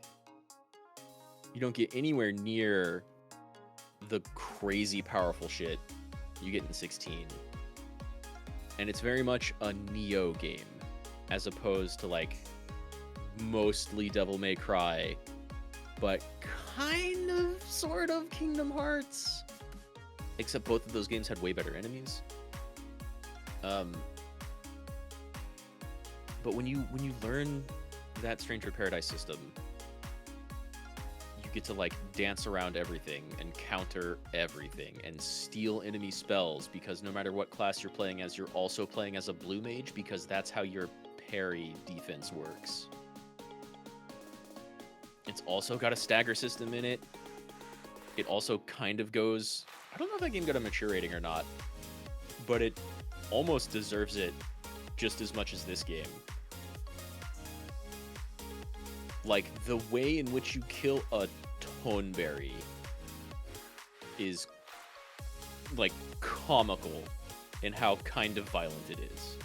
It avoids being, like, hyper-violent and bloody, but wow, does that thing crystallize, vibrate violently, and then shatter. Or the you have, like, unicorn enemies. Like, what was the name of that horse summon? Ixion. Was that summon? Well, Ixion enemies in, like, 10 and 12. You All just right, fucking I'm back. grab them by the head and snap their neck. It's... Who's next are we snapping? Do you remember the Ixion lightning horse enemies from, like, 10 and 12? Weren't they a summons in 8? Was it a summon in 8? I think it was. Oh no, they were a summon in 10. Quetzalcoatl was the lightning summon in 8. Oh, right? right. Yeah. That's how that went? Yeah. Those are like normal but extra pissed enemies in Stranger of Paradise, and the way you finish them off is nutty. Yeah, Final Fantasy X summons. Yep. Yeah. That sounds right. I was thinking Quetzalcoatl was 10 in my head until you said 8. Yeah, Stranger of Paradise does this really cool thing where like every single one of its levels is overtly a reference to a different Final Fantasy game. To the point where like the first level is the what's it called? The Palace of Chaos or whatever, the thing that's right outside of the first town in 1. With And then there's like like the a temple fire time, cave. Yeah. And then there's like a fire cave that's very clearly Ifrit's fire cave from 8. And then there's a place that's just straight up a Mako reactor from 7. Or like the flying continent from 6. Interesting. And you're like, these things have no place at all in the world of FF1. But the story makes it make sense, actually. It's really weird that game ends up having a well-told story and well-developed characters. Even if they like spend most of that game going like, yeah, it's weird I don't remember anything, huh? Like how I got here or who I was before. It's really weird. And then it all makes sense. Yeah. But Stranger Paradise is a lot of fun. Steam sale. You just have to mute the Sinatra songs if you're going to stream it. Actually, before we do stream sale, are you still keeping up with Star Rail? I am actually, yeah. So you've seen the event for this week for double drops. Good. Yeah. I was going to tell you about that if you didn't see it. That's a really fantastic boon. No, yeah, I got Lucia. Oh, nice. Who's pretty good. I think Bailu might be better, but I don't have a Bailu, so it's hard to compare. He's pretty good. I think he's worse at direct healing, but better at a support role because he can remove debuffs from allies and remove buffs from enemies. So it balances out that he's very, very versatile, where Bailu specializes heavily in healing. Right, yeah. Because he really only has one direct heal, which is his skill. And then his talent is what sets up the field. Like his passive sets up the field that if people deal damage, then they'll heal. So. Well, and he also has the procced heal whenever anybody falls below 50%. Yeah, if somebody gets low, but I think that's part of his skill. But yeah, it just casts his skill. Yeah, maybe. I was playing with him earlier. I need to go like reread his stuff to. I think I know how it works. I think I double checked it to see that it is his skill. His skill has two stages. It's you trigger it, it does a thing, or if somebody falls below half, you heal them, and then it goes on. That aspect of it goes on cooldown for a turn or two. Yeah, that sounds about right. But yeah, so he's pretty good. I got Lucia. I got Yukong. You got the new archer. Yep. We finally have imaginary damage. I finally have imaginary damage. Holy shit. I still don't have Welt, but finally got imaginary damage. She seems okay. She seems like she's probably really good if you have the relics to like really adjust your team's speed so that her attack boost always falls on people you want doing damage instead of your healer. Yeah, my problem is she kept doing it like right before Lucha. And yeah, exactly. That just doesn't help me. I kind of want her to get a bit of a buff where instead of her probably gonna get a buff. Instead of her attack boost happening for the next 2 allies, make it last a full turn. Like give it a turn or 2 rather than pretty strong though, because then you could just have a team that doesn't have a healer and you're getting 50% more damage boost out of it than you are now. I don't mind if they nerf her damage for it, and I guess that's the trade-off. Like it lasts super short, but it's super powerful. But is it even super powerful? I feel like right now I feel like Tingwan is probably a better choice. I think she's considered a better one. Actually, let me do tier list. But yeah, so I got Lucia, Yukong, and randomly picked up Himiko. So I've got nice to level. Himiko, nice. Yeah. I finally got follow-up attacks that aren't Clara. Clara Even though or, I just beat... or Herta, yes. Or Herta, yeah. I haven't put anything into Herta. And I think my Clara is still only 60, but I hit the cap for 70 recently. So I've got like 3 characters at 70 and another one that's almost at 70. It's so expensive to level them up past that point. You haven't even hit the ugly stages. When you hit Right, yeah. When you hit it and they can go to 80, prepare to grind. I believe it. I can see it. Because, like, it's really easy to keep everybody... It's, like, super easy to keep just every character you have topped up to, like, level 30 or 40. That costs nothing. You're making money while you're doing it. And then after that, you're kind of, like, breaking even. But after 50, you're not. Definitely after 60, not, yeah, you're super losing money. So, like, I believe going from 70 to 80 takes some fucking time. Yeah. I have one person at 80, which is Sele. She's the only one. I realize I've used her a bunch. Yeah, she's amazing. And she's not even Great. She's not even built that well. Her crit rate is good, her crit damage is bad.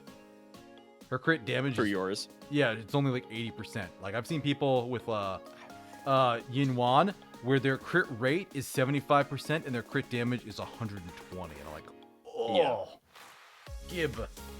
Yeah, absolutely. But no, looking at the listing here, Luocha is considered S tier, Welt is Nice. A, and Yukong is considered B.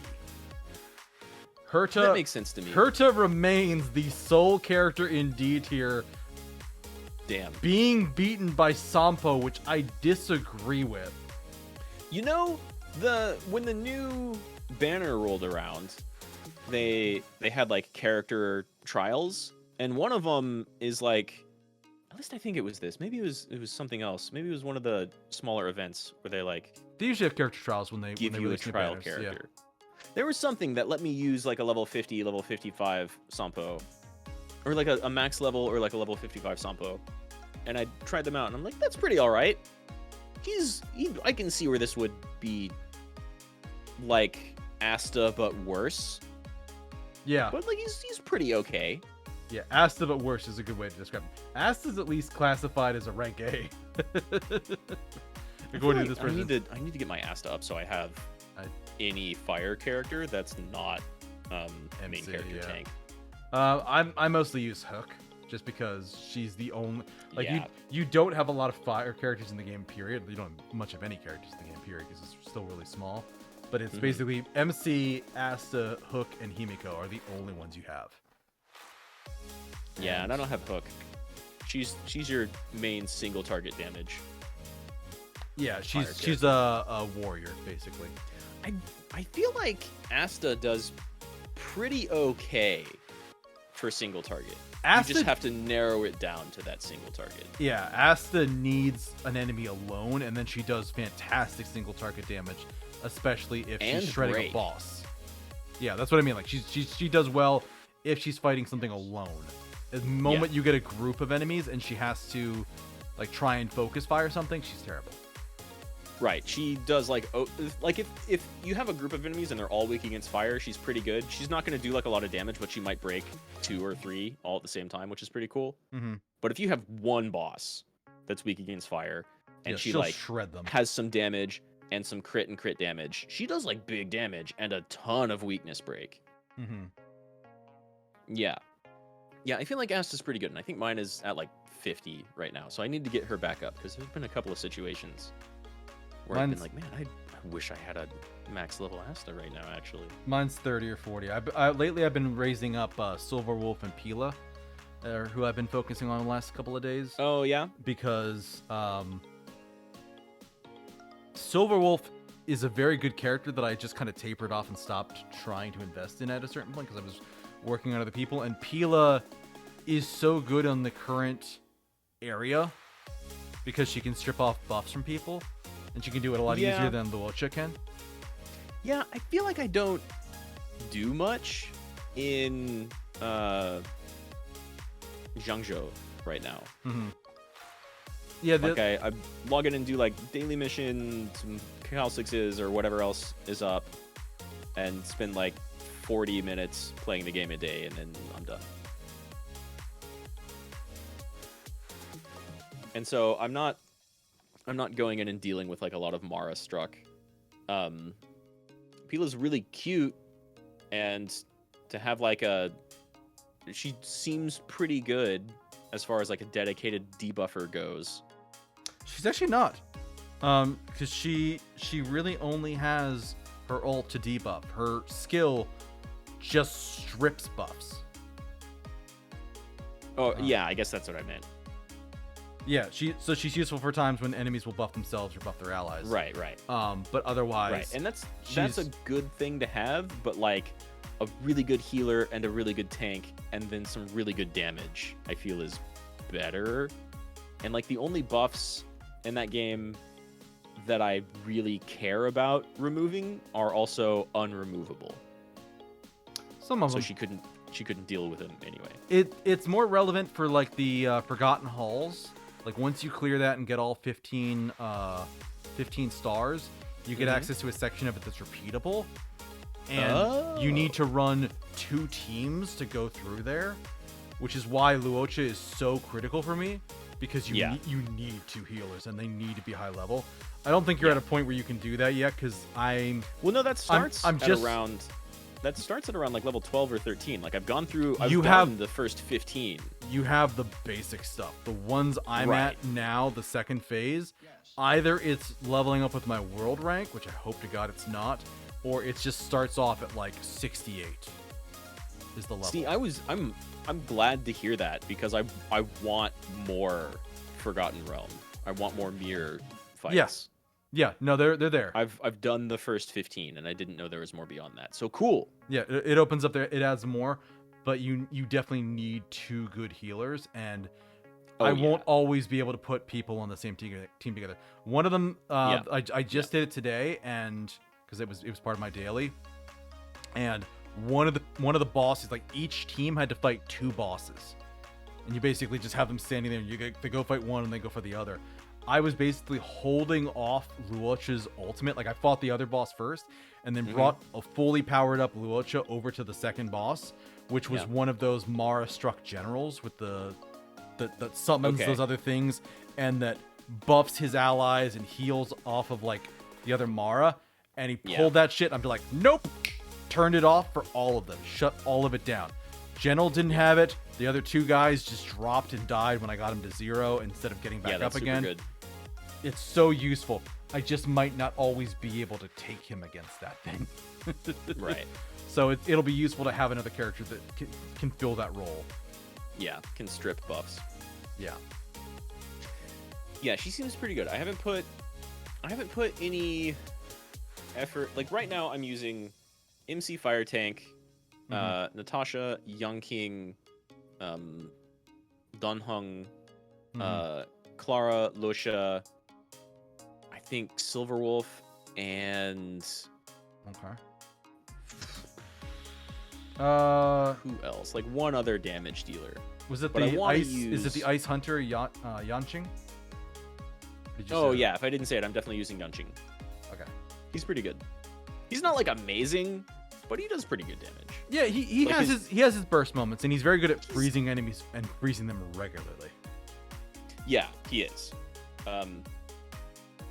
Yeah, he's very much a hunt character like Don Hung. Like there's not a lot going on there, but what is going on there is pretty good damage.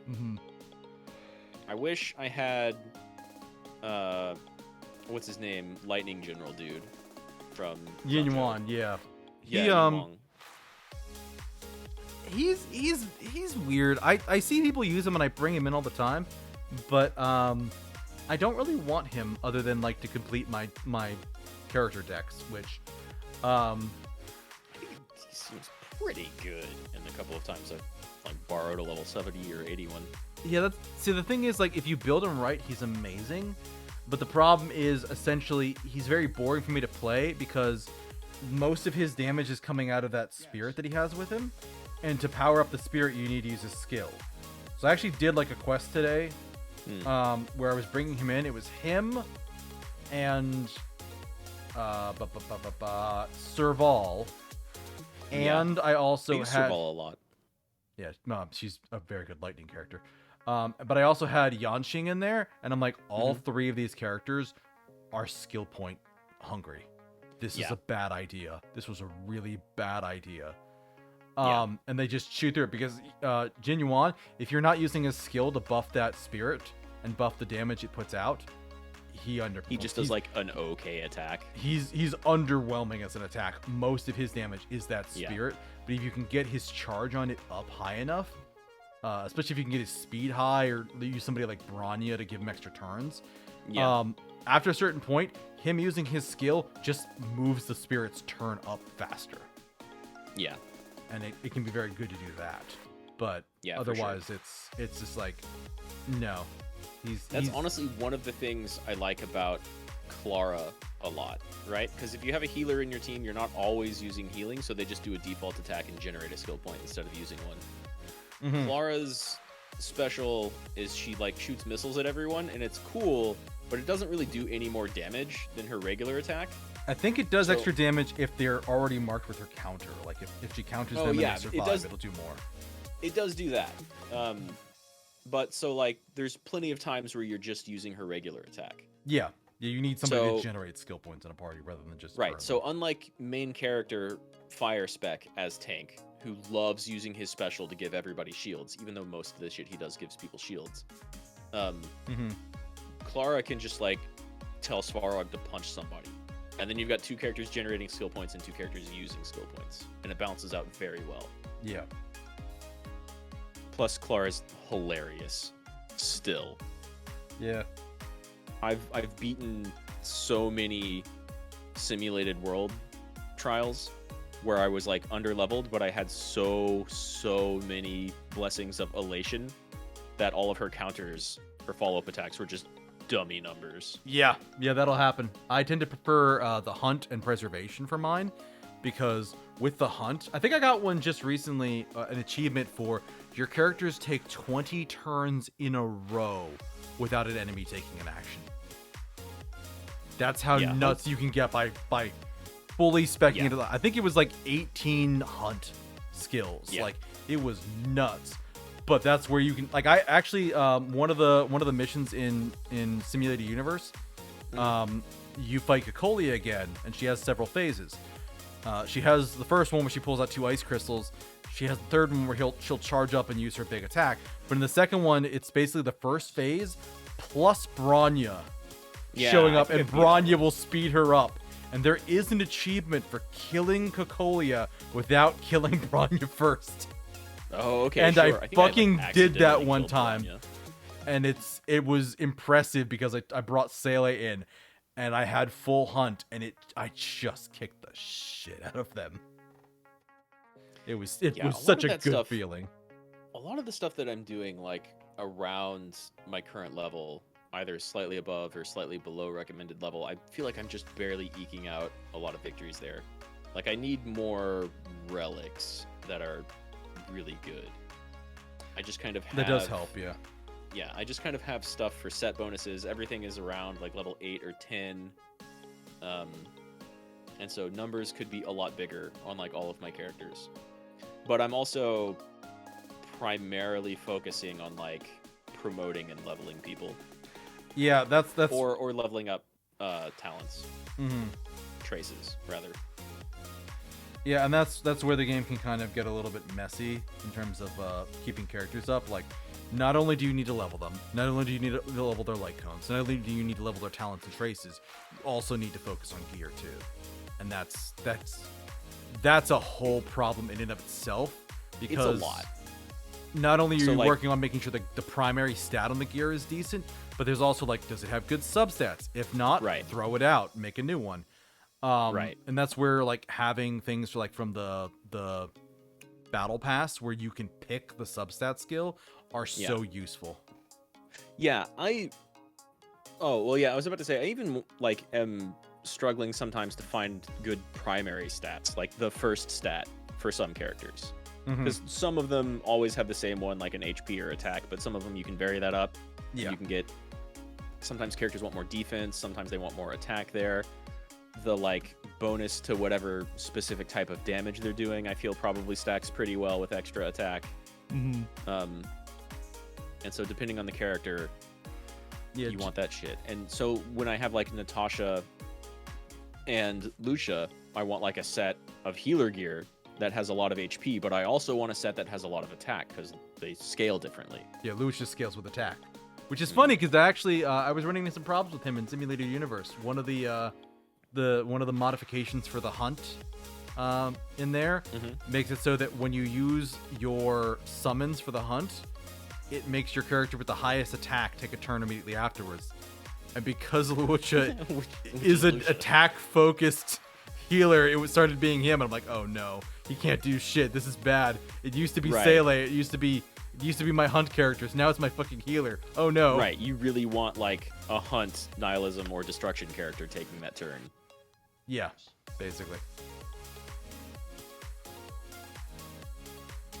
Like, speaking of, the destruction stuff, I don't have many good destruction characters because I have like main character, and then is Sushang destruction or is she also hunt? Sushang is hunt. The girl that summons a giant chicken. Yeah. She's hunt. There's only 4 destruction characters in the game. I'm looking at them now. It's Trailblazer physical, Arlen, both of which are C rank.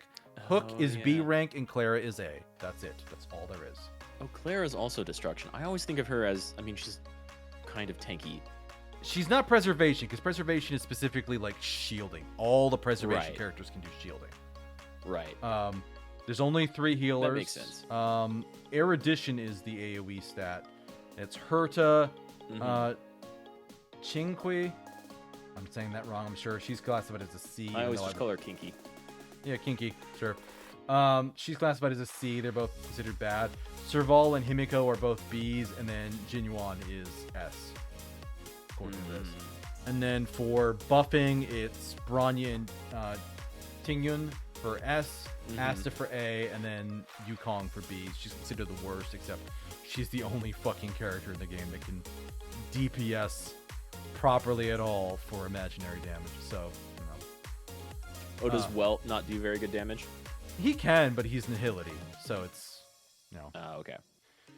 Also, like with Yukong, her ult specifically says if you use this while your skill is active, it does a thing, so you're constantly trying to pair it up.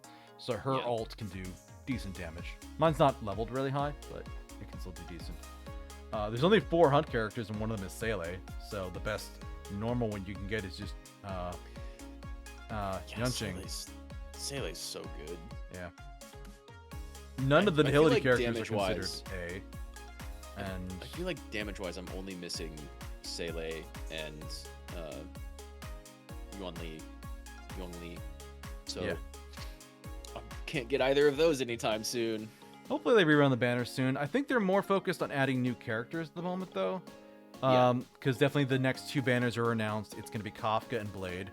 And then they're going to add a physical Nihility character. That's like the Bellabog Punch dude boxer. that's coming. Yeah, that's Yeah. Yeah, They're all coming in the same banner, right? no, Sele and Blade are both 5 stars. So Blade's going to be the first. I think Blade's supposed to be the first one, and then it's going to be Kafka on the next one, and the boxer's going to be one of the 4 stars. Oh, I thought it was going to be Kafka and Blade and Boxer Guy. Ooh. No, because it's always 1 5-star and 3 4 stars. I don't know who's going to be on the next. Who's going to be the 4 stars on Blade's banner. The current banner has actually been really good for me because, Kinky, she was basically already maxed out for her Eidolons. So whenever I get a copy of her, I get a lot of currency for. She's been on more banners. But whenever I get a copy of her, it's just more currency for the store to buy 5-star light cones for me. Yeah. And then I also maxed out Pila on this banner because I sunk a lot into it. I think I've got like 3 or 4 Pilas for sure. I'm up to 7 for both of those. So they're both done, and the only one left is Yukong, who's like 3 or 4. She's up there. Because I pulled a lot on this banner, and I got real lucky with a bunch of stuff. And even, I actually kept pulling, and I got a second Luocha, and got his E1, which is while his barrier is up, while his field is active, it's 20% more attack for everyone. Yeah, he seems. I was taking a look at his Eidolon stuff earlier, and he looks like if you have all of his Eidolons upgraded, he looks like he's super good. Yeah, they're all really stupid broken. Even like Seele is broke as fuck as soon as you start getting her Eidolons. Like she's Sele's strong pretty already. good. She's strong already. Her Eidolons are gross. I mean, yeah, I think I've got her at like E2 or E3. She's quite good. Yeah, because I used Arlen in some trial, and he also actually seems like pretty all right. Like it seems like Arlen can put out some pretty nice numbers. he'll be even better once the next patch comes out, because they're adding an armor set for characters that deal damage to themselves. Oh, that's beautiful. Who else does that? Blade will do that. Oh, Blade will. Okay, Yes, that makes sense. It's gonna be basically a set for Arlen and Blade, and there's also going to be a new set. There's gonna be a new simulated universe, and the relics from that are going to be like crit chance. It's like a better crit chance one. But they're adding 2 new armor sets, which are going to be one that is crit and a bonus for characters that deal damage to themselves, and the second one I think is flat attack speed and then some other support thing. It's basically a support build. And then the planar ornaments are one crit focused one, and then one that was supporty. I don't remember the details of it. Yeah, Seele is Eidolon 1. When you deal damage with an enemy whose HP is 80% or lower, crit rate goes up by 15%. That's pretty good. Her second Eidolon is the speed boost from her skill can stack 2 times. Yeah. Which is gross as fuck. 3 is always skill +2, talent +2, which are gonna be gross on her. 4 those two are always the same. Yeah, 4 is she recovers 15 energy when she defeats an enemy. 5 is the same as it is for everyone. And then 6 is when she uses her ultimate, inflict a target enemy with this thing for 1 turn. Enemies suffering from this thing will take additional quantum damage equal to 15% of her ultimate damage every time they're attacked. If the target is defeated by this, you don't trigger her talent to give her another turn. If she's knocked out, That's fine. this disappears. Like it's That's just also fine. It's just like, so That's basically a lot of extra damage. there's a lot of extra damage. Is basically a boss killer. Like it's if you didn't kill the boss, you're going to debuff them for a turn That's like to just keep dealing more damage to them. It's yeah, that's gross like as fuck. Tingwan's buff, where people will do extra damage equal to like whoever else has the buff, except everybody gets it.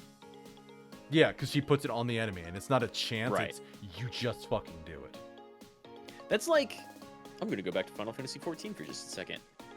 There's a lot of different buffs and debuffs in that game, and so some of the like, what character class is most desirable boils down to like what tools they have. Because some people are better at doing damage than others, for sure, but everybody fills in like little utility roles.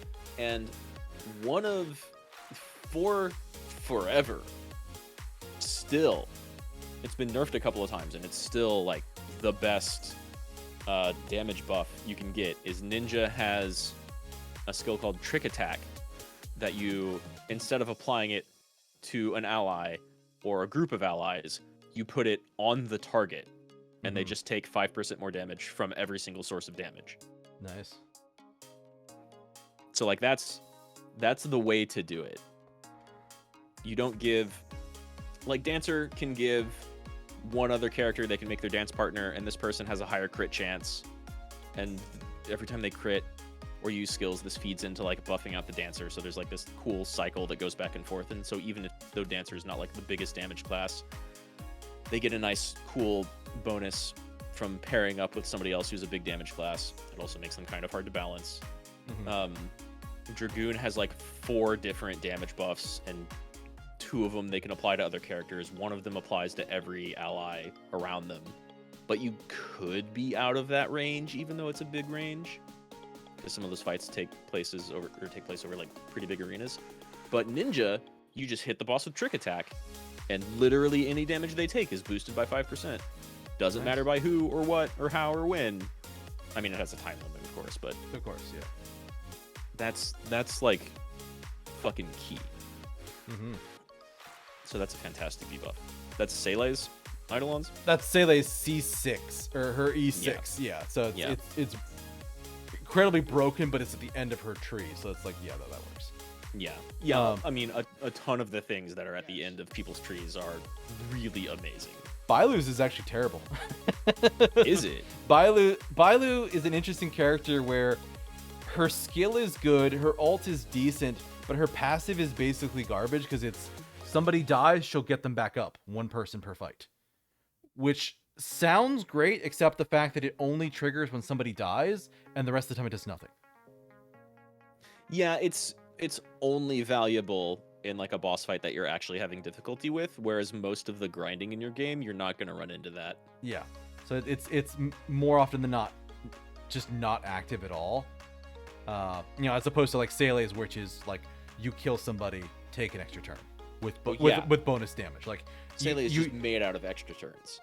Yeah, well, Sele's is just like this will happen all the time. It'll happen whenever she kills somebody. They can happen multiple times during a fight. Bailu, it's once per fight, and only if you fuck up so badly that somebody dies. So her E6 is that resurrection can happen twice a fight. Which again, still good. Still pretty good. You're but just like very, very rarely going to use it. Yeah, they buffed her weakest skill, her least useful skill. Yeah. It would be if you can just like shield or heal people so that they never go down, then that's better. Yeah, I think her 4 is better because her 4 is essentially I just closed it. I shouldn't have. It's Bailu, her 4 is every healing provided by the skill makes the recipient deal 10% more damage for 2 turns. This can stack 3 times. That's excellent. That one's great.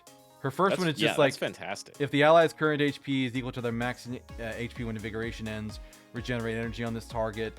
Number 2 is after using her ultimate, her outgoing healing increases by a percentage for several turns.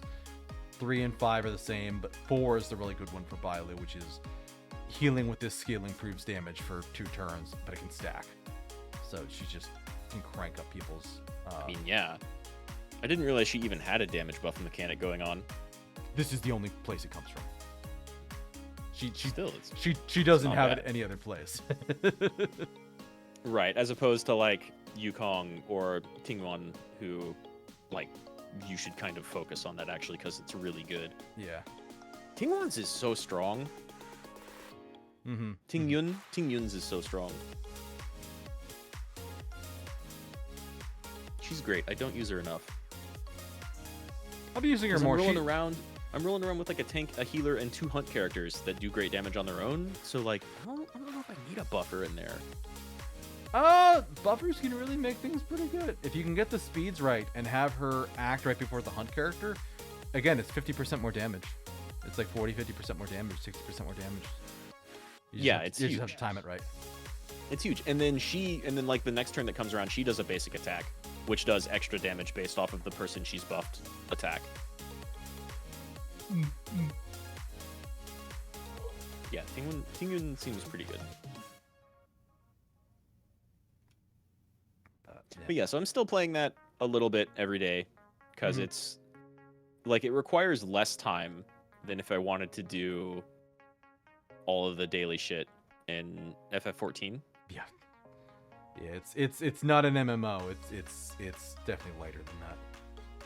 But we were going to talk about Steam Summer Sale. I mentioned that, and then we talked about other things for like 30 minutes. Sure, yeah. I barely looked at that. Let me fire up Steam. I looked at it a little bit, but I didn't dive through anything, so I haven't picked up anything off the Summer Sale. I have. I picked up a couple of games potentially for Collab. I did buy Keep Talking and Nobody Explodes. I should get that. I thought that'd be a fun one. I also bought Untitled Goose Game. I think both were on sale. Hey, yeah, that's a great game. And I've never played it. I've seen other people play it, but I've never played it myself. And then I bought a couple of solo things to play. I did get Cassette Beasts. I did pick that up. Okay. I think I already have that, but... And then I picked up a bunch of games, then I had like 2 that I'm like, that are adult games that I'm like, I can't play these in stream. Yeah. Well, yeah. One I probably could, but it has some fucked up stuff going on in it. You should maybe not. Let me just read the description here. The game is called My Darling Wife. Or That's enough. My Lovely Wife. And it says, That's That's all I need to know. It delves into the depths of a man's grief after the sudden death of his beloved wife. Explore the notions of one's willingness to do anything for love and the importance of letting go in this mix of dating, management, and alchemy simulator. He makes a contract with the demons to gain power to try and resurrect his dead wife. I don't know about that. In terms of plot and content, there's a content warning when I turn the game on. I bet. About some of the fucked up places this guy goes to. In terms of content, I bet it's fucked up porn. No, actually, there's no adult content in it. Okay. There's. Having played it, I believe you. I just also know what I've seen on Steam. Yeah. You have surprisingly little adult content in it, but it is a lot of mature subjects because you're doing some fucked up things to gain power, and it's worse than just summoning demons. I don't want to go into details because it is, again, they specifically and explicitly put a warning on boot up of the game. This game contains events with these themes. Viewer discretion is advised. I'm like, that is a correct thing. This game would trigger people. Yeah, I appreciate games doing that, for sure. But they also did, they added a recent update because the whole base game is Succubus. They added a DLC, Irresistible Incubus update is live as well. Gee, I wonder where that is. Don't like the girl demons? Fine, we put boy demons in. It's basically the same character designs, just gender swapped. Have fun. Man, if that's your thing, good. They have it. That's good, yeah. But yeah, that one I played, and I get that representation. Yep, I played. I got like the 2 main story endings, and then like there's different endings for each of the succubi you can summon, and I got a couple of them. I might dick around with it some more, but generally I kind of just burned out on it like 2 or 3 days. I'm like, okay, I'll put this down and come back to it maybe later. Right. Not something I'm gonna play for stream because, again, content warning. Yeah. And then there's another one that 100% is an adult game that no. But that one's good too. The art's really, really nice. I see Deep Rock Galactic is on sale for $10. Oh, nice. I don't have that, but that's pretty tempting. I hear nothing but good things about Deep Rock Galactic. Yeah, the top things on my list that are on sale by rank order: Final Fantasy VII Remake Intergrade and Persona 5 Royal. But Final Fantasy VII, it's 40% off, 43 technically, but I'm not sure if it'll carry save data over from PC to PlayStation if I do that later. So I might need to buy it on PlayStation to do something like that. Oh, that's a good question. And then Probably not. Probably not. And then Persona 5, I don't want to sit down and commit to an RPG like that at this time. That's fair. Persona 5 Royal, that game is excellent. I need to play it. It's on my list. It's super good. It's one of the longest RPGs I've ever played. Okay, yeah. It's really big. I know I have casual friends who will play for like 2 or 3 hours every couple of days, and then like maybe they've got 5 or 6 they can spend on like a weekend or something like that. And it took them like half a year to beat that game. Maybe more.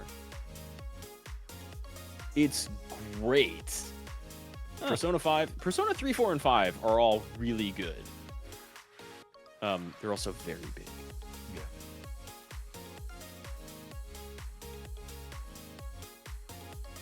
Yeah.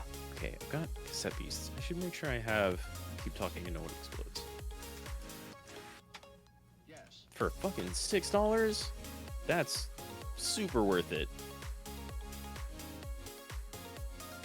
Yeah. Yes. Those were both. That and then the Goose Game were both very good ones. Octopath and Octopath Traveler 2 are both on sale. That's worth it. I would say Octopath 1 is the better deal. It's 30 as opposed to 2, which is 41. It was a little bit more expensive, but it also just came out this year. So, but the Octopath Traveler 1 is a good deal. So is Triangle Strategy. That one's also 30. Yeah, everybody. If people like tactics games, Triangle Strategy is pretty good. It's not too long. It's not too hard, but it's definitely got some challenge. Good story. Good characters. Yeah, we both liked it. Yeah. I still haven't finished the Golden Path. I got up to the point where I confirmed that I triggered it, but that it immediately threw me into endgame content and I couldn't level grind. So I'm like basically stopped right before triggering that to be like, okay, I'm just gonna grind up troop levels now, and you know what? Actually, I'm not gonna do that. I'm just gonna put the game down and never come back to it. I'm trying to remember if I grinded levels in that game at all. Oh no, wait, you kind of have to because new characters don't come at like whatever. Yep. Whatever your current main character or party level is. Yeah. But I you have like trainings. Yeah, okay, I remember. I definitely grinded in that game. Yeah.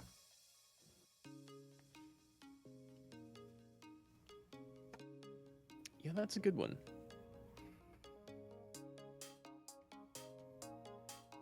But yeah, with me finishing Final Fantasy, I've got 2 new games planned for this weekend. I'm going to be starting Earthbound. I signed up for Nintendo's online thing, which their like basic plan for that for like $20 a year includes their SNES platform on the Switch, and that has Earthbound.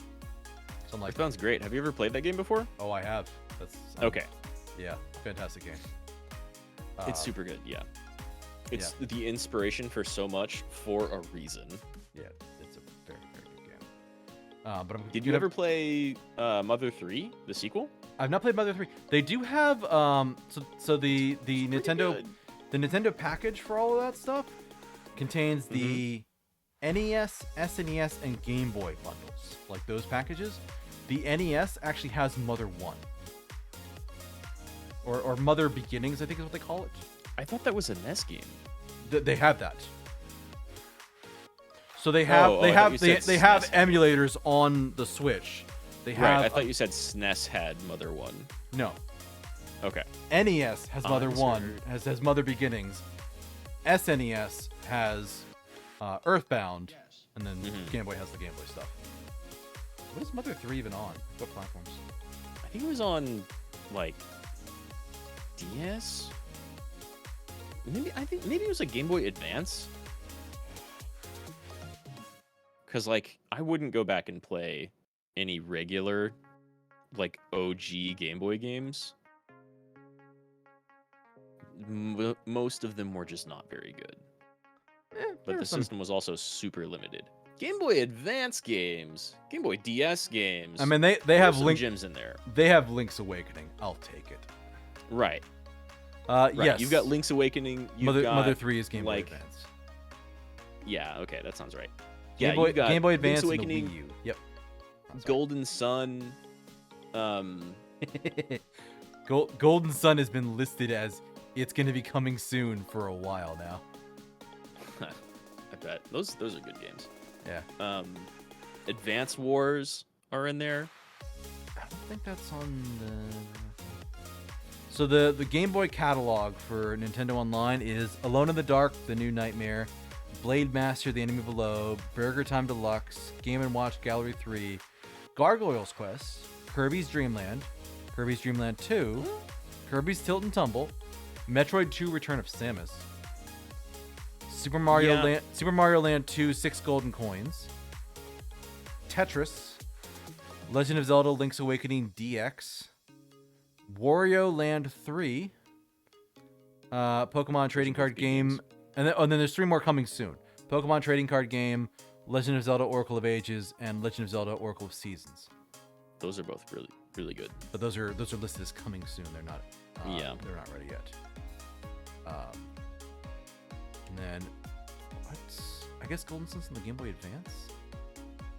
I think so.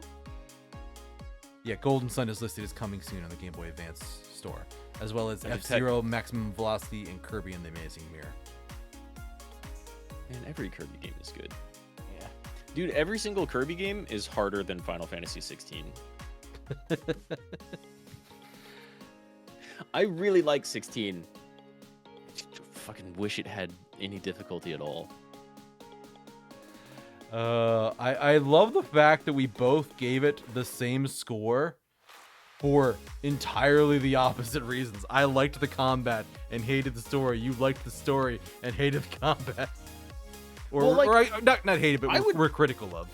And I would still give the game like an 8 or an 8.5 out of 10. Oh, okay. But it has like glaring flaws for Yeah. sure. And there are points where there's like so many side quests and they're not the good side quests. Mm-hmm. Where I'm like, damn, this is pretty mid. This is like a 5 or 6. Yes. But overall, I would still give it. I mean, I'm a huge sucker. I'm a huge mark for this series. Mm-hmm. Gotta admit that. But the game looks fantastic, has a story that I really liked the entire way through, sounds amazing, and combat is like a mixed bag of holy shit, this is fucking cool, it's the best it's ever been, and also I have no reason to use any of that cool shit because everything is the easiest it's ever been.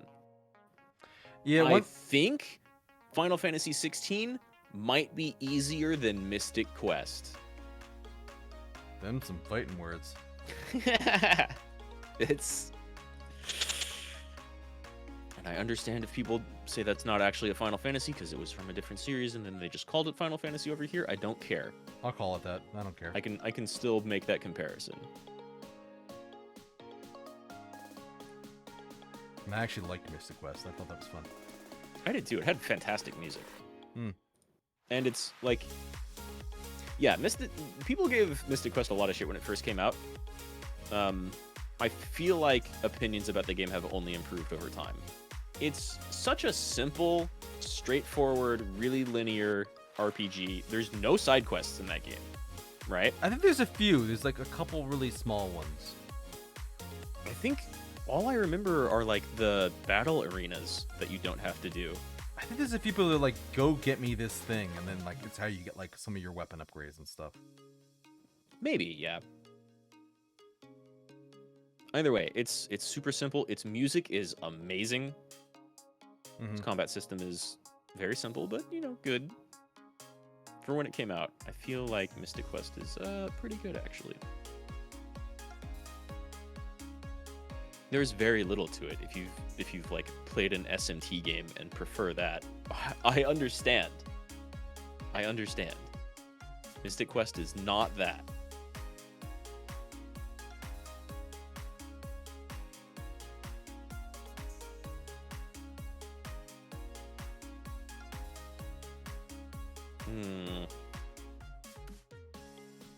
Bunch of building and simulation games that I have no interest in.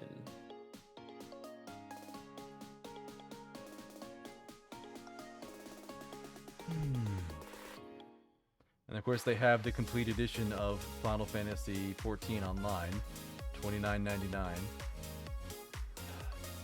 That's a really good price if that includes every single expansion. It does. It's a super good price. I think they what is it? Because they have like the Final Fantasy XIV Online, which I think is everything except Endwalker. That's what I would expect. And then Endwalker itself is an additional like $19.99 if you want to buy it on its own.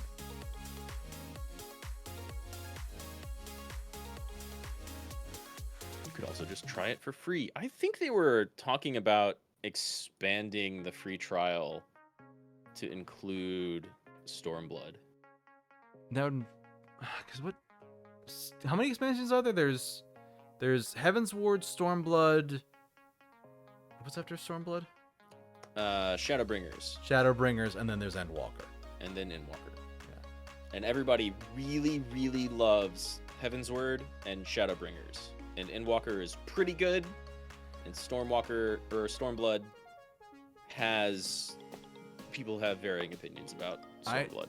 I heard people loving Endwalker. At least the people I watched playing Endwalker lost their fucking minds over it.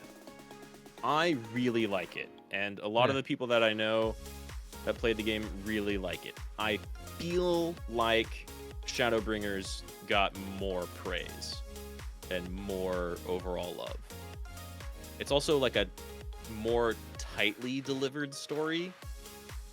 But Endwalker is really good. And then Heavensward is also really good, and people just can't, like, continually still to this day can't get over how much they loved Heavensward, which I totally understand. I have a hard time. I have a really hard time deciding which one of those expansions is my favorite, but it's not Stormblood. I enjoyed it. All the rest of them were better, though.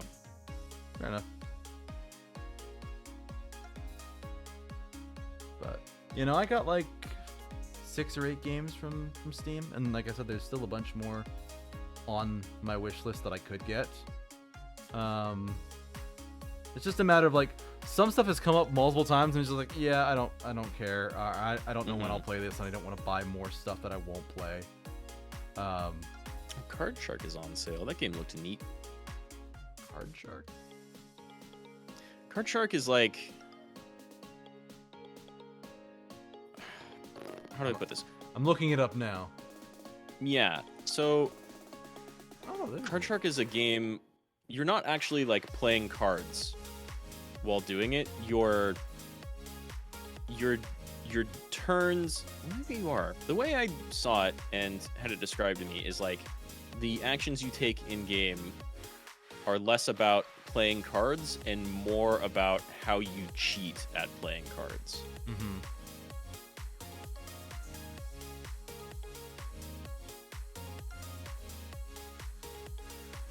So that always looked kind of interesting. Yes. Not that it sounded kind of interesting. I haven't looked into it too deeply. Yeah.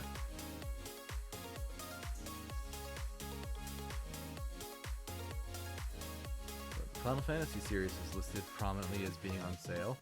Oh hey, Final Fantasy 15, the Windows edition, is on sale for $17.49. Keep it. Don't play that game. Yeah.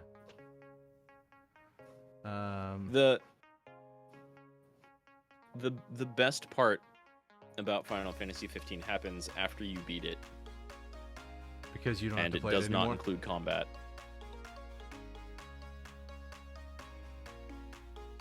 Because the combat in that game is even worse than, it's a lot worse than 16. It doesn't even feel good. You hold down one button to auto attack, and you can teleport, and you can cast magic sometimes, except they're consumables that you have to build up outside of combat. So I'm seeing, for 13, I'm seeing 13 and 2 sequels. 13-2 and Is it Lightning only 2 Returns. sequels? Yeah, 13-2 and Lightning Returns is another one. I thought it had 3 sequels for some... Like, I thought there were 2 Lightning Returns games for some reason. I guess not. Yeah, that first... They're all very different games, which is what's so weird about it. I don't know why they wanted to make a series of 13 games. Of FF13 games, when the first one, like, didn't do so well. I'm sure it sold like crazy, because I remember them hyping it up and showing off a lot of really fancy graphics that looked great. And then the game came out and everybody was like, what the fuck is this? Its combat system is pretty cool. I like it a lot. But, God, I can't even remember the names of most characters in those games. And all the, like, I don't know, it's written very poorly and delivered very poorly. Mm-hmm.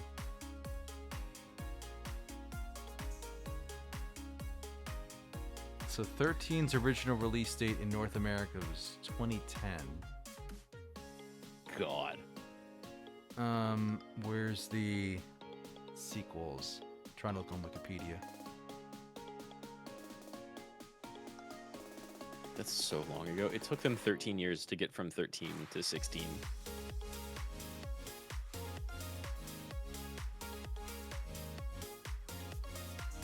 Granted, their games are much bigger budget and usually larger in scope than, like...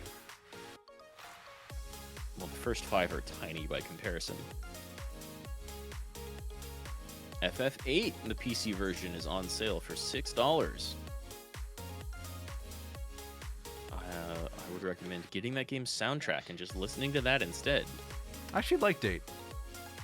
Yeah. I'm one of the weird ones that liked it. I liked 8 more than I liked 9. People really like 9. That is weird. Well, the big thing for a lot of the games is I liked customization on characters, and up through like playing like 6, 7, and 8, you can basically put magic on anyone. And then you get to 9 and it's a throwback with like, nope, you have dedicated classes, you can't change anything. Also, flying enemies require specific methods to hit them. I'm like, I don't like this.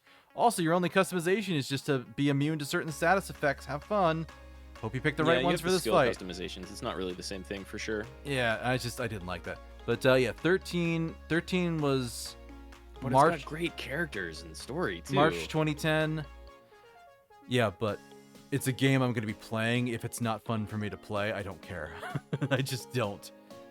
The characters are fun, and it has a very good story. I like the way the summons were used in it, but I don't ever want to play it again. That's fair. It's a little slow to replay through. Yeah. They definitely learned their lesson with summons, though.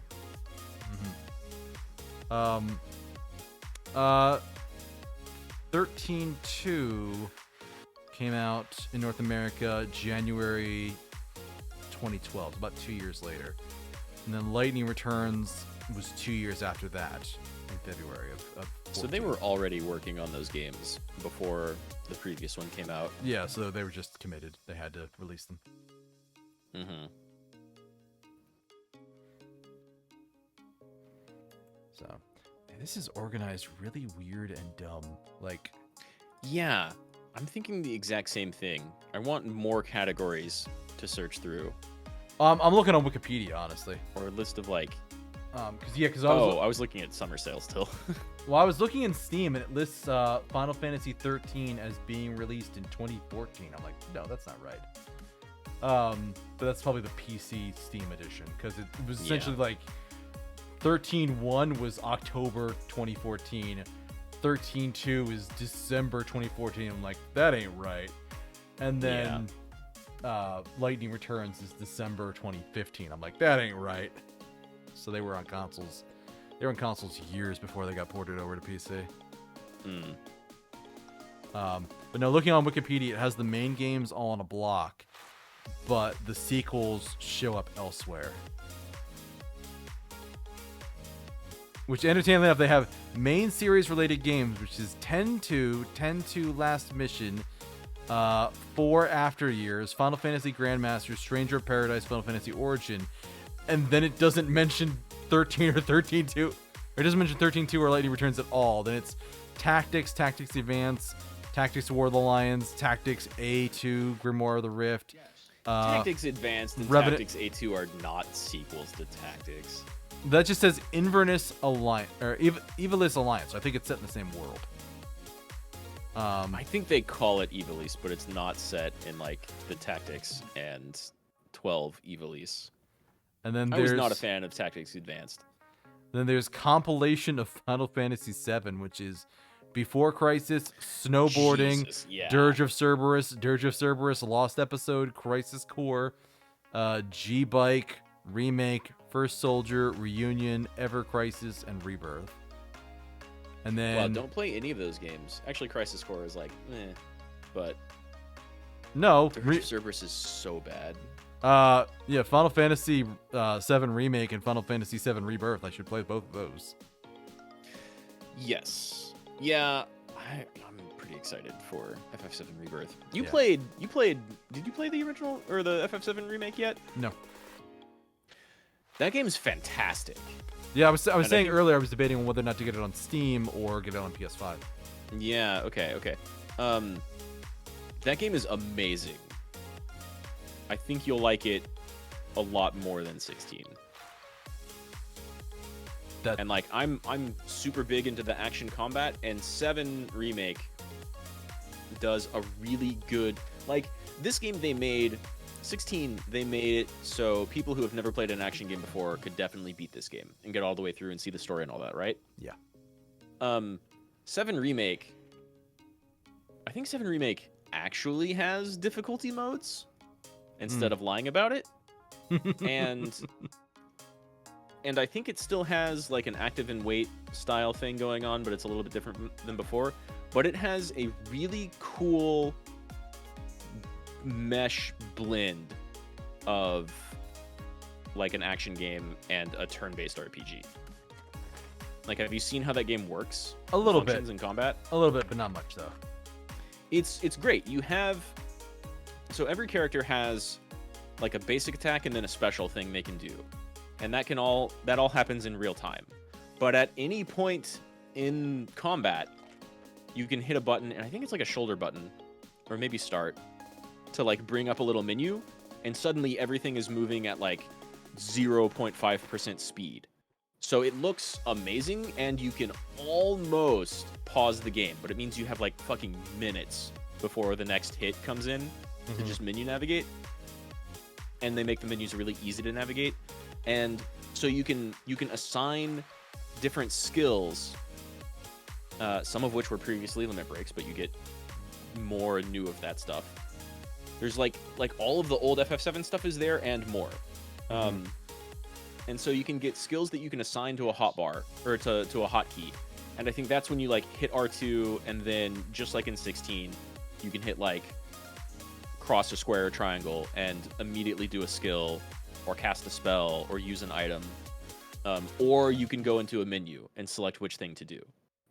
So you can play it in like a very fluid, action-y way, or like constantly pause the combat in every fight with no repercussions. And it does a really, really, really good blend of like, do you want to play this like an action game? You almost can, though you won't have like all of your skills and spells and items available on hotkeys, but you can, like the ones you like most, you can do that. Or you can go into a menu and do a thing from there. And so you're kind of like taking turns, and all you have to really do is kind of like move and dodge around. I really, really like how they made 7 Remake. And the next one coming out looks so good. It has like more, they're not doing an overworld. It's not going to be open world, but I think it's going to be kind of like 16, how there wasn't, you had like a world map, but mostly you had like 4 different zones that were pretty big. And so I think you're going to get probably more than 4 different zones, because that game is going to be like 4 or 5 discs, and those are PS5 discs. Yeah. Also, one thing I forgot to mention. 2 discs. One thing I forgot to But still, mention it's a lot. earlier. World map was real boring in this one. Because I thought it was fine. It's serviceable, but like you essentially show where the blight is, and shows where not blight is, but all the not blight area just looks like desert, and it's kind of bland. Like, give me a little it just bit. looks like a map. A little bit, yeah. But you could tilt the map, you could pivot, you could turn at angles. I'm Yeah. like, why did you spend dev time on this? Why add this? Why add this? Why not? It's a very simple move camera around function. Like it has lighting and shading, and it looks pretty good graphically. But also, yeah, it looks just like a leather map. Like I feel like Vivian's stuff made use of it a lot more than just looking at it. I thought it was fine. It kind of reminded me of like Tactics' map, except it doesn't function like that. You just see a bunch of different fast travel points, and you have 4 big open areas, and then like some maps you kind of can't get back to or stuff in between. But it was fun to run around in. It looked great. Just the actual Yes. overworld map was like a literal map with pins on it. I didn't have any problems with it. I thought it was cool. Yeah, I thought it was bland. There's nothing super special about it. I thought the basic map of like Final Fantasy 4 and 6 look a lot more interesting than the one in 16. Sure, but those are literal overworld maps that you're walking around in, which they have stopped doing since like 9? 9. Yeah. Yeah.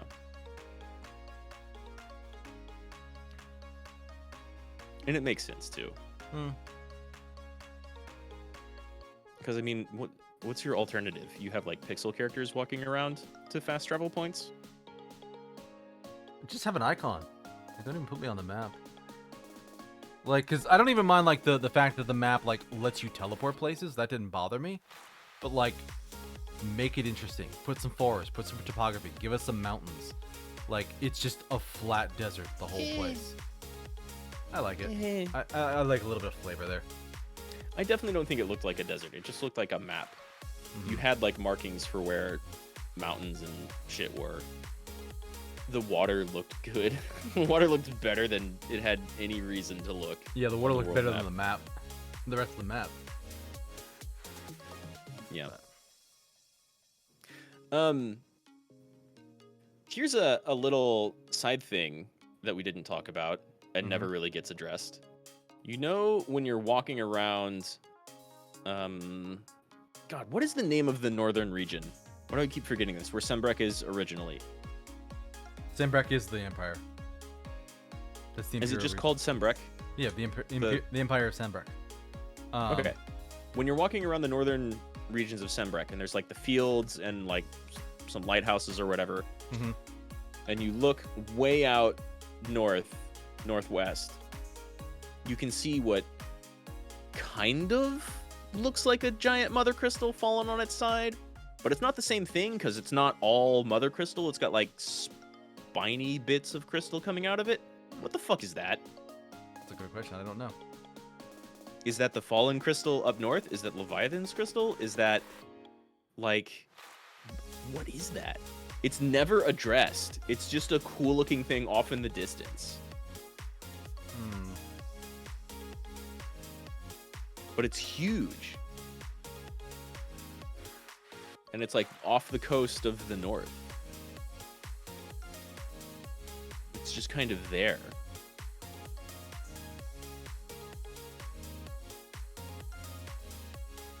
Like, did the mother crystal up north literally fall over and then start succumbing to the blight? That doesn't make any sense. I'm looking at a screenshot somebody shared here. Yeah, it's just kind of there. That's weird. It's just kind of there. Yeah, south of Oriflame in the Royal Meadows, you see a large crystal in the water.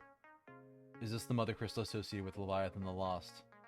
There are no mentions of this. Could be the remains of the Northern Territories crystal, but it's probably not Leviathan. We know in lore there were 8 crystals, and the northern one would be Shiva. Right, and so if it's the mother crystal of the north, it's like someone didn't go in and break the heart of it. It's like something physically knocked it over. But it also, it doesn't have like the base texture of a mother crystal.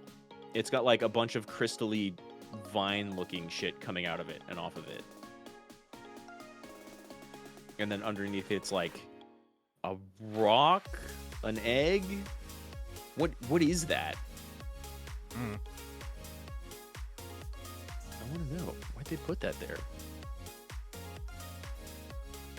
Did they forget to take it out? Like, what is that?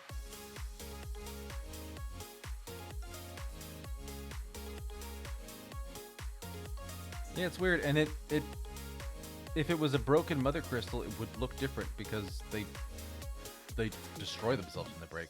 Yeah, they evaporate.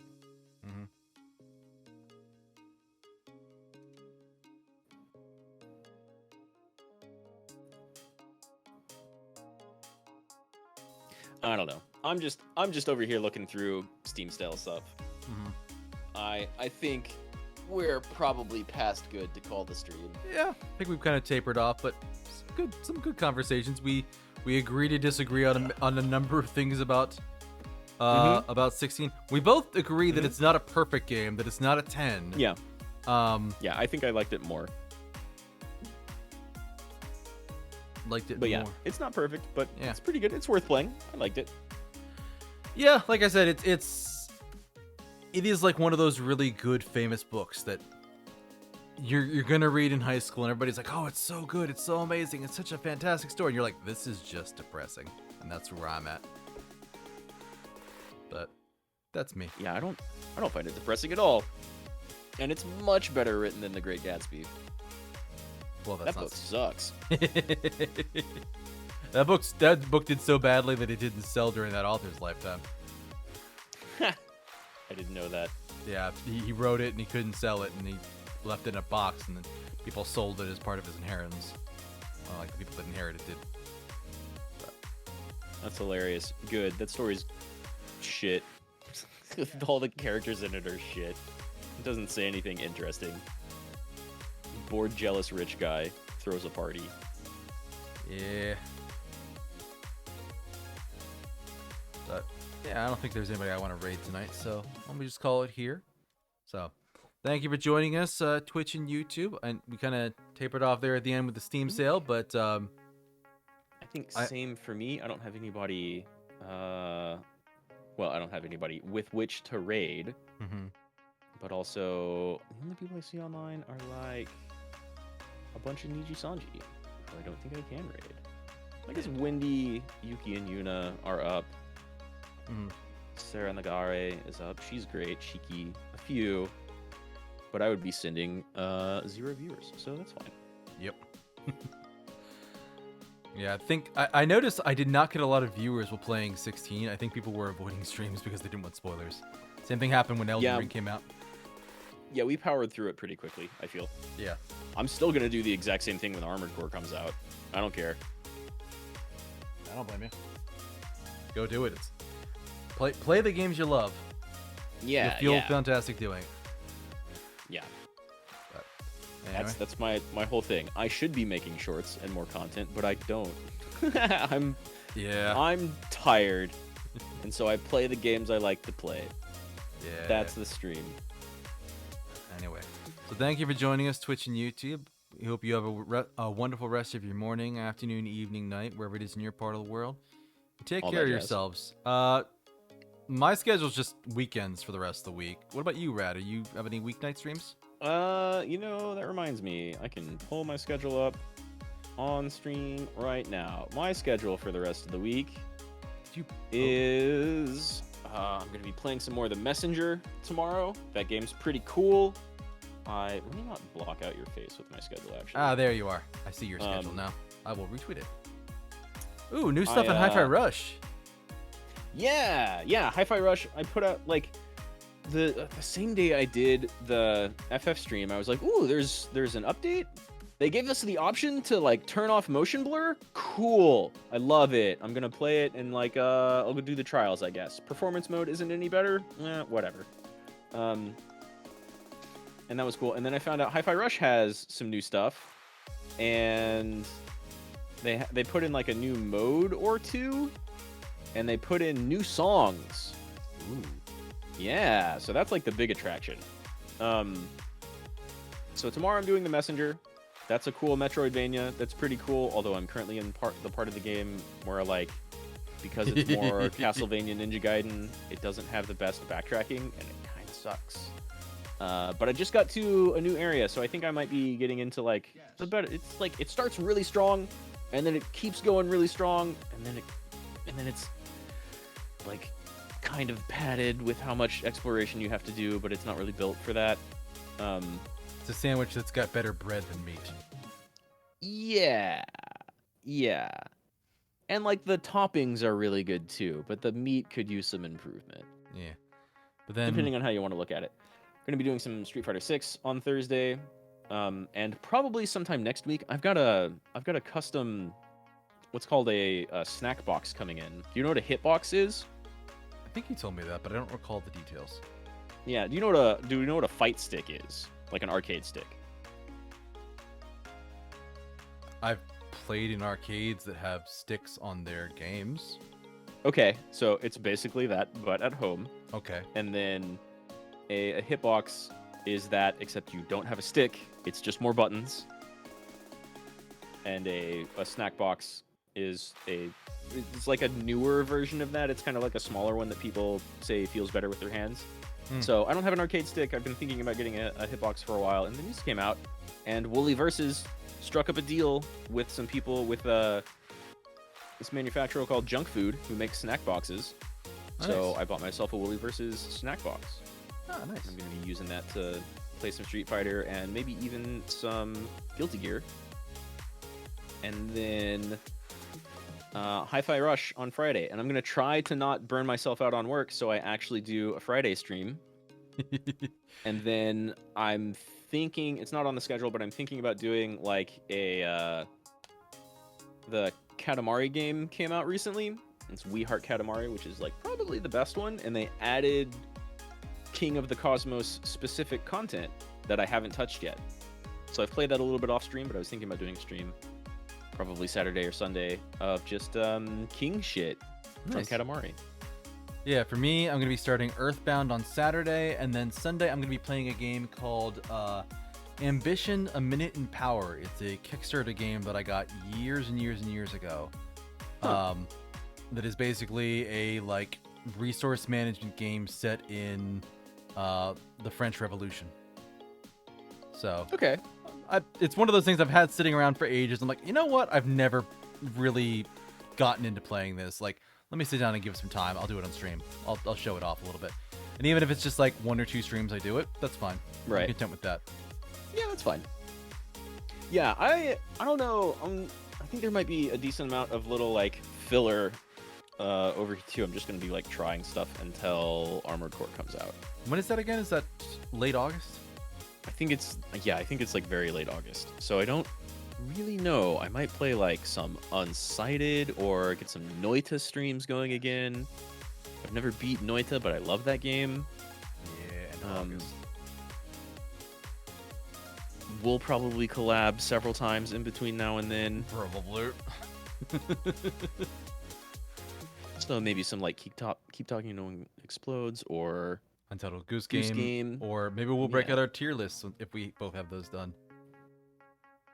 oh yeah, I should have like maybe. start- I know, I'm lighting a fire Uh, under your ass about that.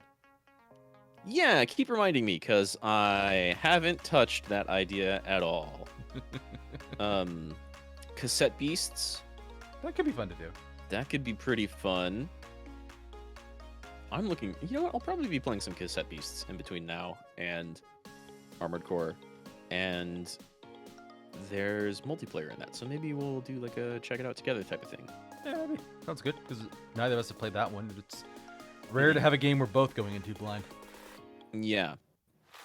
I think you have to get like a little ways into the game, but barely in order to do multiplayer. Mhm. But it does have multiplayer. It's like 2v2 Pokemon stuff, except everything is puns I can dig it. and music related.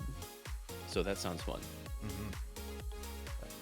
Anyway, like we said earlier, thank you for joining us, folks. That's Yeah. what we're doing for the rest of the week. Stop by and check us out sometime.